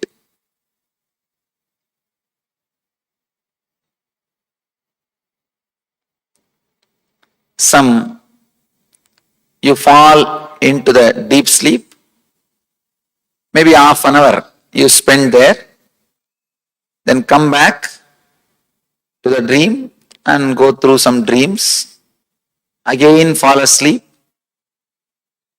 spend some half an hour, come back, again go through some dreams, again fall asleep, come back, go through some dreams, again fall asleep. This is the way you are moving. This is the way you move between dream state and deep sleep state. Understand, in one night, 10 hours, you dream as if you lived 10 years of your life. Means in the first episode, you see you are in college. The second episode, when you come back, you see you are getting married. In the third episode, you see you have a son. Maybe in the fourth episode, when you come back, you see your son getting married. An important thing you need to understand, when you fall asleep and come back, in these different episodes, you do see the same world even in the dream state. Am I right? You do see the same world in the dream state. Understand, it's a very subtle point, very subtle understanding. If you can catch, it will really lead to a very big clarity, which can really revolutionize the way in which you think about your life, the way in which you try to solve the problems of your life. There is a beautiful story. One person was dreaming. In the dream, he saw a tiger chasing him and shouting, "Oh, tiger is chasing me, save me, save me." There was another one guy sleeping next to him. He got up and he saw that his friend is shouting, "Tiger is chasing me, save me, save me." What he is supposed to do? He is supposed to just tell him, "Hey, get up." Instead of that, if he tries to supply some weapon, you don't know what will happen. He may injure, he may kill himself or he may kill you. You do not know how to decide. If you understand these basic things, suddenly you will see the decision making will be revolutionized. The cognitive shift will happen in you. The way in which you think and the way in which you make decisions, the way in which you try to find out solutions for your problems will be different. Means you will start working towards the right solutions. The right solution at that moment for that person is just asking him, "Wake up." That's the right solution. Instead, if you are trying to find out any other solution, it will only lead to more and more problems, more and more difficulties. Here, all I want to tell you is, in 10-hour dream, 10 hours of deep sleep, you live 10 years of dream. Means, many times you fall asleep and come back. When you come back, naturally in all these 4 episodes, even though there was a break, you saw the same world. After a break, seeing the same world cannot be the quality to define. It is reality. That is what I mean. Please understand. After a break, if you see the same world, that cannot be the scale to define or say this is reality. Because this happens even in the deep sleep, even in the dream state, this happens. Even in the dream state, after a break, when you come back, you see the same world. So just because when you come back from the deep sleep, you see the same world, cannot be the reason to say this is a reality. How? Only when you wake up from the whole night sleep, you realize you dreamt 10 years of your life just in 10 hours. Same way, only when you wake up from this dream, suddenly you may realize you dreamt 90 years of your life, maybe in few hours. Who knows? Who knows? This whole thing can be one more long dream. Realizing, understanding, there is a possibility this can be one more long dream, will turn much of your attention and awareness to the center, to the consciousness. I can say that is the first step in spirituality. That's the first step for psychological revolution. Again and again, our sufferings are giving a clear statement. We are holding on to emptiness. Our suffering is nothing but a clear statement from the reality. You are not living with the reality. But somehow we know how to cover.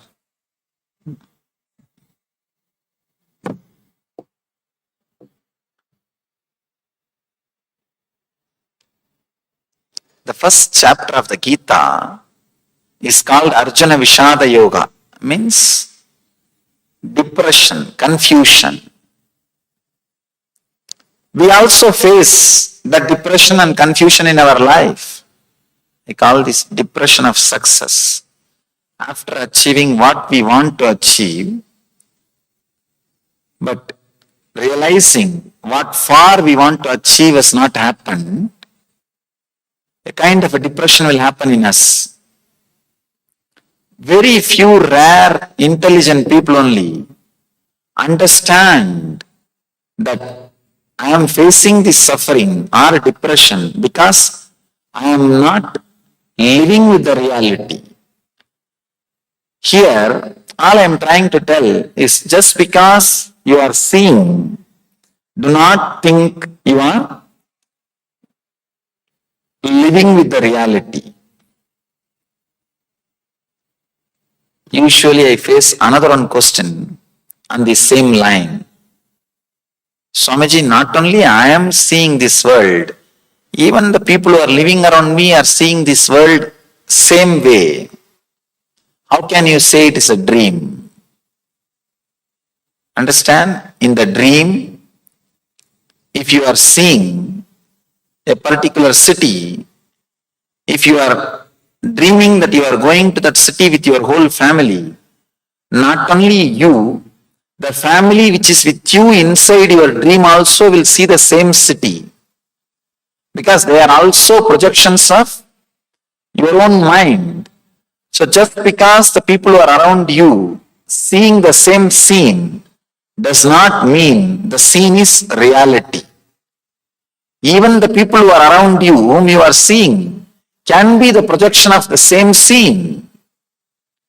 Can be the projection of the same scene. Sometimes it frightens.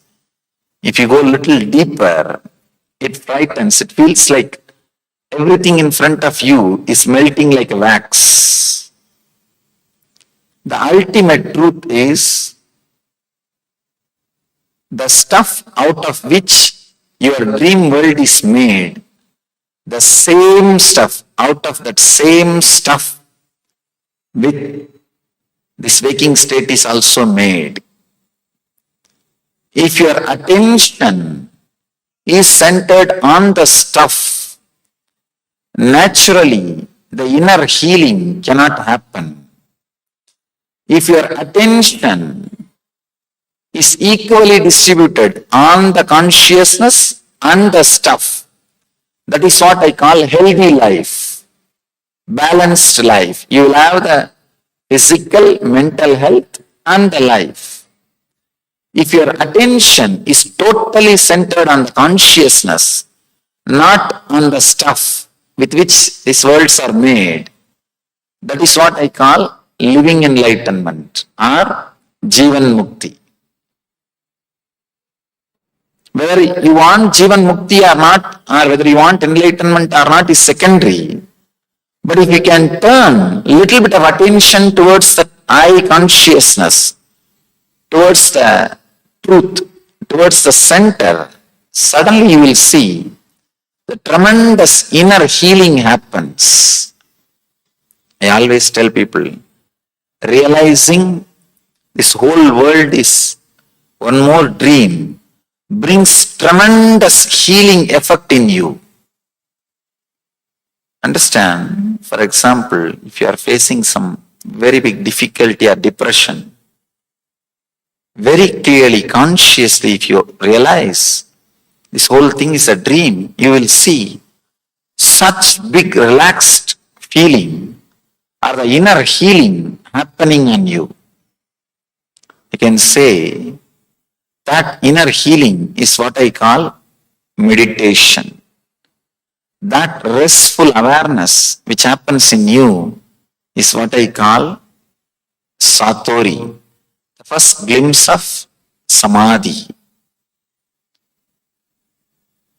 A basic cognitive shift, a basic psychological revolution with the simple understanding of what you are seeing may not be the reality as you are thinking, can bring so much of inner healing inside you, so much of restful awareness inside you. More and more restful awareness being added to you is what I call inner healing or health or raising the quality of consciousness. Instead of dream state penetrating your waking state while you are driving, blissful state can penetrate your waking state while you are driving. Because so much of your time, even though you are out of your bed is occupied by your dream state because of your low awareness. People come and ask me, if I start meditating, what will happen? I will not have time to do my business. No. It has nothing to do with a separate time. It is something to do with inner understanding. As of now, so much of your time and energy is being spent by dream state possessing you. Instead of that, you can allow the Turiya state, blissful state possessing you. You can just change the attitude. You can just shift the energy. You can just go through a big transformation. That is what I call psychological revolution. Why meditate? A single line answer will be to raise the frequency of your consciousness. How it heals, we can understand with this small diagram. I'll try to present a simple diagram, how our mind works, how the meditation influences our system, how meditation directly affects our hardware and software. Our hardware is physical body, our software is our mind. Let me try to give you a simple diagram. You can understand what meditation can do, why meditation needs to be practiced. I think I can explain from here.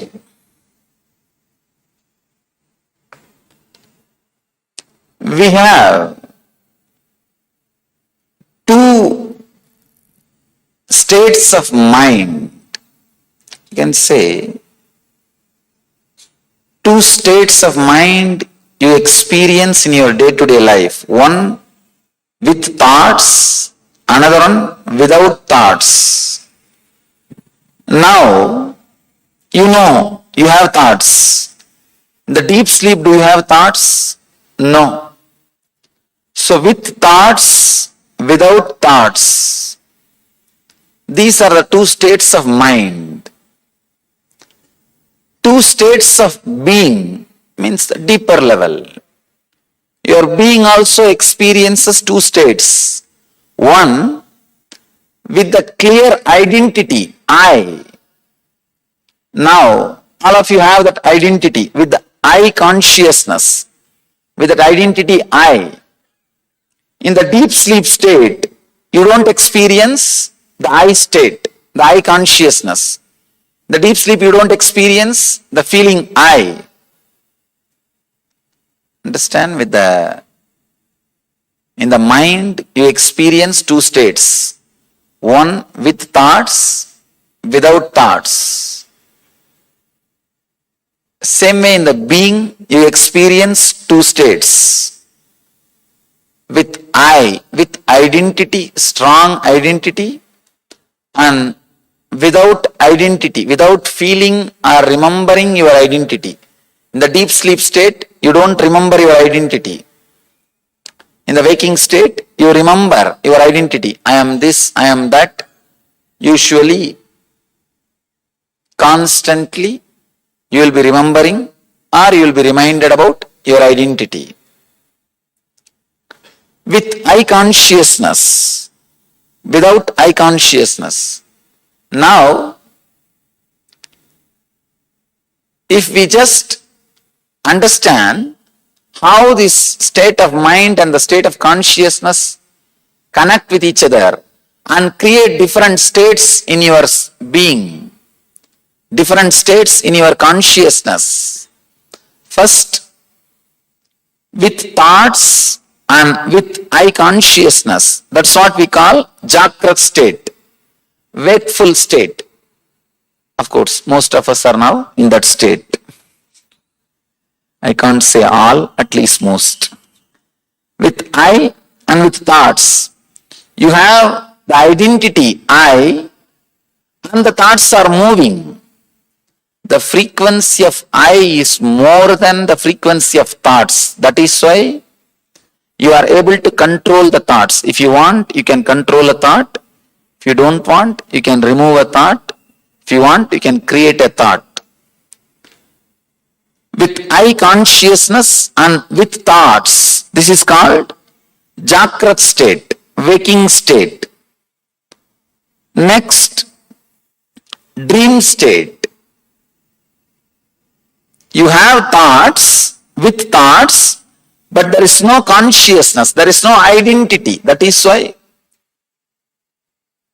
you will see sometime in your dreams,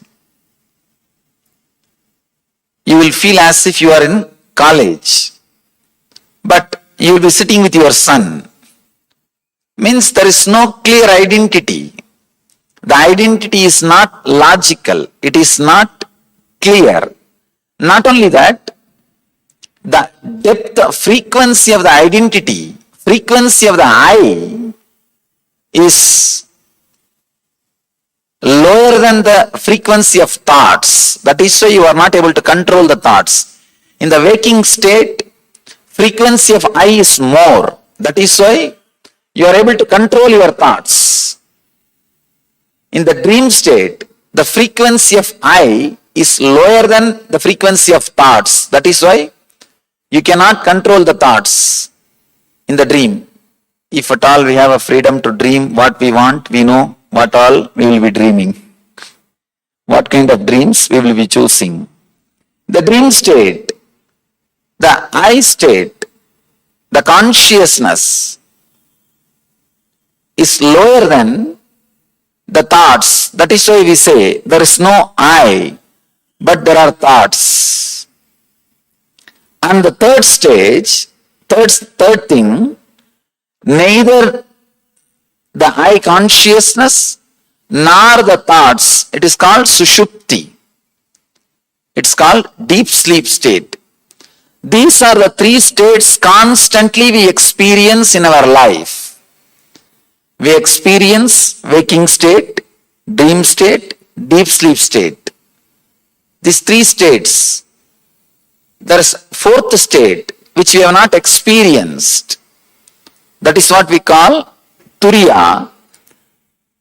There are no thoughts, but the identity I exist is there. It's a very strange experience. Very rarely you might have experienced, very rarely one or two people experience in their life.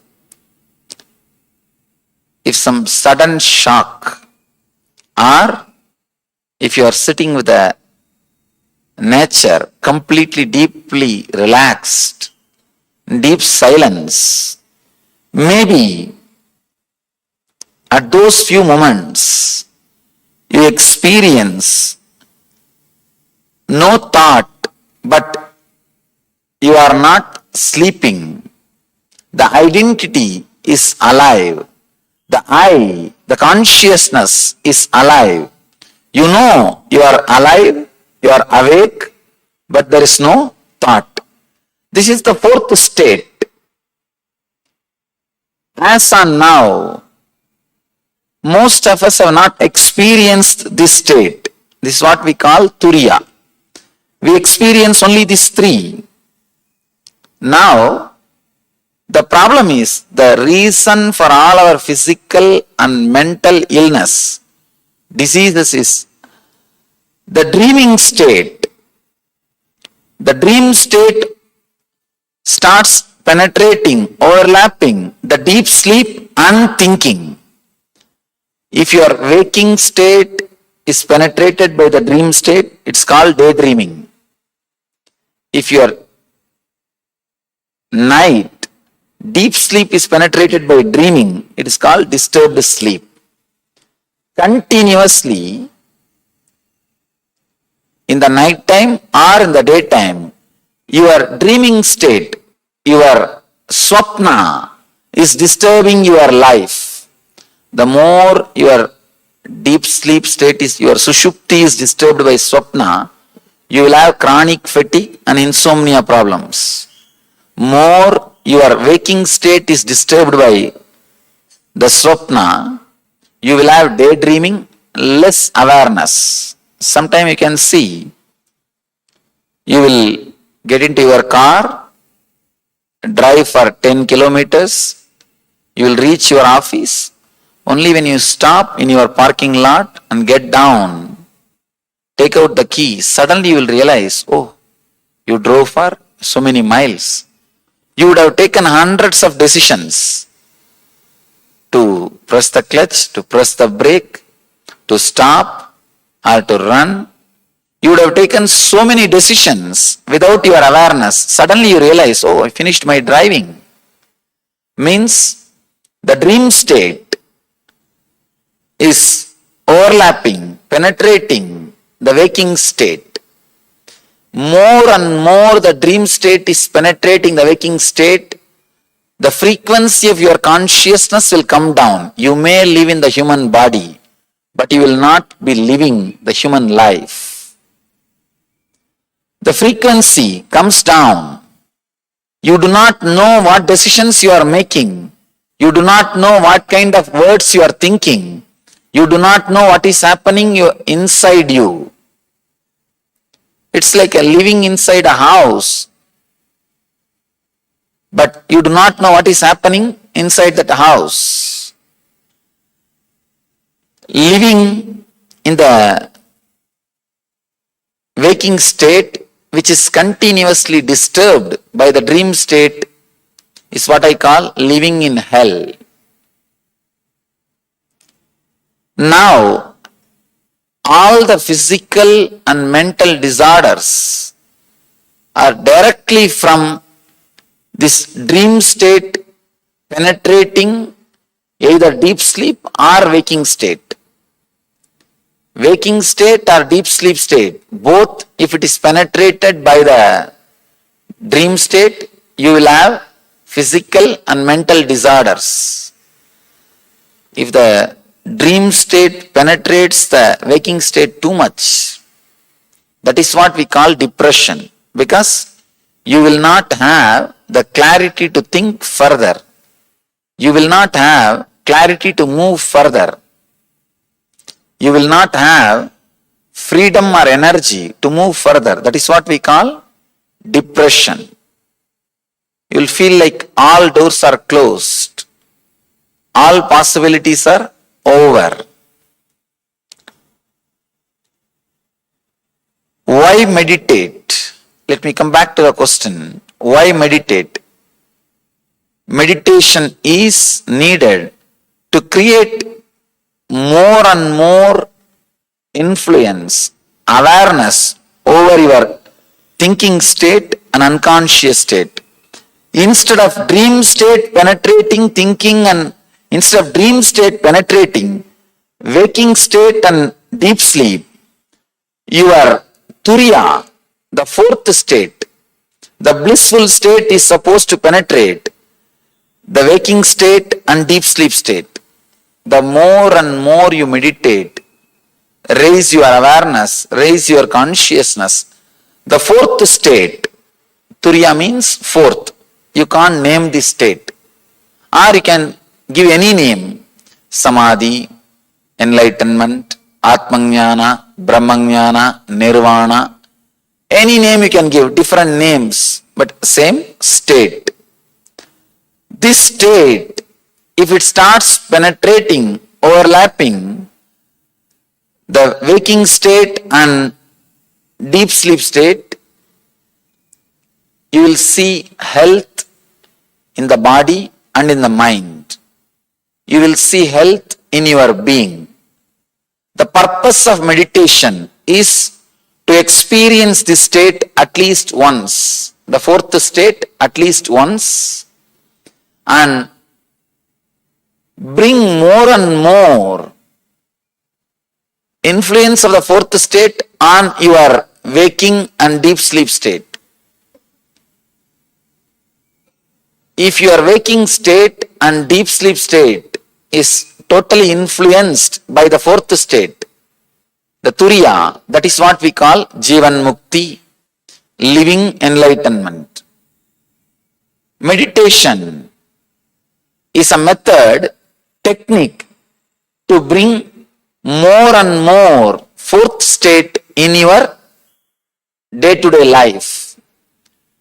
If you experience the fourth state in your waking state and the deep sleep state, you are meditating.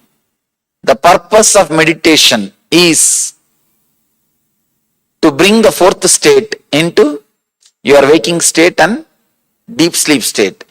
Maybe the physical health and mental health, everything is byproduct. Of course, it happens, but it's a byproduct. The purpose, main purpose is to experience the higher states of consciousness.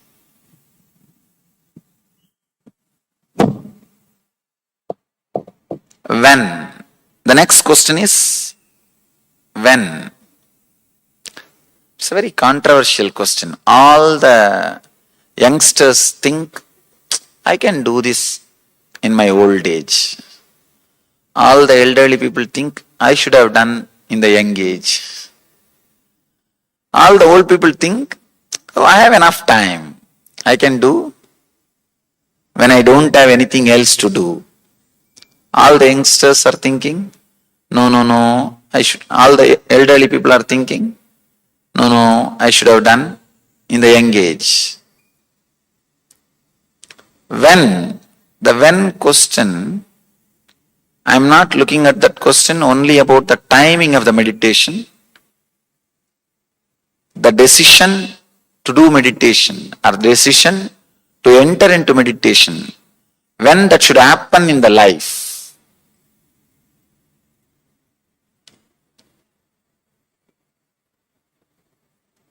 Meditation is just like a reading owner's manual before you start driving the car. The person who does not read the owner's manual before driving the car will naturally end up in accidents. Same way, the person who has not started the meditation before entering into the life will naturally end up in suffering and depression. Basic things for the life is the psychological revolution. Understand one more thing I wanted you to understand. This question, when meditation, needs to be understood and analyzed very deeply. Meditation is the basic thing for the life. It's a very basic need. As I was telling, like owner's manual, reading the owner's manual. Meditation is like a owner's manual for your body, for your life. The moment you start living, you need to go through. You need to enter into it. Before the meditation, one basic important thing needs to happen in you. Psychological revolution means understanding about self, world and God. As on now, the understandings we are carrying are insufficient. They are not able to give a rest in your system. Understand? When I say the word psychological revolution, I mean having a clear understanding about the self, world and God, the source of the self and the world, God. The understanding which gives you a complete rest, through which you are able to solve all your life problems, through which you are able to find your own life solutions. That is what I call psychological revolution. If you are able to find solution for all your day-to-day problems by the understanding about you, world and God, you had psychological revolution. If you are not able to find solution for your day-to-day problems through these three understandings, then you need to learn. Only a person who went through psychological revolution can meditate. Till then, any technique you try. People come and tell me, Swamiji, the moment I close my eyes, I get more number of thoughts than before meditation. If I am doing something, I have less number of thoughts. The moment I close my eyes and try to meditate, I have more number of thoughts. I have more problem. Means the psychological revolution has not happened. Psychological revolution is a basic need for meditation. When we address the question, when meditation, we should say after psychological revolution, means the clear understanding about you, the clear understanding about the world, and clear understanding about the God, which is the source for you and the world. You may think, if I have that clear understanding about all these three, then I don't need meditation. I can say it's like a vicious circle. If you don't have the clarity, you can't meditate. If you can't meditate, you will not have clarity. It's like a vicious circle. If you add clarity, the clarity will lead to meditation. Meditation will lead to more clarity. It will become virtuous circle. Instead of going through the vicious circle, moving towards the virtuous circle. If I have to give one more simple example, this dream state, constantly penetrating into the waking state and unconscious state, is what leads to more and more misunderstanding, more and more dullness, more and more lethargic feeling, more and more tamas. That's what we call pravritti. Traveling towards suffering. If the turiya, the blissful state, penetrates the waking state and deep sleep state, that is what we call nivritti, moving towards the fulfillment. This is virtuous circle. The clarity leads to meditation, meditation leads to clarity, leading one to another. The psychological revolution is a basic need, basic understanding. I always tell people, you straight away close your eyes and start meditating, you may have more number of thoughts. So in the initial level, I always give a technique which will not be directly meditation, which will be more like a contemplation. Means you will have an idea, you will have a technique. When you work with it, it won't lead to directly thoughtless state. It will lead to more and more clarity. It will lead to psychological revolution. You will have an intense space where you can analyze your understandings, where you can consider your decisions, where you can rethink again and again your desires, your fears, your worries, what you think as the base in your life. You can again and again look into these details. You can again and again look into these things. Otherwise, many times we do not know what is our desires. People brag just in the outside world, but they do not know what they are talking. Small story. 3 old ladies were sitting and bragging about their sons. One was saying, You don't know about my son, how much he loves me. He personally took me to a travel agent and arranged for my vacation and did the best possible arrangements and gave me 20 days vacation. The other one said, you don't know what my son did. He got a separate, not only the travel agent, vehicle, a separate flight. He arranged everything for 1 month.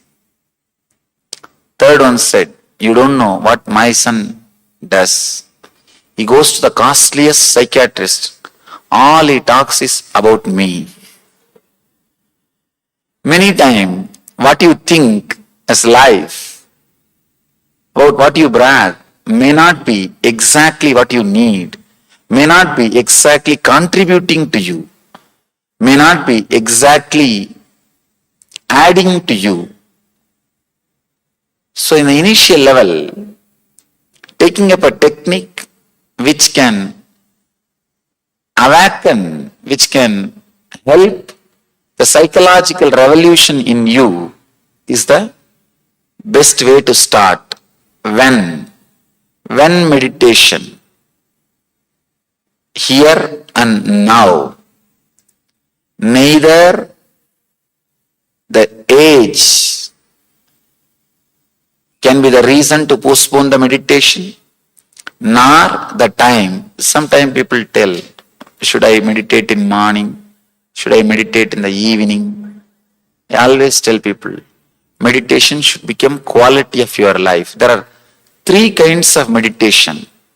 One, it's a kind of a truth or bringing your awareness to the life. That is supposed to be done 24 hours. Techniques like Vipassana are bringing your awareness to the present moment. 24 hours. It is not a part of your routine. It should become quality of your routine. There are other kinds of techniques for which you need to spend particular time, like a morning 1 hour or evening 1 hour or some specific time. There are some meditation techniques which needs to be done whole day.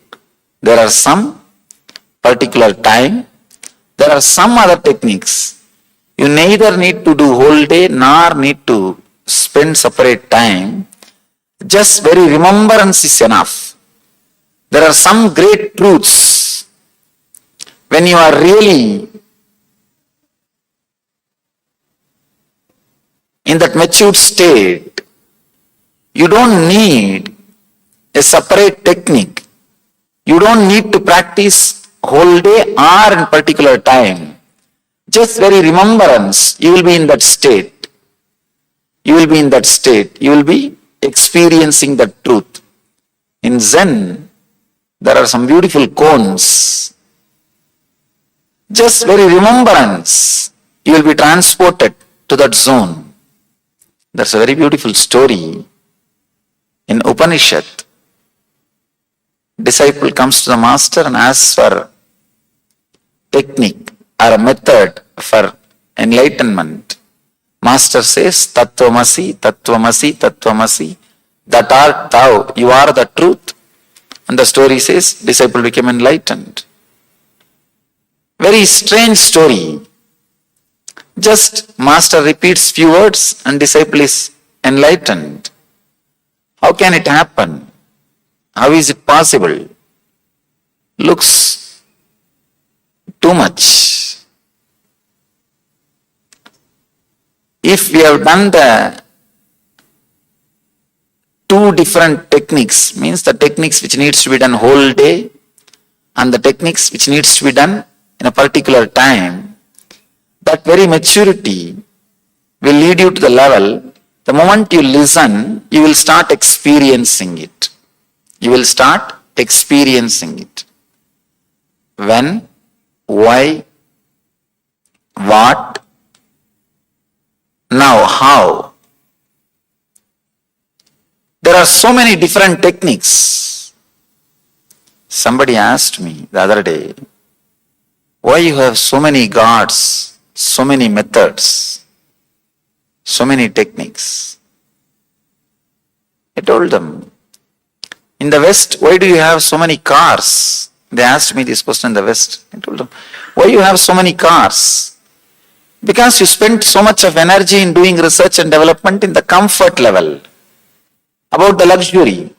So much of time and energy has been spent to develop the comfort and luxury. That is the reason you have so many luxurious things, so many cars. Same way, in the East, we spend so much of time in thinking and doing research and development how to raise the consciousness. Because we have done so much of research and development, we have so many methods, so many techniques, so many gods, so many paths. All those things are available to us because we have done so much of research and development. We have hundreds and thousands of techniques in front of us, so many methods. We will see 3 techniques. Each day we will do one technique. Today we will do one technique, working on our mind, inner chattering.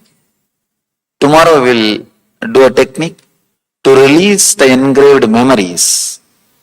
Day after tomorrow we will do a technique to go to the deepest silence or the core of our being. When, why, how, what? All these basic questions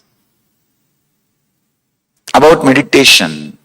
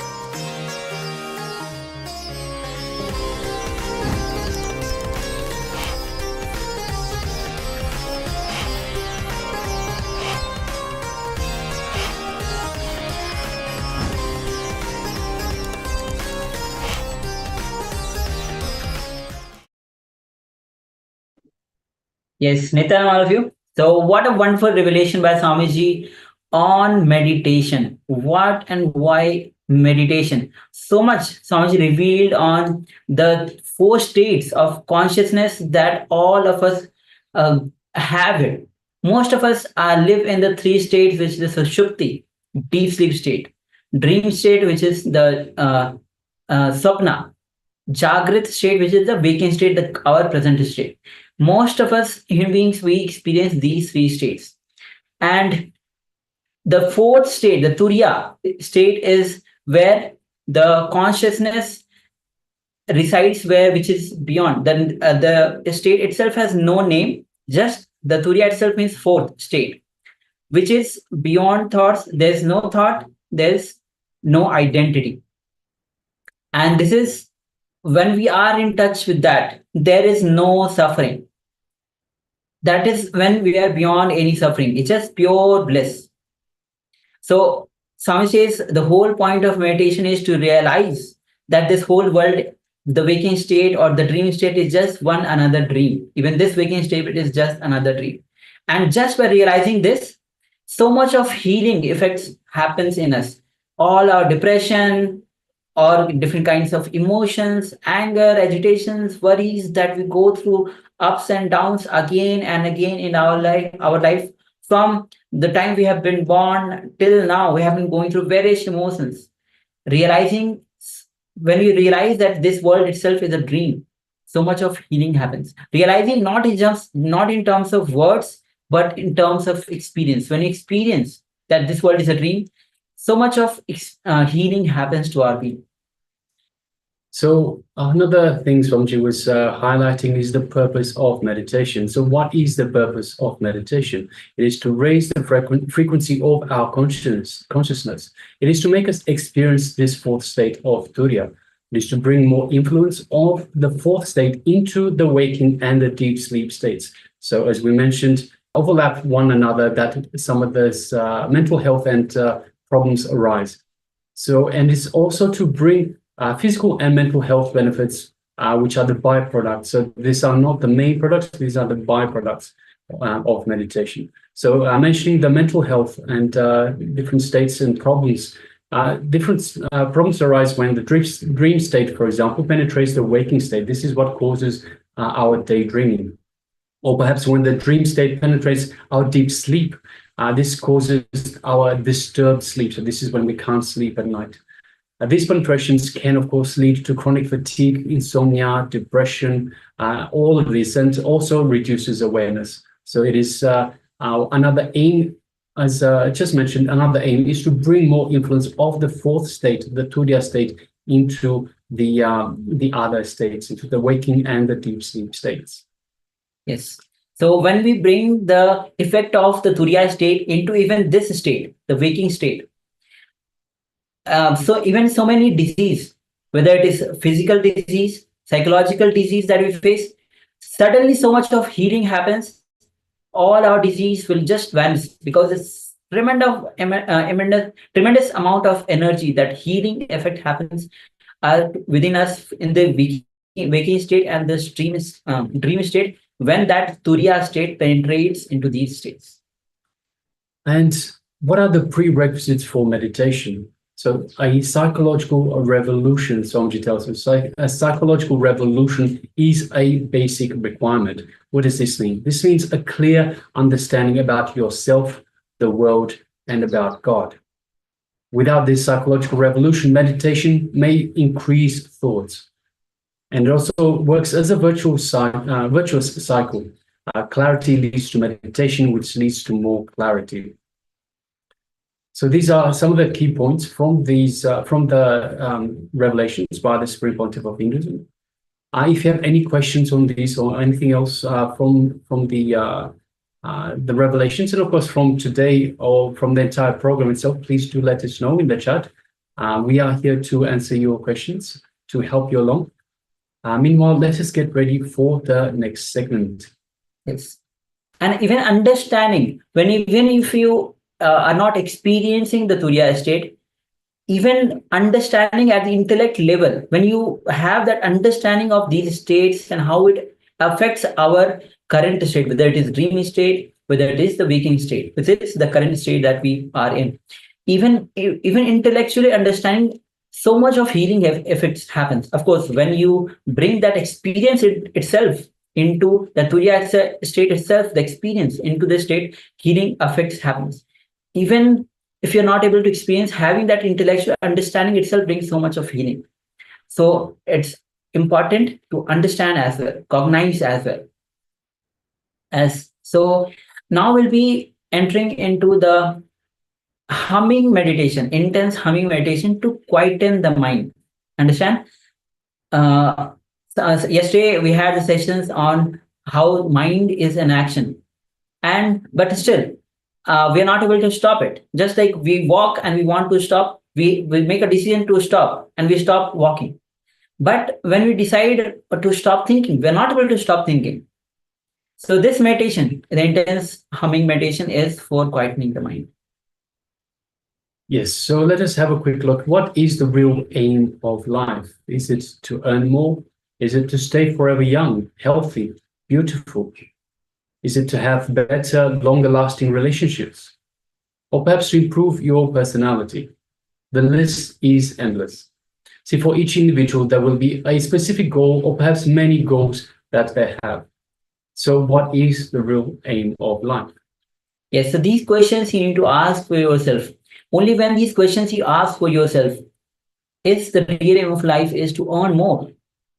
Is the real aim of life is to stay young forever, healthy or beautiful, or to have a long lasting relationship? So when these questions are the individual questions that you don't need to ask others, but you need to ask yourself. Only when you ask yourself these questions, you will realize the importance of the ultimate goal, real aim of life, which is what Swamiji is giving as meditation. When you enter into the space of Turiya, the Turiya and Turiyatita are the fourth state. When you enter into that state, you realize that is the real goal of life. So now we'll be entering into the intense humming meditation. Actually, this is taken from Tibetan Buddhism. Swamiji himself learned this technique from one of the Tibetan from Tibetan Buddhism, which is now we are going to learn. So we are fortunate enough to learn this technique as Swamiji himself is giving the Vajrasana. So for those who are new to Vajrasana, when you bend your knees and just sit, that is Vajrasana. So just bend your knees and sit with the feet flat. That is Vajrasana. So this is the first step. This is the posture in which we'll be performing this intense humming meditation. So sit, and if you're not able to sit in Vajrasana, means if you're not able to sit on your knees, sit comfortably on the chair. But make sure that your head, neck, spine is in the straight line. Only when your head, neck, spine is a straight line, you facilitate the Kundalini to get awakened. So this is first step. Second step is you can sit with your eyes closed. Now close your eyes. And once you have closed your eyes, see, understand, when you close, even if you close your eyes, the eye movement goes on and on, which is responsible for the vision in our mind. So even though our eyes are closed, you will see the eye movements or the visions in your mind. So if you just give a little pressure on your eyeballs, so when you are sit with your eyes closed, you give little pressure on the eyeballs. You will see through the mind, you will see give just a little pressure, you will see the movement in front of the eyes will just drop. So just give it a try. Close your eyes and mentally force or stop the movement of the eyeballs. And when the movement of eyeballs is stopped, then you will see the movement of the vision that you have. The eye movements stops. So take few moments, and put the pressure on your eyeballs through the mind. Little pressure.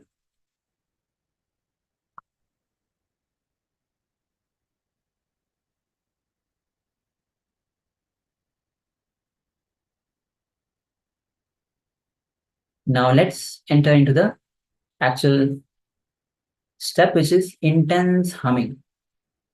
Now from the navel center, start humming intensely and deeply. Understand, when you do the intense humming, that will stop thinking flow, the thought flow itself. Thoughts are responsible for creating all the pain shaft, joy shaft that we constantly go through. So now let's start the intense humming from the navel center.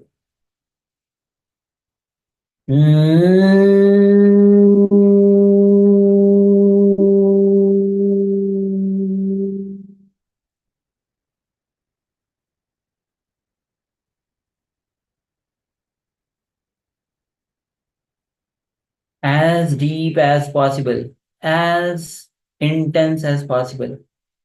So let's begin this meditation of intense humming.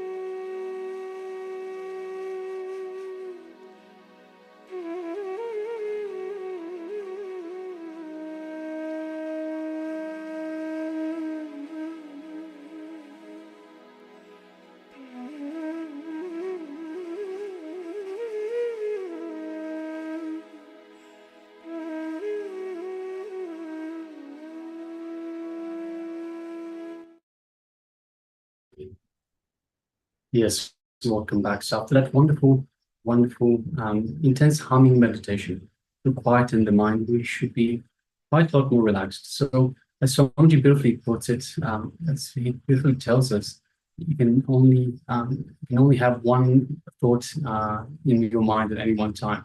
But the humming seems to quieten the mind. It removes even that thought. So by doing the humming meditation, you quieten the mind. By continuously doing the humming meditation, you bring yourself down to the 0 TPS, which is what we looked at yesterday and the day before. The point where there is no thought. The point in between two thoughts is the point of restful awareness, where we have this connection to the divine. Yes, Swamiji actually gave this very important understanding, this very important cognition. Your biology thinks. So it is not your brain that is involved in the thinking activity. Every single cell of your body is involved. So if you cherish a certain thought current, you are fully engrossed by a thought, by an emotion that is playing through your head. It is every single cell of your body that is involved in that process. So the intense humming, making every cell vibrate, every single cell of your body vibrate intensely with that humming sound, being filled with that humming sound, that is what's going to bring you into the space beyond mind, because every cell is engaged. It is not that you are sitting idly and hoping that the silence will be enough to quieten the mind. No, your mind always starts jumping from left to right. But if you do the intense humming, every single cell is engaged. Every cell is fulfilled with the activity of the humming. So there's really no space for the thoughts to rise. Swamiji says it is important that you don't leave any gaps in between. It should be continuous humming to the point that you can feel the vibration even in your toenails, in the tips of your hairs. So if you had any experience, any feedback you would like to give about your experience of this meditation, go ahead. Drop it here in the chat, be it in Zoom or YouTube or any other social media platforms. Feel free to share your experiences. And if you have any questions regarding any of the processes, as always, you can leave your questions here in the chat as well. All right, meanwhile, let us move on to the next segment in our program for today, which is the power manifestation. And today it is the power of thought current scanning. So this is a fun little power manifestation where you get to read our thought currents. So we will be, ourselves the acharyas, we will be looking at an image on our screens, and it is a beautiful image. And by scanning our thought currents, you can give us the details of the image that we are looking at. So let us get ready for this. Requesting, first of all, everyone to please switch on your cameras and be available in the camera frame. So requesting Ma Nithya Guru Prasadini, Ma Parabrahma Swarupini, and Ma Johan, requesting everyone please switch on your cameras, be available in the camera frame, and let us get ready for this power manifestation, the power of thought current scanning. So for this, you don't have to have your eyes closed, but it does help to drown out potential distractions. So if you want, you can close your eyes, but let us sit comfortably with the head, neck, and spine in a straight line. And we should already be in a nice little state after this humming meditation. So let us just bring our awareness to our Ananda Ganda, which is the inner space just below the heart center. So this is the Ananda Ganda that Swamiji has initiated us in for our connection with the Master.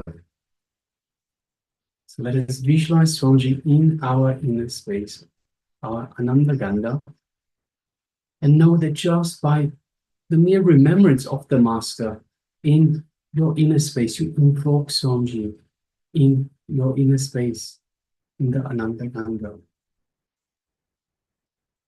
Just take a moment and feel that feeling connection to the Master. And as you bring your awareness to this feeling connection, you feel the connection getting stronger. through this feeling connection, you feel the infinite love, infinite grace, infinite compassion that Swamiji is radiating and showering upon you from your inner space. Just take a moment and feel that space of oneness with Swamiji. Visualize yourself in complete oneness with Swamiji in your inner space.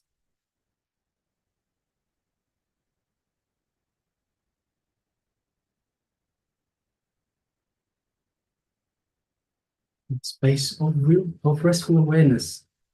Now let us move our awareness to the third eye, just between the eyebrows.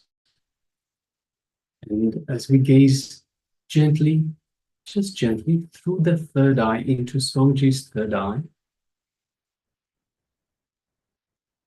we feel an energetic connection from the Master's third eye, from his Anya Chakra to our Anya Chakra, our third eye. We feel a light bars of energy, comfortable light bars of energy, like a small build-up of energy in our third eye. And Swamiji is awakening and energizing our third eye.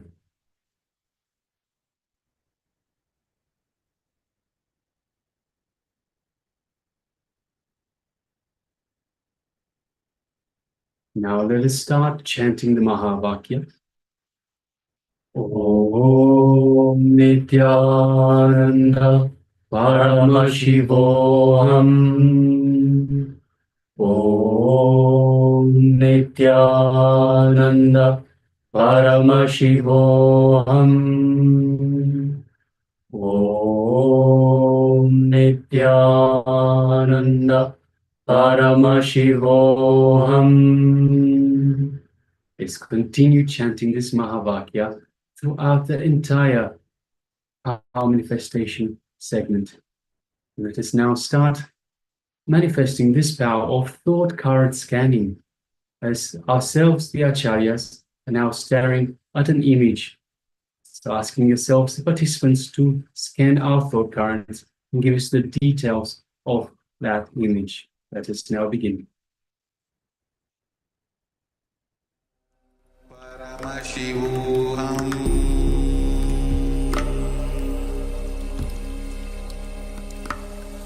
Om Nithyananda Paramashivoham.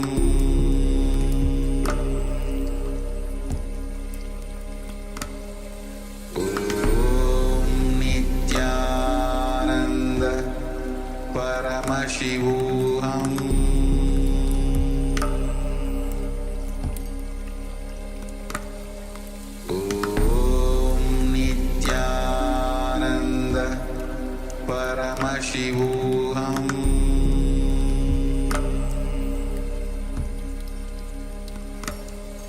Om Nithyananda Paramashivoham.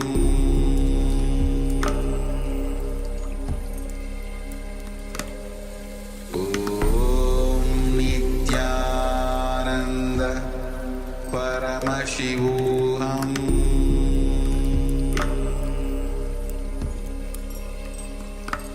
Om Nithyananda Paramashivoham.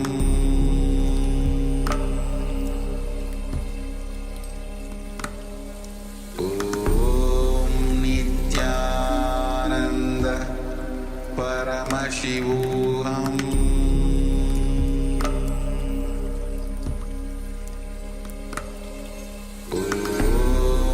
Nithyananda Paramashivoham. Paramashivoham.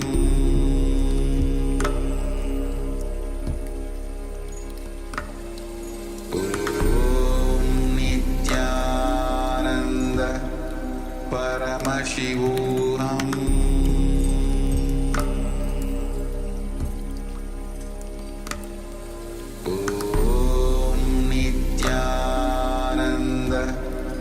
Paramashivoham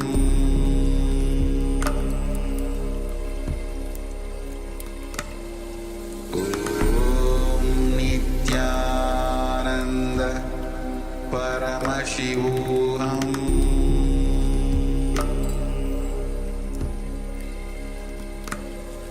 Om Nithyananda Paramashivoham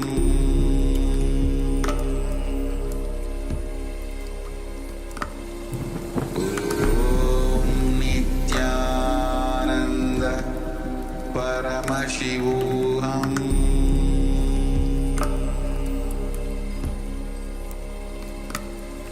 Om Nithyananda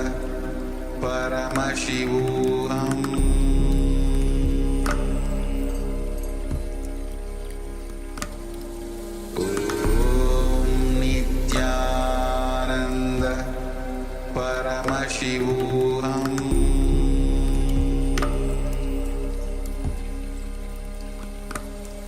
Om Nithyananda Paramashivoham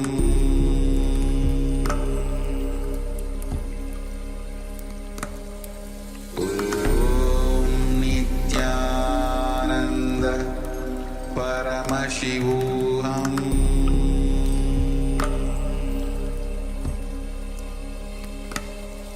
Om Nithyananda Paramashivoham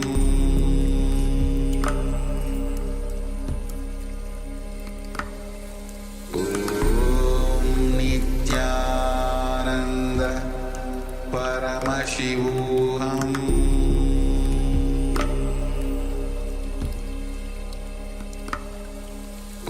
Om Nithyananda Paramashivoham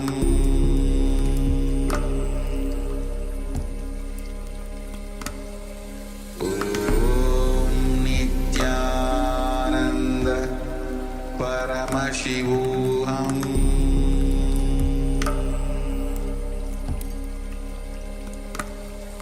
Om Nithyananda Paramashivoham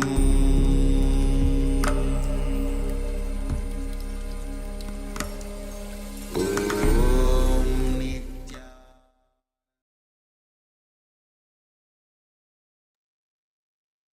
All right, you can relax now.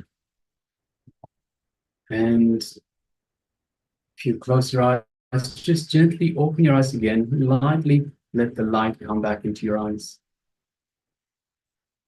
And once you've adjusted to the new lighting, you can take a moment and share with us what was revealed to you as part of this thought current scanning, as ourselves, the acharyas, were staring at an image and talking about it.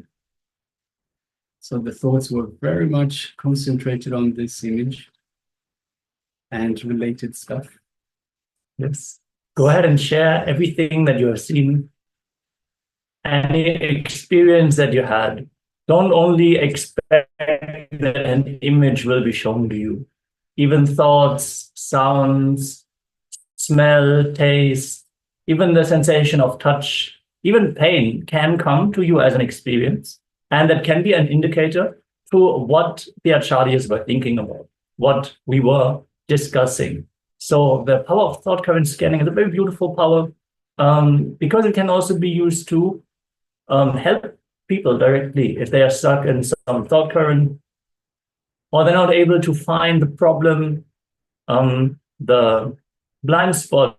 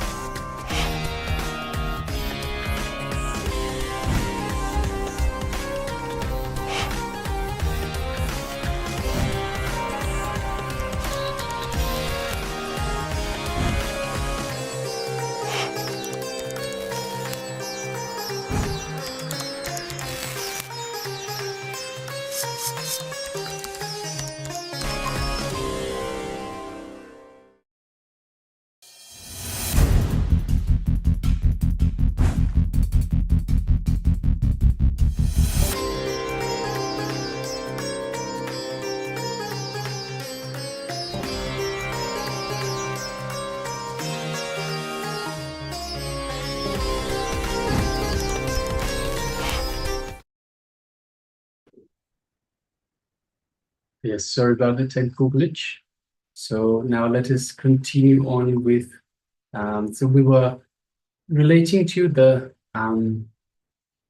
power manifestation. So we were staring at an image and talking about the image and requesting yourselves, the participants, to, through the power of thought current scanning, give us the details of the image that we were staring at and that we were talking about. So requesting everyone to take a moment and share in the chat box what was revealed to you in your third eye. So what was the image the details of the image that we were looking at. Yes, let us know if you did not join for this round of the power manifestation and any experiences you have had during this round, let us know before we will actually reveal the image that we were gazing at, that we were discussing about, that we were keeping in our inner space. So requesting Ma Parabrahma Swarupini, Ma Johan, and Ma Nithya Guru Prasadini to share your power manifestation experience. Naturally, all the YouTube viewers are also invited to share your experiences. Before we reveal the image, let us know, what did the third eye reveal to you?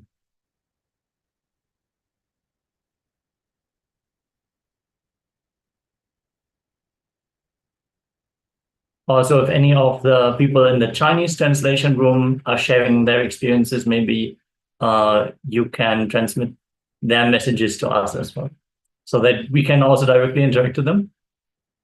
So with this, welcome to all the Chinese participants as well. Nithyanandam, welcome.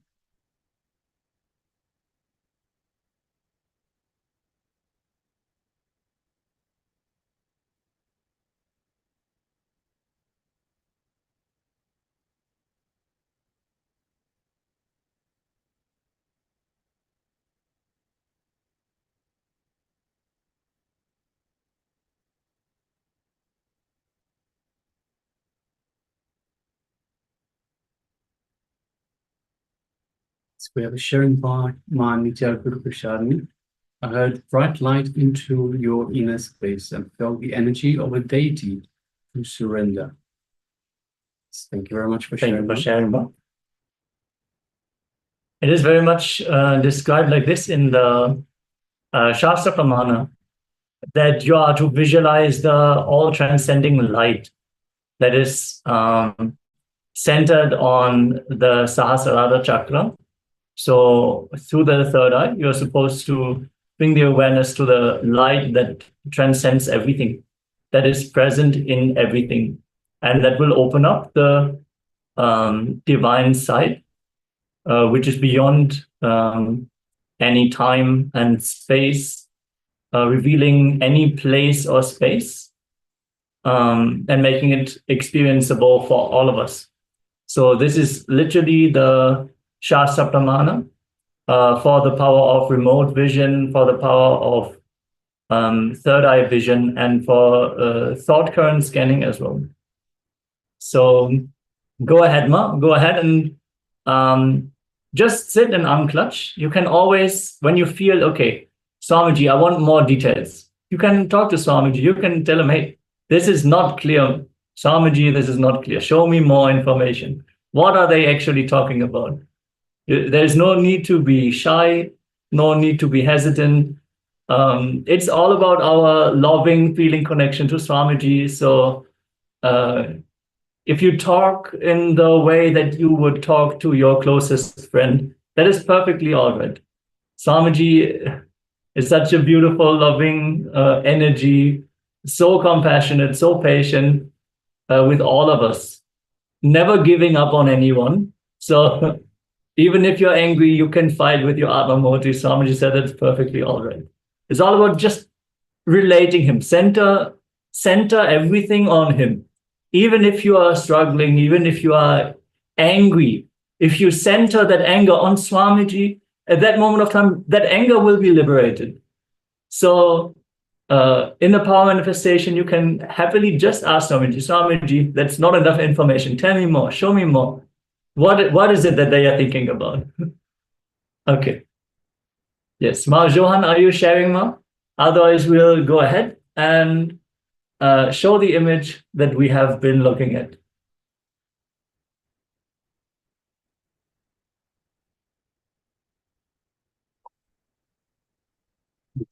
And this is the beautiful image that we were looking at. And it's some raspberries next to a basket with some green leaves nearby on a brown table. And yes, we were talking about making jam out of raspberries and how beautiful it is. So this was our thought currents, and this is the image that we were staring at for this round of power manifestation.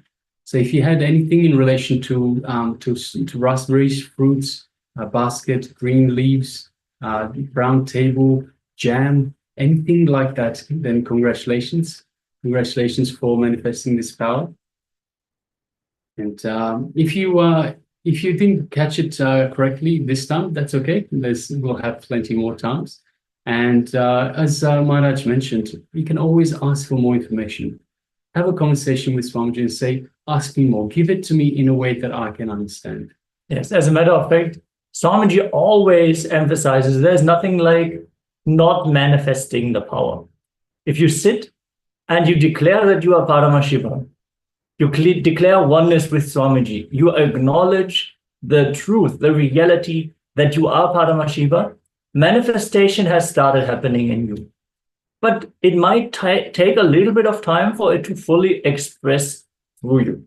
So Swamiji doesn't say you have not successfully manifested. He always says you are yet to manifest the power. So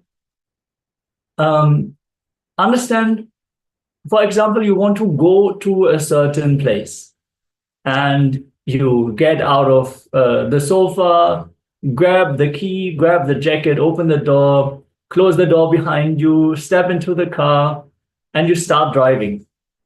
Are you driving towards your goal? Yes. Have you reached your goal? No. But you are manifesting it. You're moving towards it. So manifesting the powers is very much like that. So you're sitting and you expect the result of the power manifestation to be there present immediately without you having made the journey towards manifesting it. It is not that it always has to take a lot of time, but understand, just because you don't see the full image, every single color, every single detail, it doesn't mean that you are not manifesting the power. Swamiji says the solution for yet to manifest the power is just to manifest more power. It just means that critical mass, that energy that is required to manifest the power needs to be raised. You need to increase the intensity. So intensity can either be full surrender in this moment, or you just need to have the will persistence, continuing to manifest until it fully expresses through you. And once you have had that glimpse, once you manifested the power successfully, it is like a neck. So you know how it feels to fall into the space of Nirvikalpa Samadhi. So once you have had that experience, it'll be easier and easier to just relax into that thoughtless zone, easier to let Swamiji express through you. So we want to once more thank all the participants for joining us in this power manifestation. And if you are yet to manifest, don't be disappointed. Don't develop any self-doubt. It is all about sticking to it with will persistence. Understand Swamiji is already manifesting through you. So don't you worry at all. So next, we are going to move to a Q&A segment where we are going to learn about meditation techniques. Swamiji is going to speak about meditation techniques to change our inner space and effective meditation practices. So this is for all of those of you who love to meditate, or people who are unsure how to meditate, when to meditate, on what to meditate, so many different aspects, all the different questions that people might have. We'll get a lot of answers here. So let us be in a space of listening. and deep restful awareness as Swamiji is answering all the questions about meditation.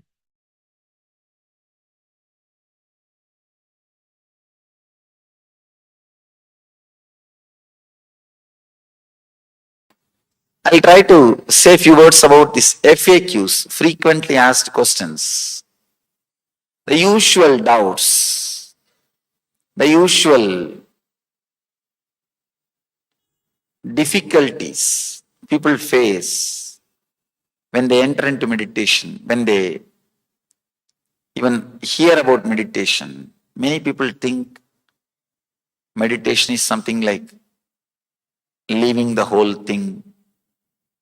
People are afraid. They come and tell me, I'm afraid that I may get too much attached into meditation. The meditation itself is nothing but removing your attachment. You can't get too much attached to meditation. They are afraid that their desires, their fears, their whatever they think as life will be taken away from them. I can say that is true. Whatever you think as your life will not be anymore part of your life. Many times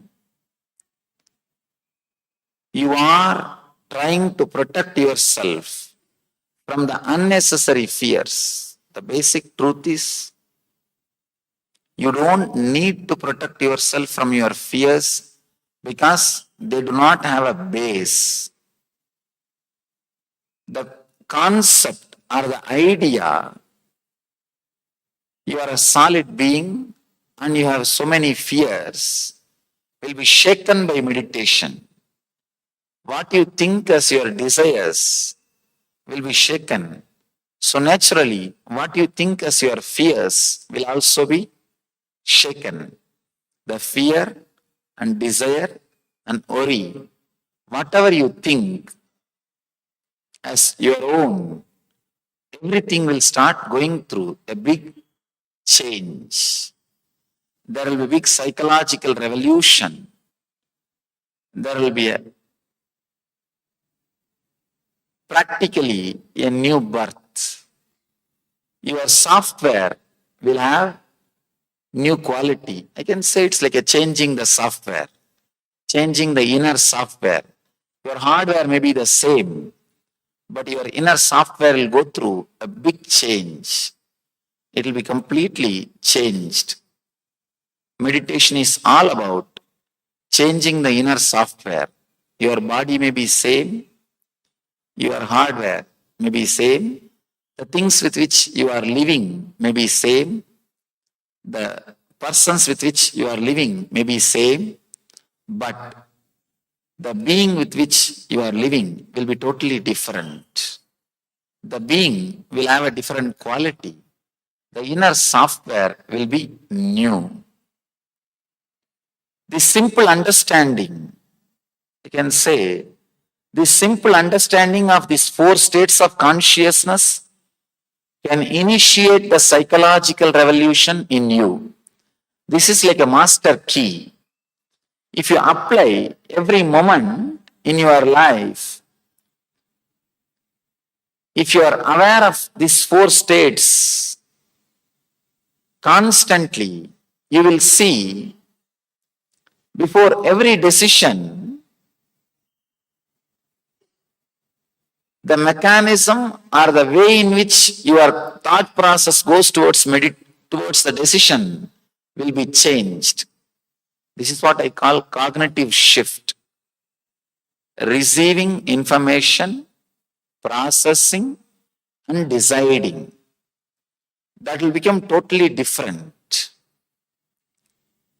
If you understand this 4 state,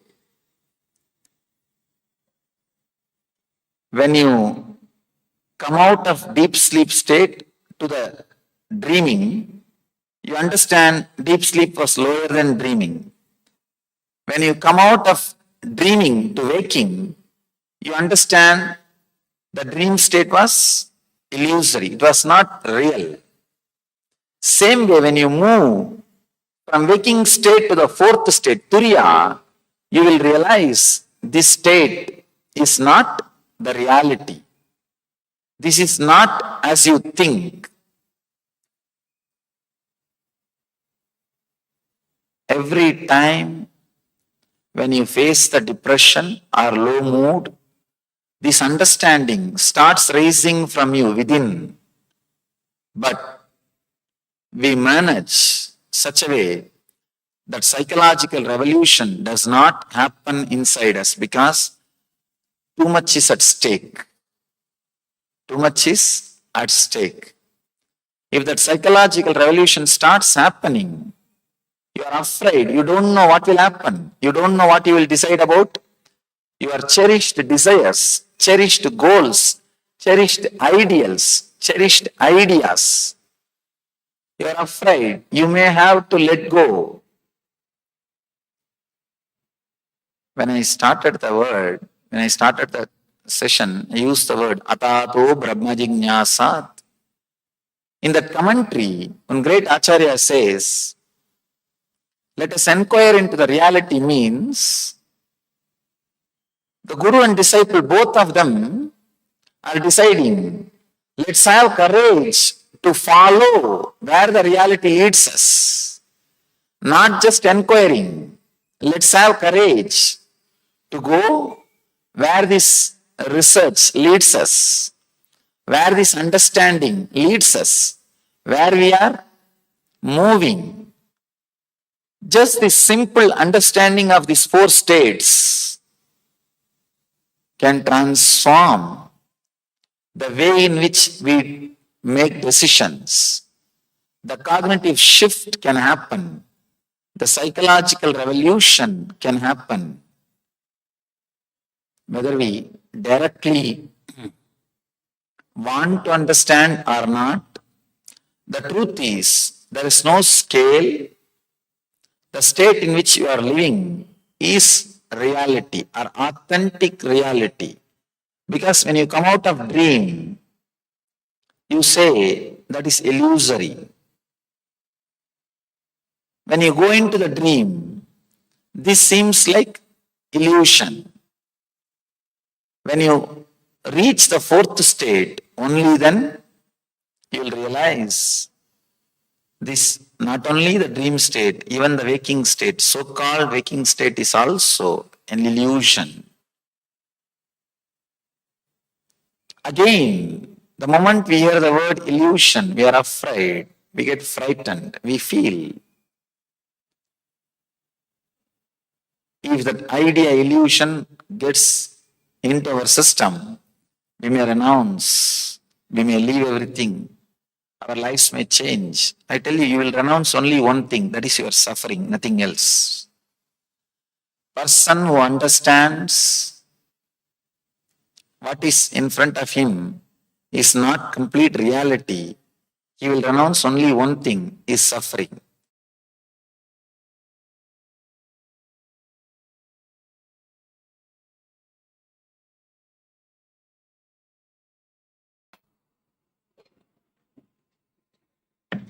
Here is one more question. How can we select our God and Goddess? We are confused because more deities in our tradition. I always tell people,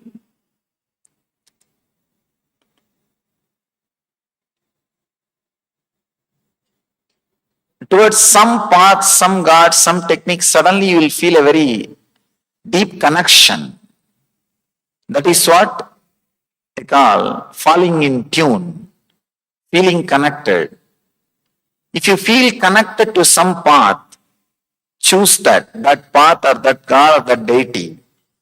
If you don't feel connected to any one thing particularly, do not choose anything. Continue your seeking. Continue your seeking. Let the seeking become your God. Seeking can become your God. Let the seeking become your Ishta Devata. No need for particular Devata.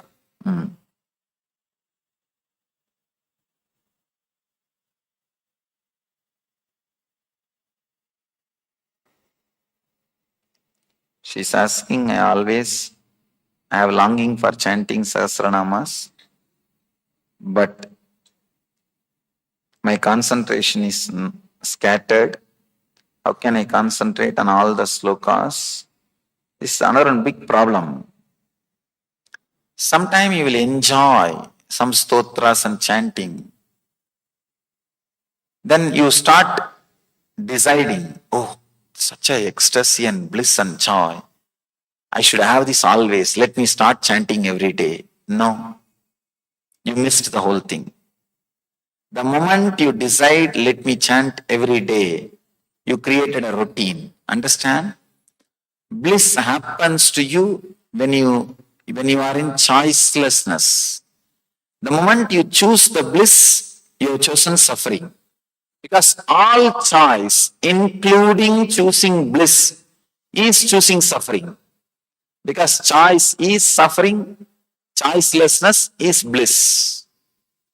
The moment you choose, now I am going to do every day this, you made that as a routine. I have seen people chanting Sahasranama. They'll start with full speed. Vishram Vishnur Vashatkaro Bhuta Bhavya Bhavat Prabhu. After 2 page, no, speed will increase. After 3 page, I have seen, they will be just seeing the number continuously. Oh, still 700 is there. Still 300 is there. Still 400 is there. Still 100 is there. I always tell people, do not bother about completing this 1,000 names and all. Take up a book. God is not sitting there and counting like a bank balance. Have you done all 1,000 names? Forget about it. No. Just sit with a real beautiful mood, with a very loving way. If you can chant even 5-6 names, perfectly all right. Okay. That's enough. The moment you feel bored, close the book and stop it and say namaskar and move. Do not do chanting or puja when you don't feel connected, when you don't feel the joy. If you are doing it without feeling the joy, you are abusing it. Chanting some mantra, chanting some sloka without feeling joyful, without being in ecstasy, is naturally abusing. Here you are saying your concentration is scattered. It means what? You are not enjoying. The moment you feel you don't enjoy, relax, stop. No need. No need. Do not do it for the sake of accounts.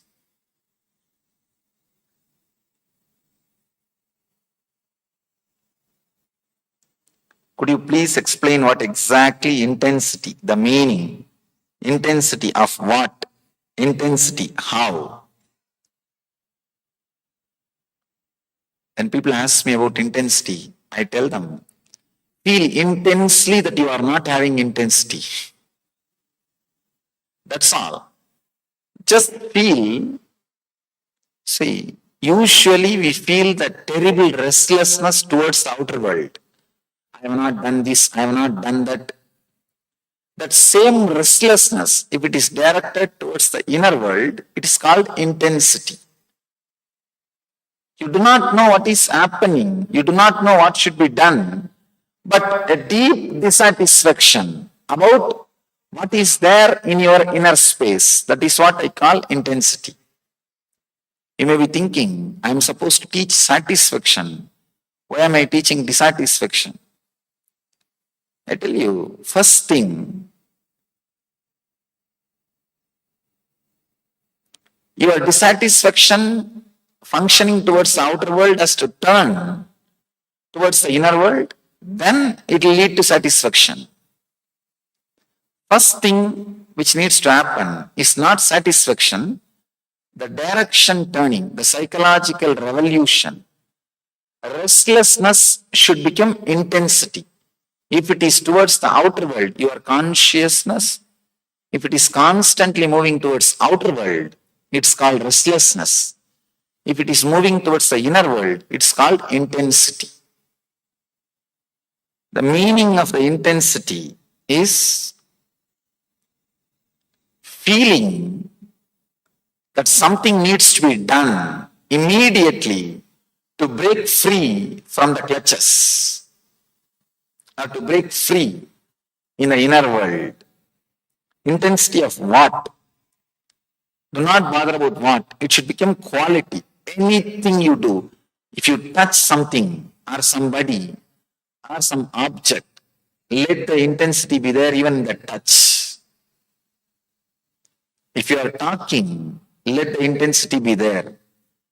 In everything, in your relationships, in your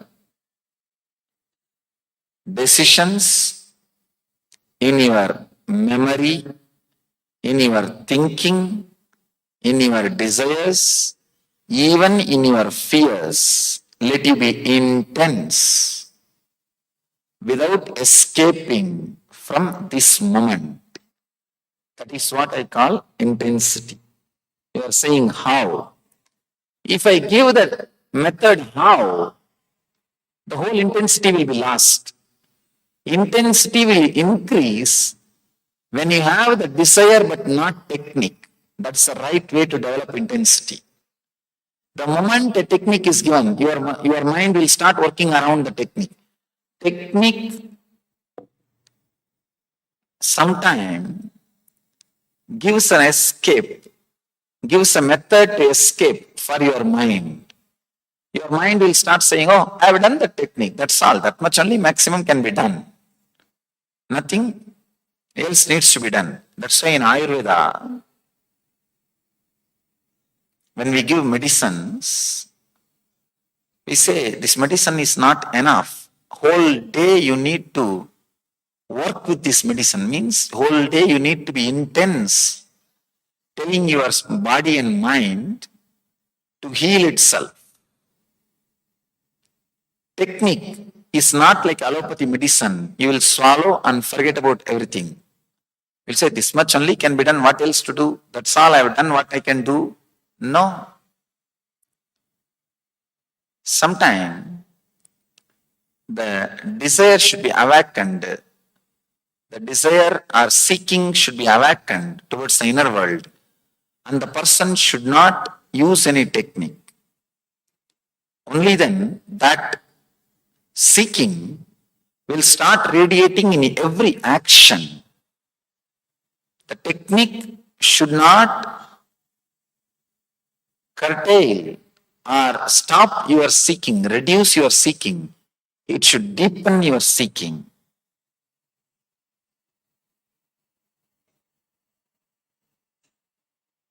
I'm already doing meditation taught by some other master.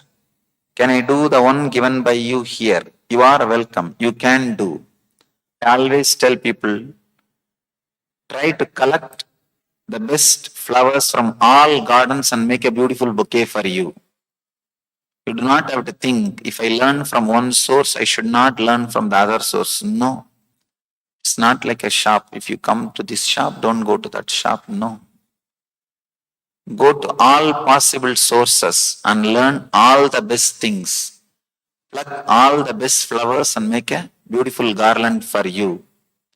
I always tell people, your ego is such, it cannot be broken by one master. Now you need so many blows from so many different directions and so many methods from so many different sources. So do not think, if I learn from one source, I shouldn't learn from other source. No, learn from all possible sources and raise yourself. Should we focus on ourselves while doing action or merge completely in action? Which one leads to meditation? First thing, you cannot completely merge yourself in action, in inaction. Because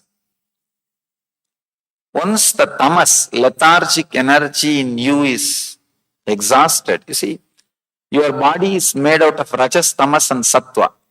33% peace, silence, intelligent energy. 33% restless, very aggressive energy.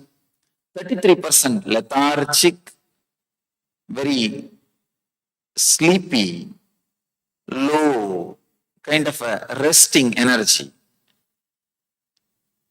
After the 33% of lethargy is exhausted, you will not be able to be in inaction. People come and ask me, if I start meditating, will I just leave my job and just rest? No, you cannot.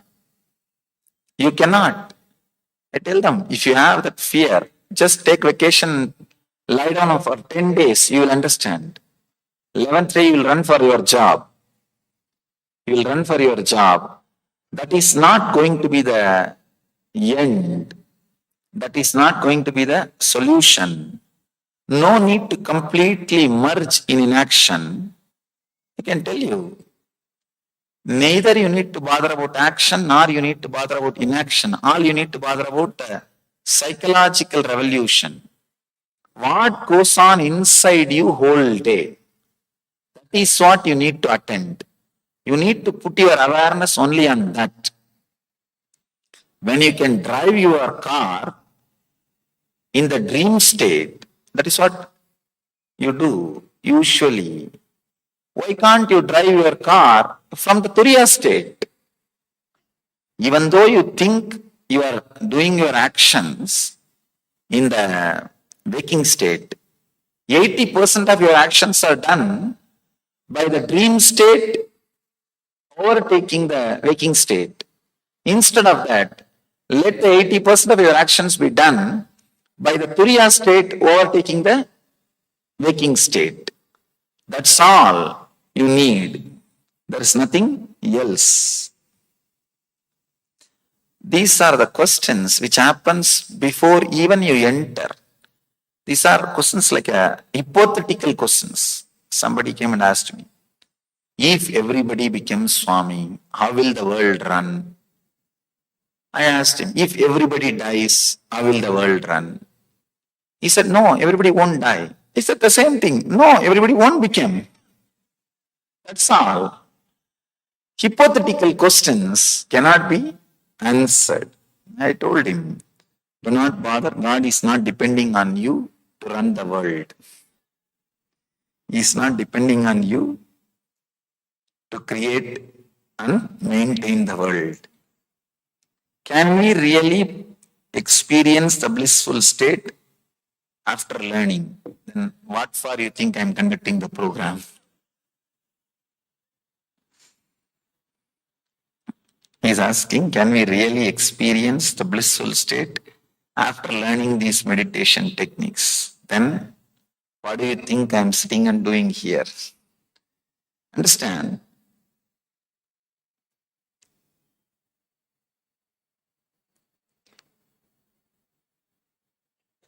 Person who creates a formula to reproduce the experiences of the outer world is a scientist. Person who creates a formula to reproduce the experiences of the inner world is a mystic. He is the master.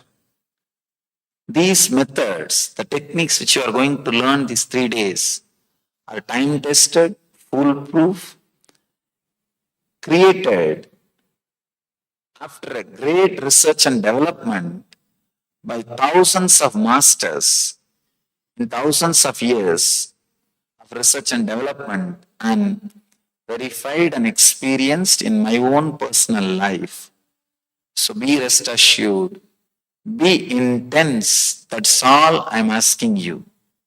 That's all you need to do. Nothing else. Just be intense. You will see, you will experience what has happened in my very inner space, in your inner space. Is the psychological revolution you refer to is Sankhya Yoga, Sankhya knowledge of self, Yoga renunciation of the fruits of actions.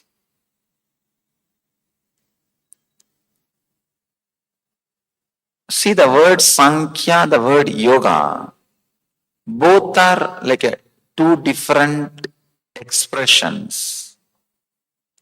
Maybe I can say the psychological revolution word, I mean Sankhya, Yoga and something more. And something more. when you understand these few ideas about the dream and waking state and the superconscious state, every time when low mood or depression or disturbance comes to your inner space because of the waking state, bring this understanding into you. Use this like a key and allow that psychological revolution to happen.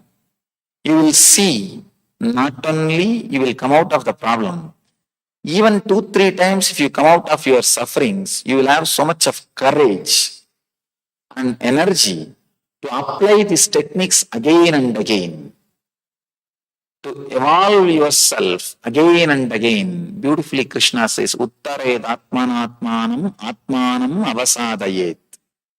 Let you raise yourself by yourself. If you raise yourself by yourself, you are the best friend for you.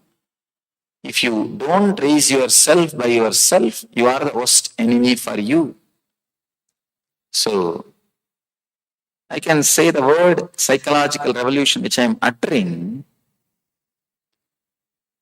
is Sankhya, Yoga and something more.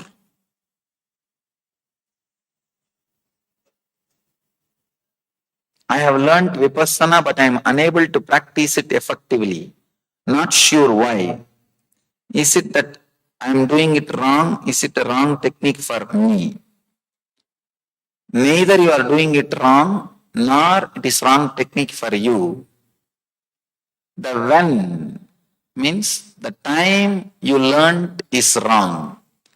First, you should have learned the psychological revolution, clarity about you, world and God. Then technique should have been added to you. Without the clarity, if the technique is directly added, it leads to boredom, dullness, and naturally you drop the technique.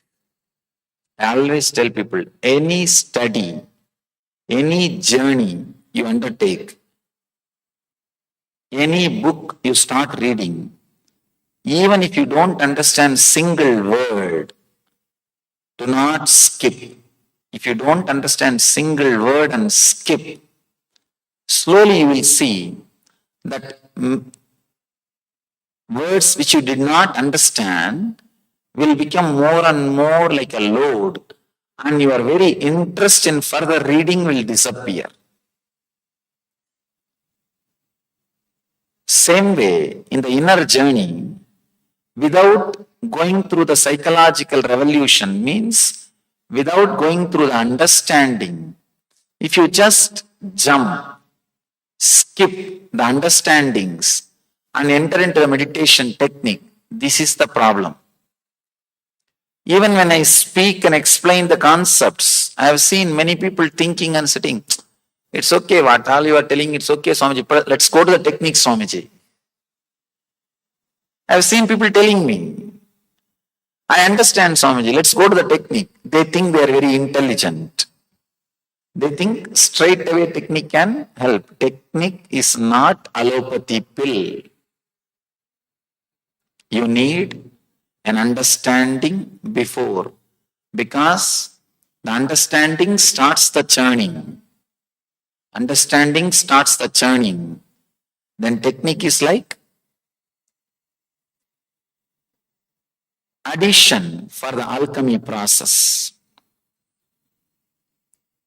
When meditating, lots of negative thought arose. Whether it will come to reality, don't bother about it's coming to the reality. You are not that powerful, fortunately.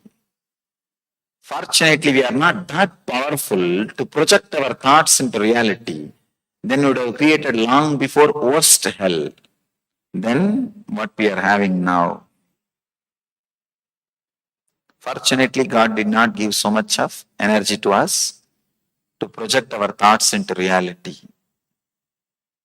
If sometime your thoughts have become reality, if you are seeing your dream or thoughts becoming reality, do not use that power. Try to divert that energy into your consciousness, means thoughtless state. Can we practice different types of yogas? According to me, surely authentic yoga methods do not contradict each other. They only complement each other. So you can practice different yoga methods. Only thing, do not mix and make masala and create your own technique. Practice it independently. 20 minutes means finish that. Then go to the next. Then go to the next.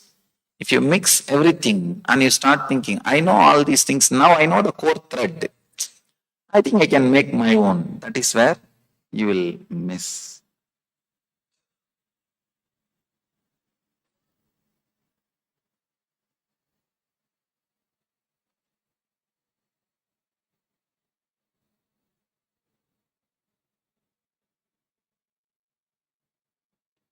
Somebody is asking a personal question about their sickness after the meditation. You can come here for the darshan. That time you can ask me. Maybe I'll be able to heal or help or answer whatever I can. I'll surely try to do. You said karma means unfulfillment of desires and experiences. But if we suffer from poverty, illness, our saint elders says, it is because of karma. Swamiji, please answer, will any soul or being willing to experience poverty or illness, is this become an unfulfilled desire? Please clarify. First thing, I wanted you to be very clear. If somebody is in poverty, they consciously chose it. Please understand, even if it hurts you, I have to tell the truth. That is why I am telling. Let me give you one small incident.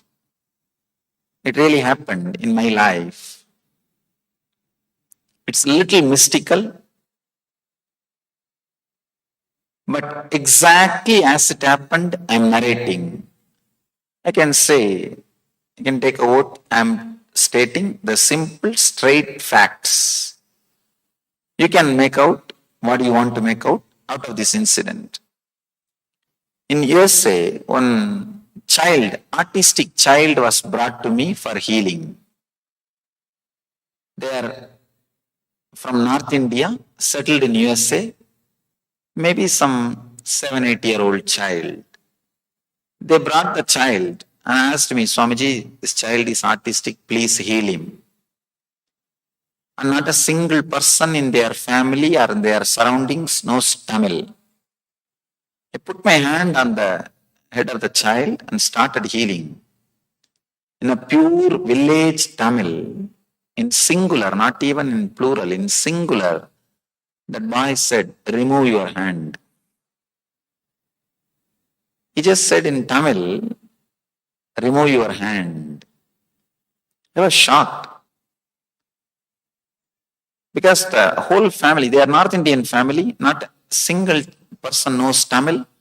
And they said, no way this child can even hear a Tamil word. Because none of us speak and none of us know Tamil. He is growing with us. I thought maybe some spirit or ghost has possessed him. I asked him, who is speaking? He said, I am the owner of this body speaking. Don't you understand? In Tamil, he started speaking. I asked him, why are you asking me to remove my hand? I am healing you. He said, I don't want to be healed. It's not your business. Just get out. I was shocked. He said, I do not want to take the responsibility of my life, going through the regular routine. I just wanted a life, comfortable life, somebody taking care of me. That's why I took this kind of a body and mind. I was shocked. I told, that is okay. Your freedom. But your parents are such nice people. Why are you torturing them? Why did you took birth? They are such nice people. He said, I took birth because they are nice people. They will take care of me. They will not put me in the hospitals or asylums or somewhere else. They will take care of me. That's why I took birth in their family. This incident gave me a very big opening or clarity. Every soul, consciously or unconsciously, knowingly or unknowingly, chooses its place, birth, and the lifestyle. That is what we call prarabdha. When you come down, create the body, you design. For some people, it hurts. Understand? It hurts because you are not able to tolerate that you chose what you are having now. I tell you, we choose poverty sometimes because it's a big freedom. With wealth, too much of responsibility is there. It's a big bondage. So understand, start looking into yourself, why you chose what you chose. Maybe that can help you to enjoy and celebrate what you chose. Instead of constantly turning your attention and awareness towards cursing and abusing what you chose, if you start looking why you would have chosen what you would have chosen, you will see suddenly new things revealing, and you are exactly where you wanted to be. You are exactly where you wanted to be. That is ultimate truth. Whether it hurts or heals, truth is truth.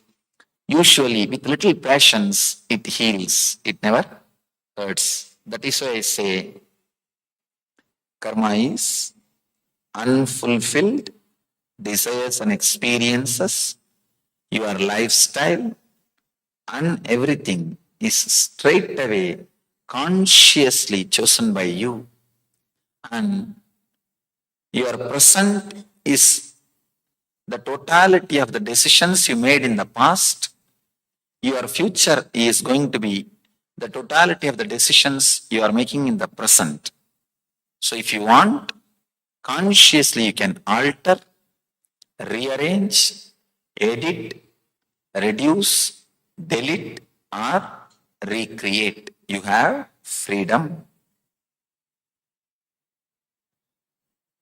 How to start meditation? At what age one should start meditation? You are in right place. You will have the answer in few minutes. We will enter into the technique. Come for tomorrow and day after tomorrow sessions too. We will be entering into the deeper and deeper levels of methods and techniques. We always dream because we are away from reality, or try to achieve dream reality.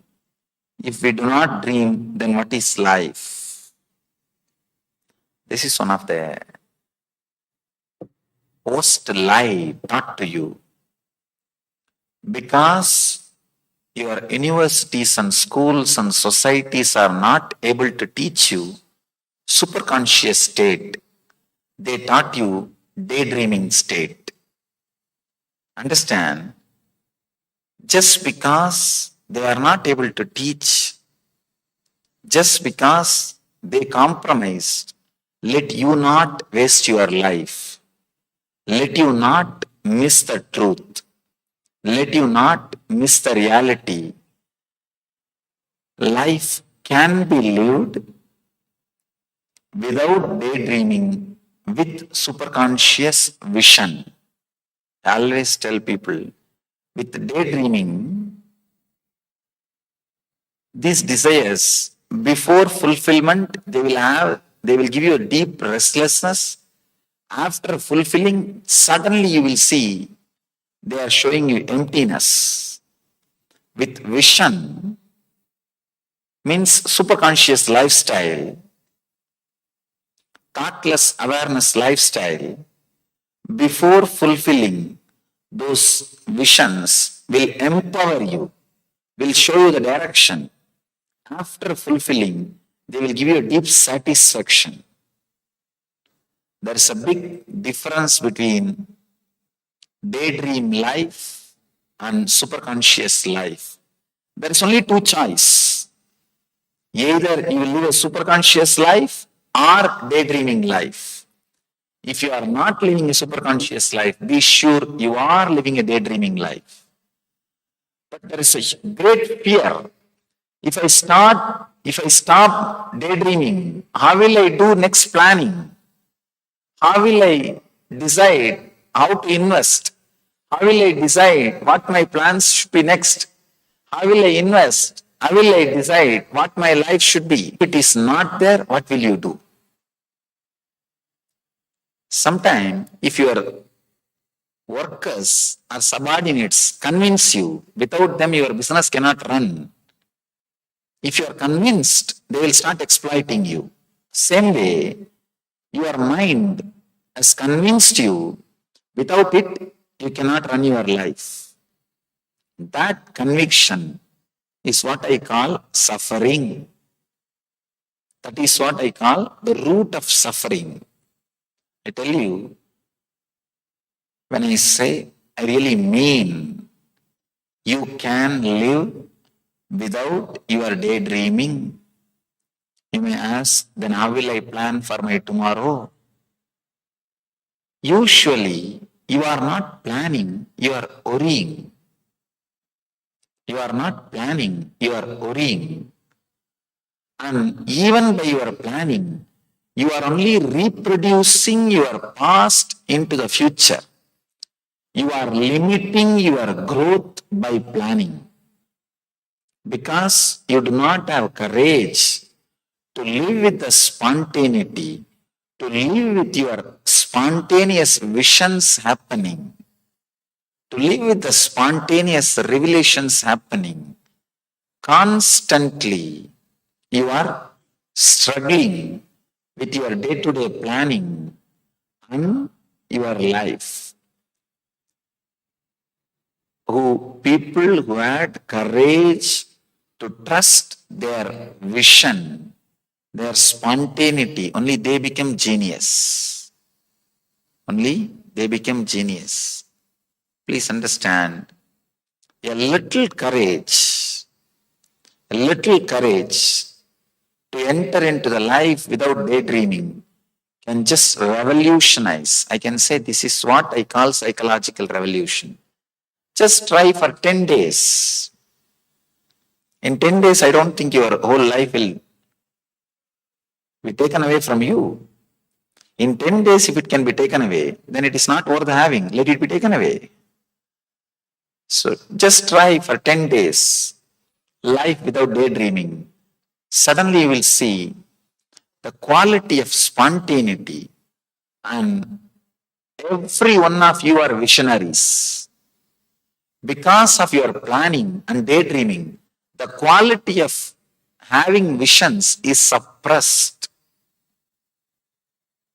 If you just remove the daydreaming, if you just remove the daydreaming and have little courage towards that quality of creating visions in you, quality of living with the spontaneity, you will see suddenly the visionary in you is awakened.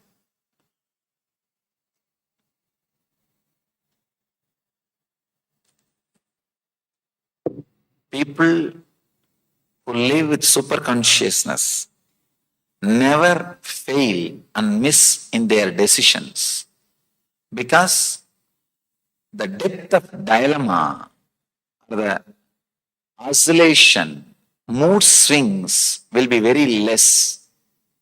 It will be very limited. When the mood swing and the depth of dilemma is limited, suddenly you will see so much of energy is saved and decision making becomes so sharp and straight. I always tell people,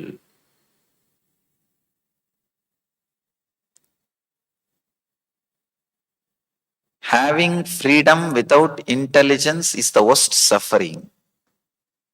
Whenever this thousands of people are living in our ashrams around the world, when they don't listen to what I say, I tell them, all right, give him freedom. That is the worst suffering. That is the worst punishment. Just by the dilemma, he will die. Just by the dilemma, he will die. Nothing else needs to be done. Without intelligence, when the freedom is given, it will lead only to suffering. Our daydreaming is also nothing but dilemma. The intelligence is not there, but the freedom is there. That is what I call daydreaming.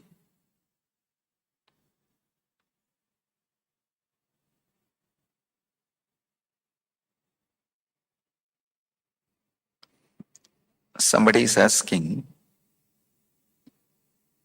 is a blissful state in one in which breathing pattern changes, it's deep and slow, and I can feel a wave of energy on the face. Is this a blissful state? I can say this is one of the symptoms of the blissful state. In the blissful state, actually the breathing pattern changes and the whole body feels the wave.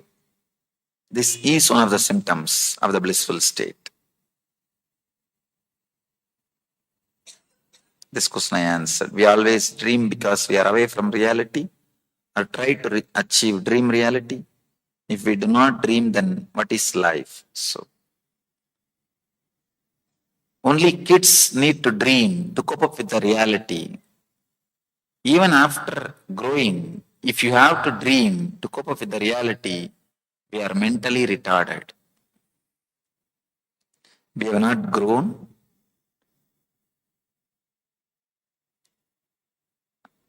After the childhood or beyond the childhood.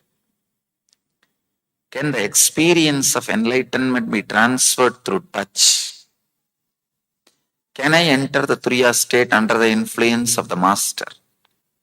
It is possible.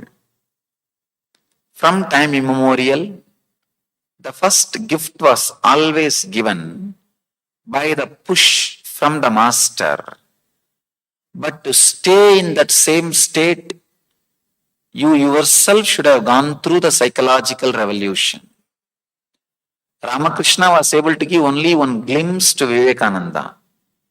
But Vivekananda has to go through the psychological revolution to retain it. So, the experience can be given, a glimpse can be given by the touch of the master. But if you need to retain it, surely you yourself need to go through that psychological revolution. Means living these great truths in reality.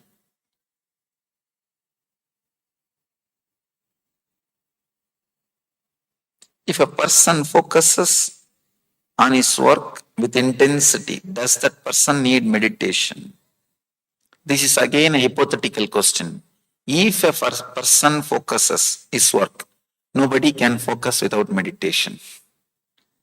So if you think, if a person focuses, actually the question with if cannot be answered.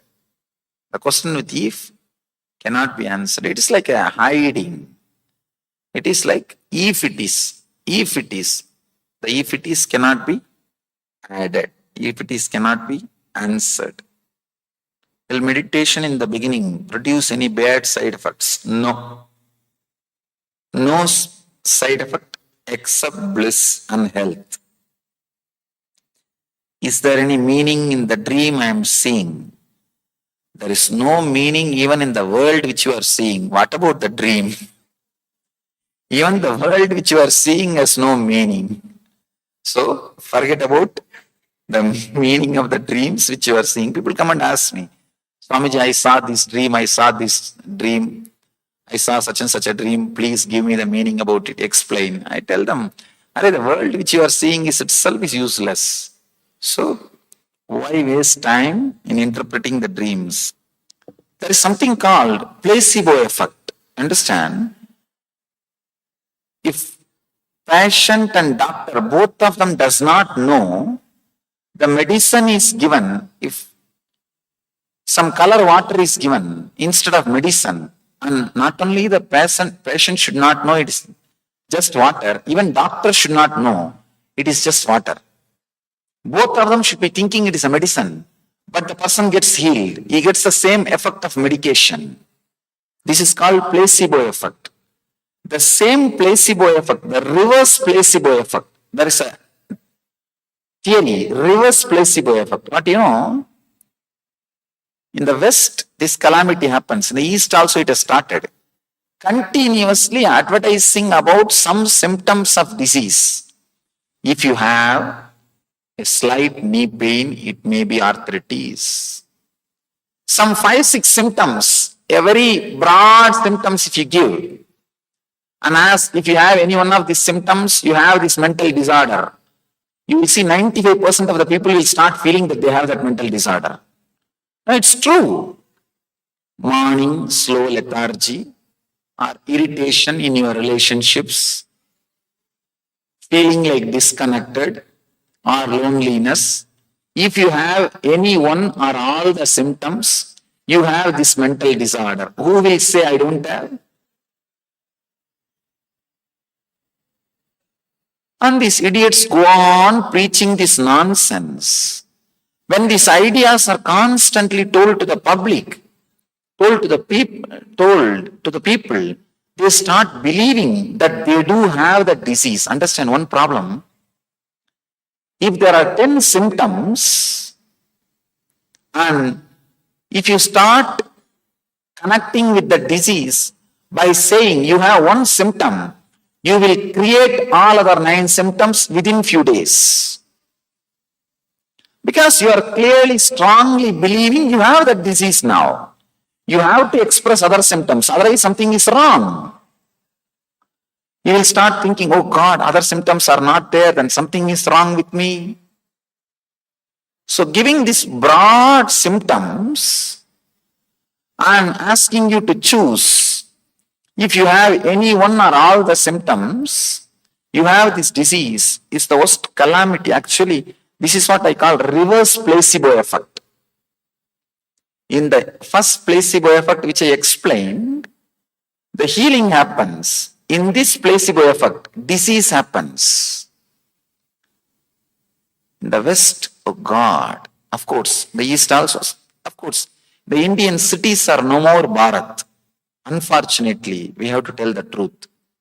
Geographically, maybe Bharat, but the great value, the great lifestyle is slowly. Anyhow, but at least if you have intelligence, stop allowing these thoughts getting into your system. Stop allowing, especially the symptoms related to mental disorder. See, every season, every once in 3 months, in the West you will see one new diagnosis. And you will see 30% of the country is suffering with the disease.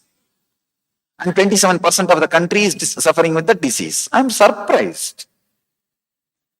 The moment you come out with some symptom, naturally what people will think, I think I have a little irritation. 2-3 times I shouted. I do have that symptom. You just connect with your activity and attitude and see if some one symptom clicks, then what happens? You start visualizing from next day all other symptoms are there in your life. And you connect every incident in your life and see. And you have now, you are very clear, now you have that disease. So I feel the very idea from which we look has to be shifted, has to be changed. All they missed is health, that's all. They missed an important idea, important truth. The healthy part of the human being they missed. Consciousness is the healthiest part of the human being. They are not interested in accepting that. Because if the moment they accept that, They give the hope to the human being they can heal themselves. They don't need the help of somebody else. Then problem starts. People come and ask me many times, why should we go to the gurus? We have become dependent on masters. At least master will liberate you at some point. Master basically trusts there is a part in you which cannot be occupied or possessed by disease. What is the fastest way to spiritual progress? Shortcut.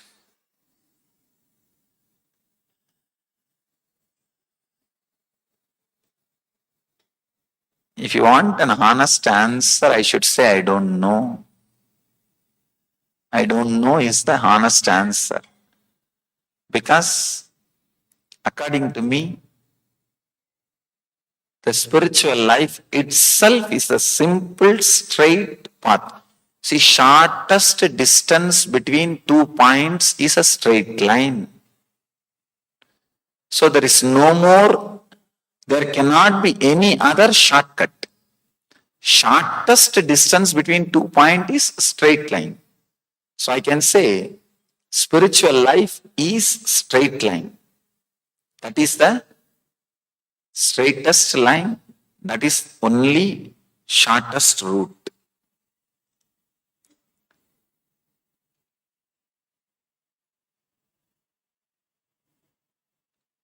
Please put some light on what is it that tells me that I had a good sleep in the night.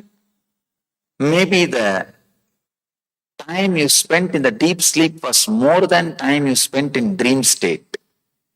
That is what you feel morning, that you had good sleep or rest.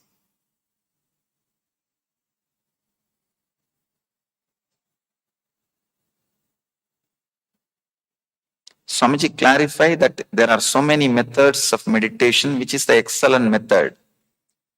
I can say I have chosen 3 methods, 3 techniques. These 3 days you will be learning. Today it will be like a preparation, introduction, entering into meditation. Tomorrow it will be deeper, cleansing. And day after tomorrow, deepest level, unclutching, means experiencing the true self. So, we'll enter into the meditation. Just these few questions I'll attend, then we'll enter into the meditation.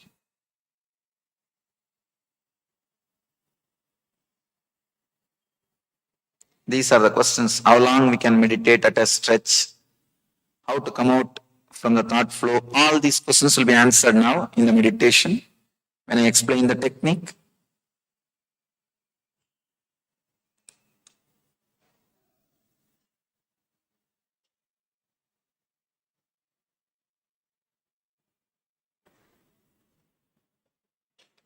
Many times dreams are considered to be the symbolizers of future happenings than what the dream is.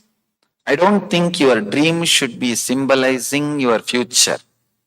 Your future is not that bad or that low that it can be predicted and planned in your dream. It should be predicted and planned in your waking state. Understand? If your future is planned and predicted in the waking state, you know where you are going. If it is predicted and planned in the dream state, understand, where are you going? Where are you heading? You don't even know where you are heading. I think it is very dangerous. Better not to be planning and predicting your future in the dream state.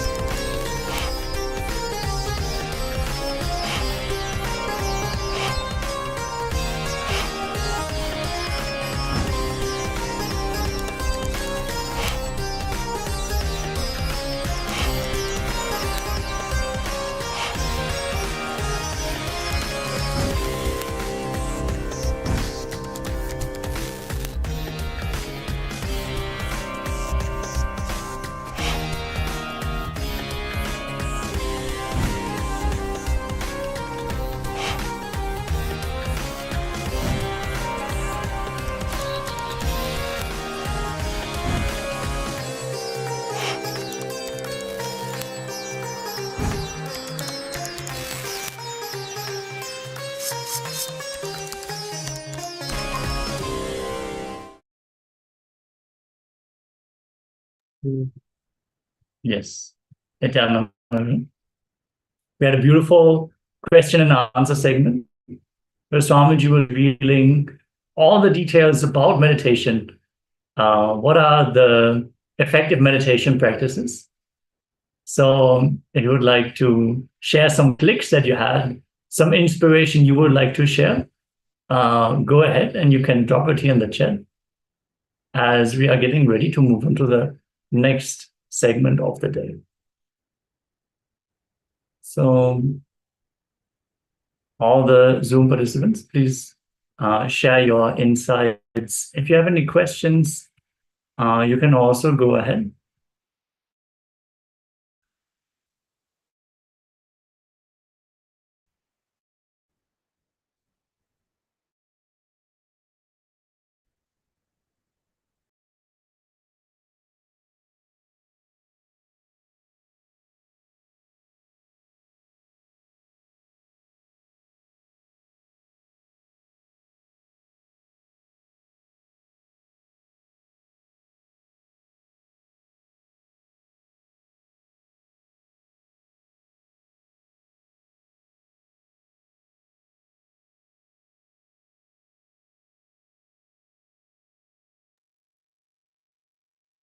Yes, so requesting participants, just take a moment and share with us. Also, if you have any questions so far from today's sessions, or perhaps from the entire program so far, please do let us know. So you can also let us know in terms of any clicks, any powerful cognitions that you've had, or perhaps anything that you're unsure of, anything that you're not quite sure how it makes sense, how it fits in the grand scheme of things, so to speak. So take a moment and share with us in the chat box. And of course, the YouTube participants can also share in the chat box, in the YouTube chat box. We encourage you to interact as well. So please take a moment to share. Actually, we would like to invite all the YouTube viewers to join us here in the Zoom room so we can have a direct interaction with all of you. We are keeping track of the chat, but it is much nicer to have the two-way interactions. We'd be happy to answer any questions you might have and welcome you as part of the session as well. Yeah, see, when it's fun interacting with people on YouTube. We're happy to do that. However, as Maharaj said, it is easier to interact on Zoom because you have that track. You know that the person is there. With YouTube, because we don't know who is there, so someone might be leaving a question and then leaving. There's that breaking in the communication. There's a break in the communication, so you don't know, have they received the message or have they not received the message? Are they going to follow up with another question and so forth? It's in the Zoom room, in the two-way, you have that track of communication, so you can build on that. You can build on the communication and build on the knowledge, build on the experience that you have. And also, there are also a number of Zoom-only programs that are available. So throughout the 21 days of the program, which are specific to Zoom participants, or two-way participants only. So you can also benefit from that as well. Yes, and also there is the aspect of entanglement. Swamiji is sharing the power of entanglement. So we are third eye awakened, initiated disciples by the Supreme Pontiff of Hinduism. So when you're sitting in the Zoom room and a question rises, naturally we will entangle with you and we will help you to solve these problems directly. So it is just a different experience overall if you're attending in the Zoom room, and I'm sure all the Zoom room participants, they would testament. Yes, it's more customized as well, and it's more intimate as well. So yes, we do recommend that everyone please join the Zoom room, the two-way for the program, for a much better experience. Now let us move on. We have Ma Nitya Guru Prashadi that is asked, or first is sharing. Yeah. First, the powerful cognition: we can live without the daydreaming state. We don't need our mind to run our life. Yes, very much so. Shri Swamiji put a lot of emphasis on how the outside world, educational institutions are actually unable to teach us the deeper states of consciousness. So basically, the only state we learn to experience is the daydreaming state. Either we are bored, sitting there in class, or even if we follow along, we don't get the higher experience. We don't get the truth, even if we learn facts. So thank you so much for sharing, Ma. And she is also asking, yes, which daily meditations are generally recommended by Swamiji, morning and evening? So Swamiji tells us beautifully that the Nithya Dhyaan meditation is the one meditation that everyone can do daily for the best result. When you first started creating the programs, would make programs, so some programs for meditation, some programs for this aspect, for that, to build the entire being. But then when people kept asking exactly the same question, what meditation can I do daily for the best benefit? That when everyone started asking, I decided it was time for it. So it was actually download the one meditation that can be done by everybody, generally by Swamiji, and it can be done anytime. So morning, evening, there's no time. and you asking this question exactly on the right day, Ma, because this is literally the topic of Paramashivoham Level 1 today, Nithya Dhyaan meditation. Nithya naturally meaning, means daily also. So, for example, Nithya Puja is eternal puja, but it means the habit of doing puja daily. So Nithya Dhyaan is the eternal meditation. It is the meditation that makes you experience eternity, but it is also the meditation that you can practice daily. So, great question, Mark. Spot on topic. Good timing. Yes. And it has a lot of wonderful benefits. So physically, mentally, emotionally, spiritually, it can directly bring you to the experience of Jivan Mukti. Practicing this meditation is not only something that you can do, it is recommended. It is the best thing that you can do. It's actually the best investment of your time doing Nithya and naturally doing puja. What Swamiji tells us, spending more time in the Bhava Samadhi. So with this, we are actually going to dive into one of the components of the Nithya Dhyaan meditation.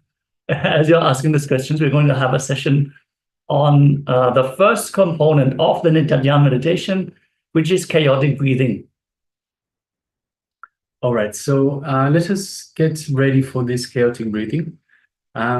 So this will awaken and raise the prana energy to its peak possibility. So this chaotic breathing. So what does chaotic breathing mean? It is basically breathing asynchronously, which means not in any rhythm. So arrhythmic. Chaotic breathing. So you might have a shallow breath, a deep breath, a quick breath, a slow breath, and just alternate between all these, so you don't have any breathing that is the same. So the idea being that we have all these patterns that have settled inside our body, related to the prana, related to the pranic body, the pranic layer. And by breathing chaotically, we don't let the patterns settle in, and we unsettle the patterns. So this way the patterns can come out. So for this chaotic breathing, for 7 minutes, we need to sit in Viraadrasana, which is sitting on your knees, with the eyes closed, hands on the hips, and breathe chaotically. So once again, chaotically, no rhythm. So nothing, no two breaths should be the same. There's no pattern to the breathing at all. So inhale and exhale deeply and chaotically. And just for the breathing itself, just focus on the breathing. Your entire being should become the breathing. So by focusing on the breathing, everything else will just melt away. There is nothing else but the breathing. You are the breathing. Yes, as Maharaj has shared, so many of our patterns are stored in the pranic layer. And actually, we have something like our default breath. So that is the expression of our patterns. And when we enter into this powerful process, we just step out of this pattern. So even our thought currents, they can only exist due to the breathing patterns that we cherish. So taking these 7 minutes, which is also a cycle, helps us to step out of these thought patterns. It energizes our entire body. It is a kind of pranayama. We don't have the breath retention. It is just breaking the pattern.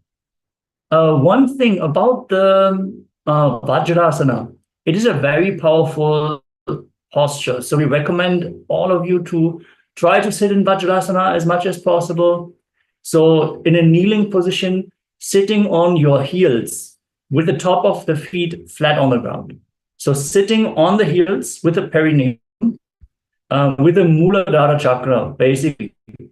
This will automatically engage the Mula Bandha. It might be a little uncomfortable initially, but that is only because we're not used to this intense energy that is awakened by this posture. It makes us sit very straight automatically. It brings a lot of awareness to the posture.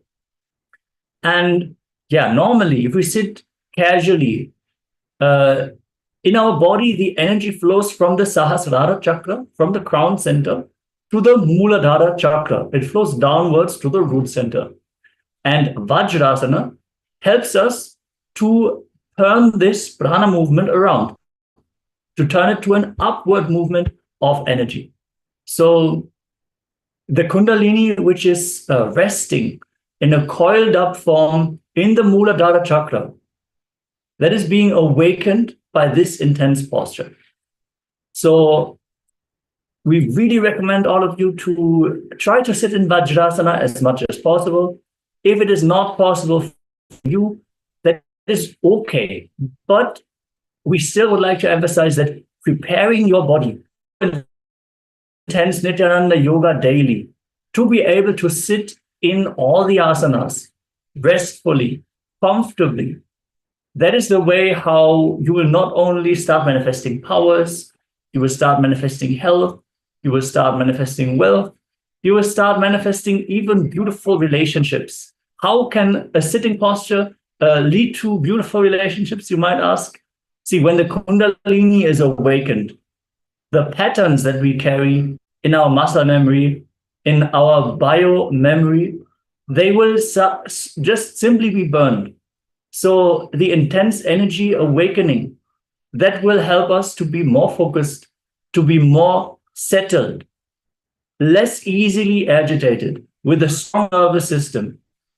So carrying the strong nervous system and the clear, long, deep breath helps us to be relaxed and calm. So any information that comes from the outside is not able to unsettle us. And that plays a big role in everything. Plays a big role in health, plays a big role in your business. Like if you bargain for a job or for a raise, you want to be calm and collected. You want to be able to react spontaneously from the peak of your energy. And if you're speaking with your spouse, with your husband, you get into an argument. You want to be calm and collected. You want to have the clear inner space to not react from the patterns. And that is something that you can achieve through yoga. So this small insertion here of Nityananda Yoga, we recommend all of you to do it every day, intensely. Then only also you can sit in the recommended postures doing all the processes here, and you can yield the maximum benefit from this program also. So Swamiji emphasizes even 11 minutes every day. If you just do 11 minutes intense Nityananda Yoga, your lifespan will definitely increase.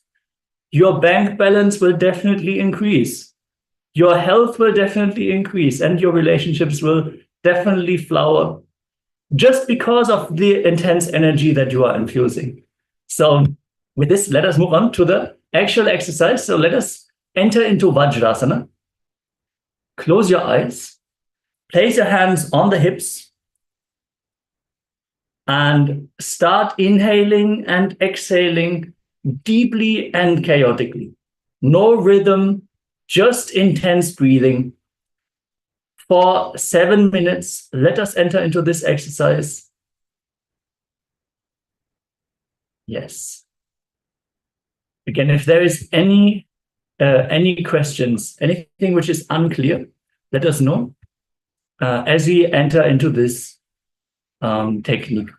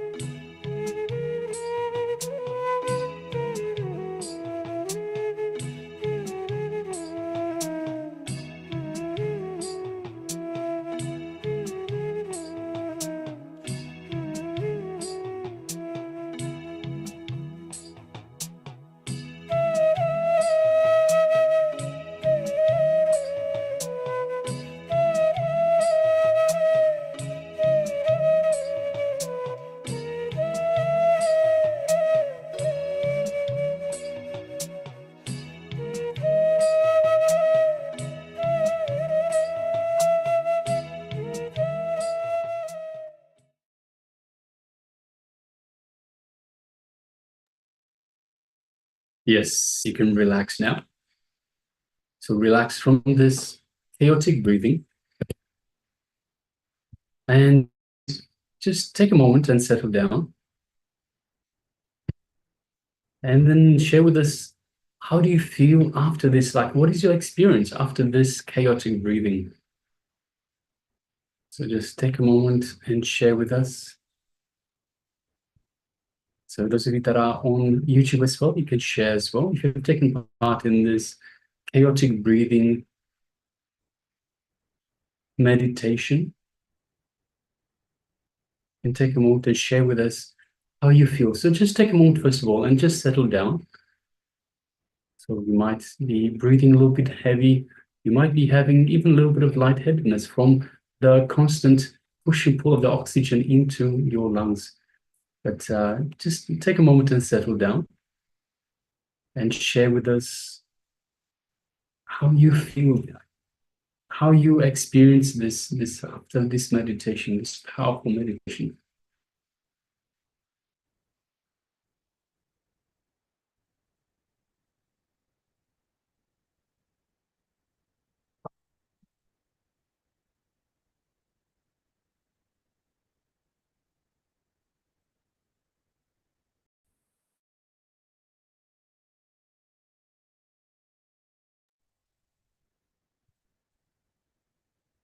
Yes, inviting also all the YouTube viewers to share your experience of this very first step of the Nithya Dhyaan meditation, the powerful chaotic breathing.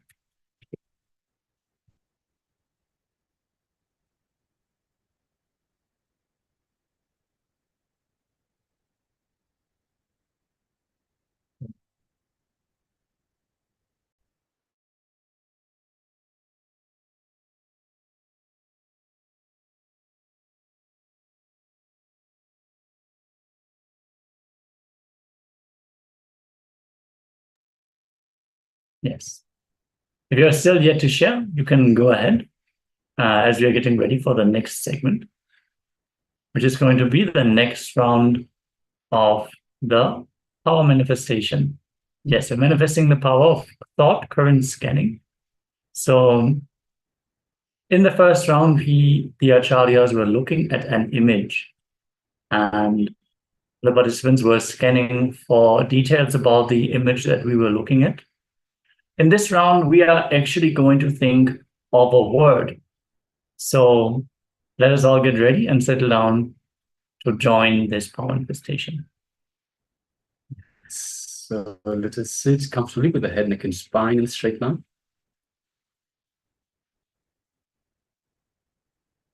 You can close your eyes, so if you keep, or you can keep the eyes open. It is up to you. We just generally find it is easier with the eyes closed because there are less things to distract you. So with your eyes opened, perhaps there's wind blowing, there's the drapes moving, perhaps there's light flickering, maybe even someone moving through the house. Hopefully, not someone that you don't expect, but there will be some distractions, so visual distractions. So it's always easier to have the eyes closed because we remove those distractions of a visual nature. So let us keep the eyes closed, sit comfortably with the head, neck, and spine in a straight line. And let us bring our awareness to our Ananda Gandha, which is our inner space, just below the heart center. And as we bring our awareness to the Ananda Gandha, let us visualize Swamiji in our Ananda Gandha, our inner space.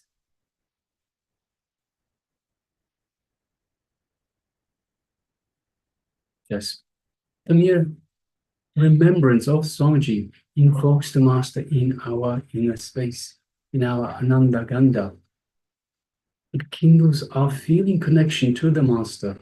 So let us bring our awareness to this connection, this feeling connection we have to Swamiji, the Supreme Pontiff of Hinduism, living avatar, an incarnation of Paramashiva himself, the ultimate superconsciousness.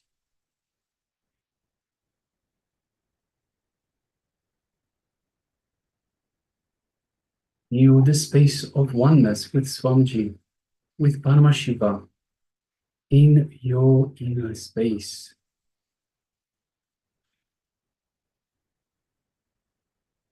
It's through this feeling connection that we have access to these superconscious powers of the third eye.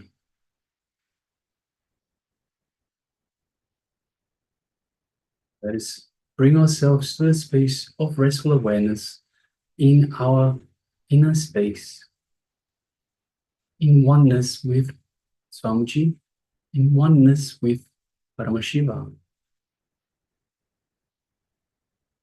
Just take a moment and feel that space of oneness. Feel all of Swamiji's love, compassion, and infinite grace just showering upon you from your inner space.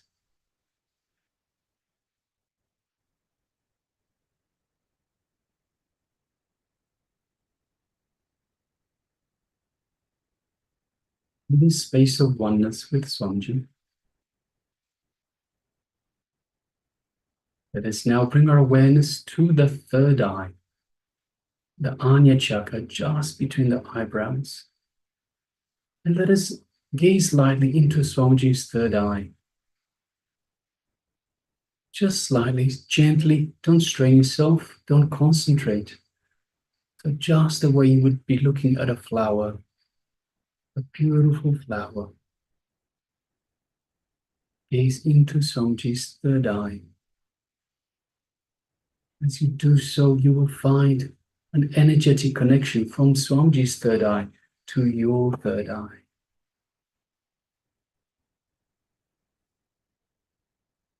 You will feel a light buzz, a light buildup of energy in your third eye, as Swamiji is awakening and energizing your third eye. So just take a moment and feel all of that in your third eye.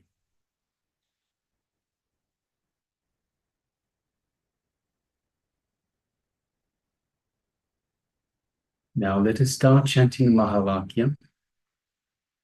Om Nithyananda Paramashivoham.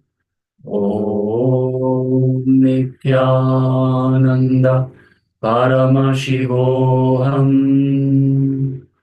Om Nithyananda Paramashivoham. Let's continue chanting this Mahavakya.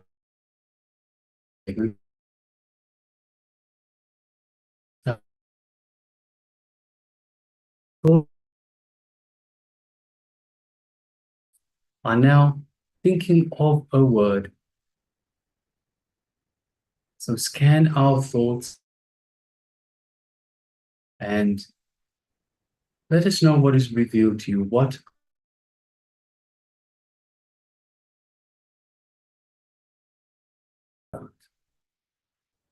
so let's go ahead.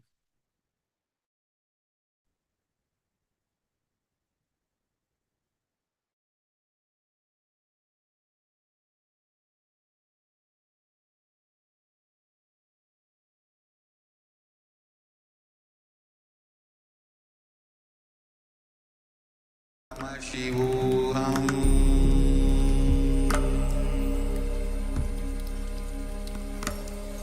Om Nithyananda Paramashivoham.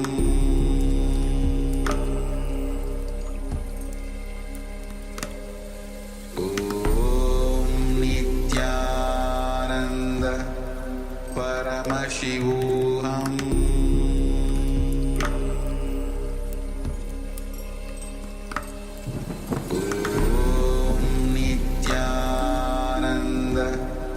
Paramashivoham.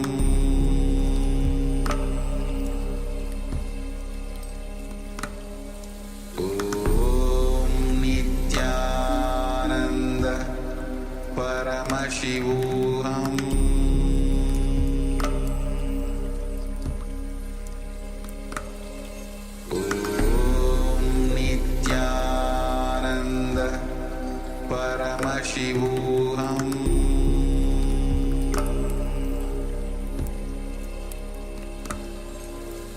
Om Nithyananda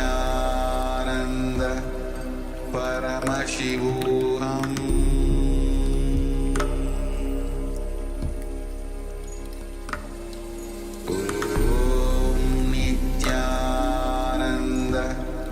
Paramashivoham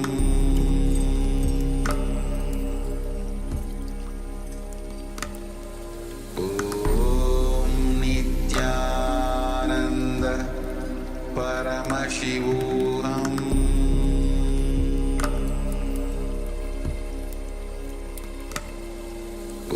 Om Nithyananda Paramashivoham Paramashivoham Om Nithyananda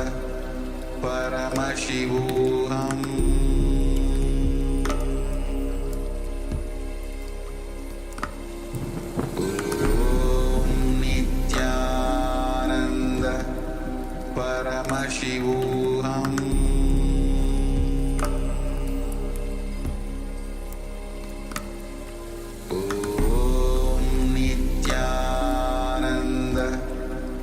Paramashivoham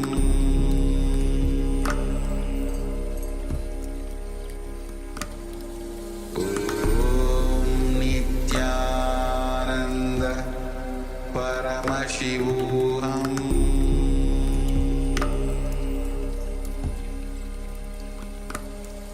Om Nithyananda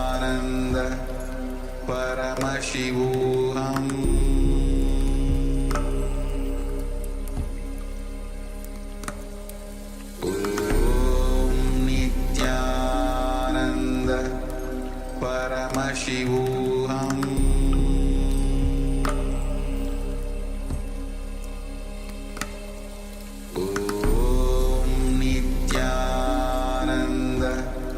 Paramashivoham Om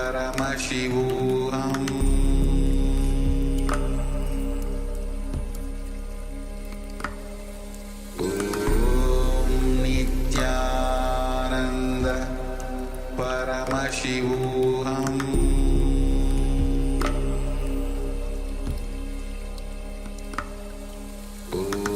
Om Nithyananda Paramashivoham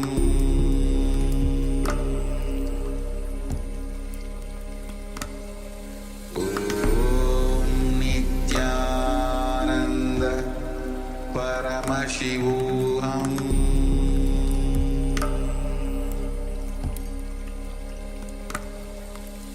Om Nithyananda Paramashivoham Om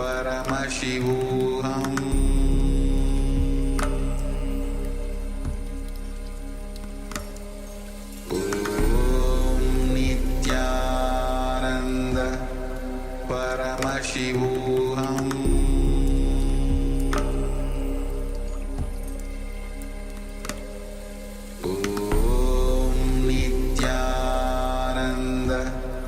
Paramashivoham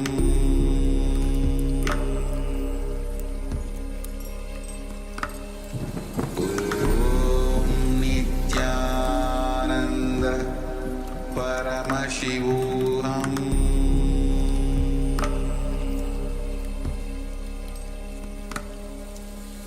Om Nithyananda Paramashivoham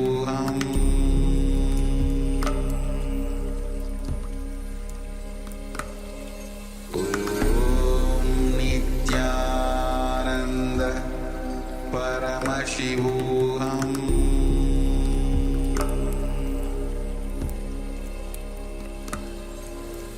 Om Nithyananda Paramashivoham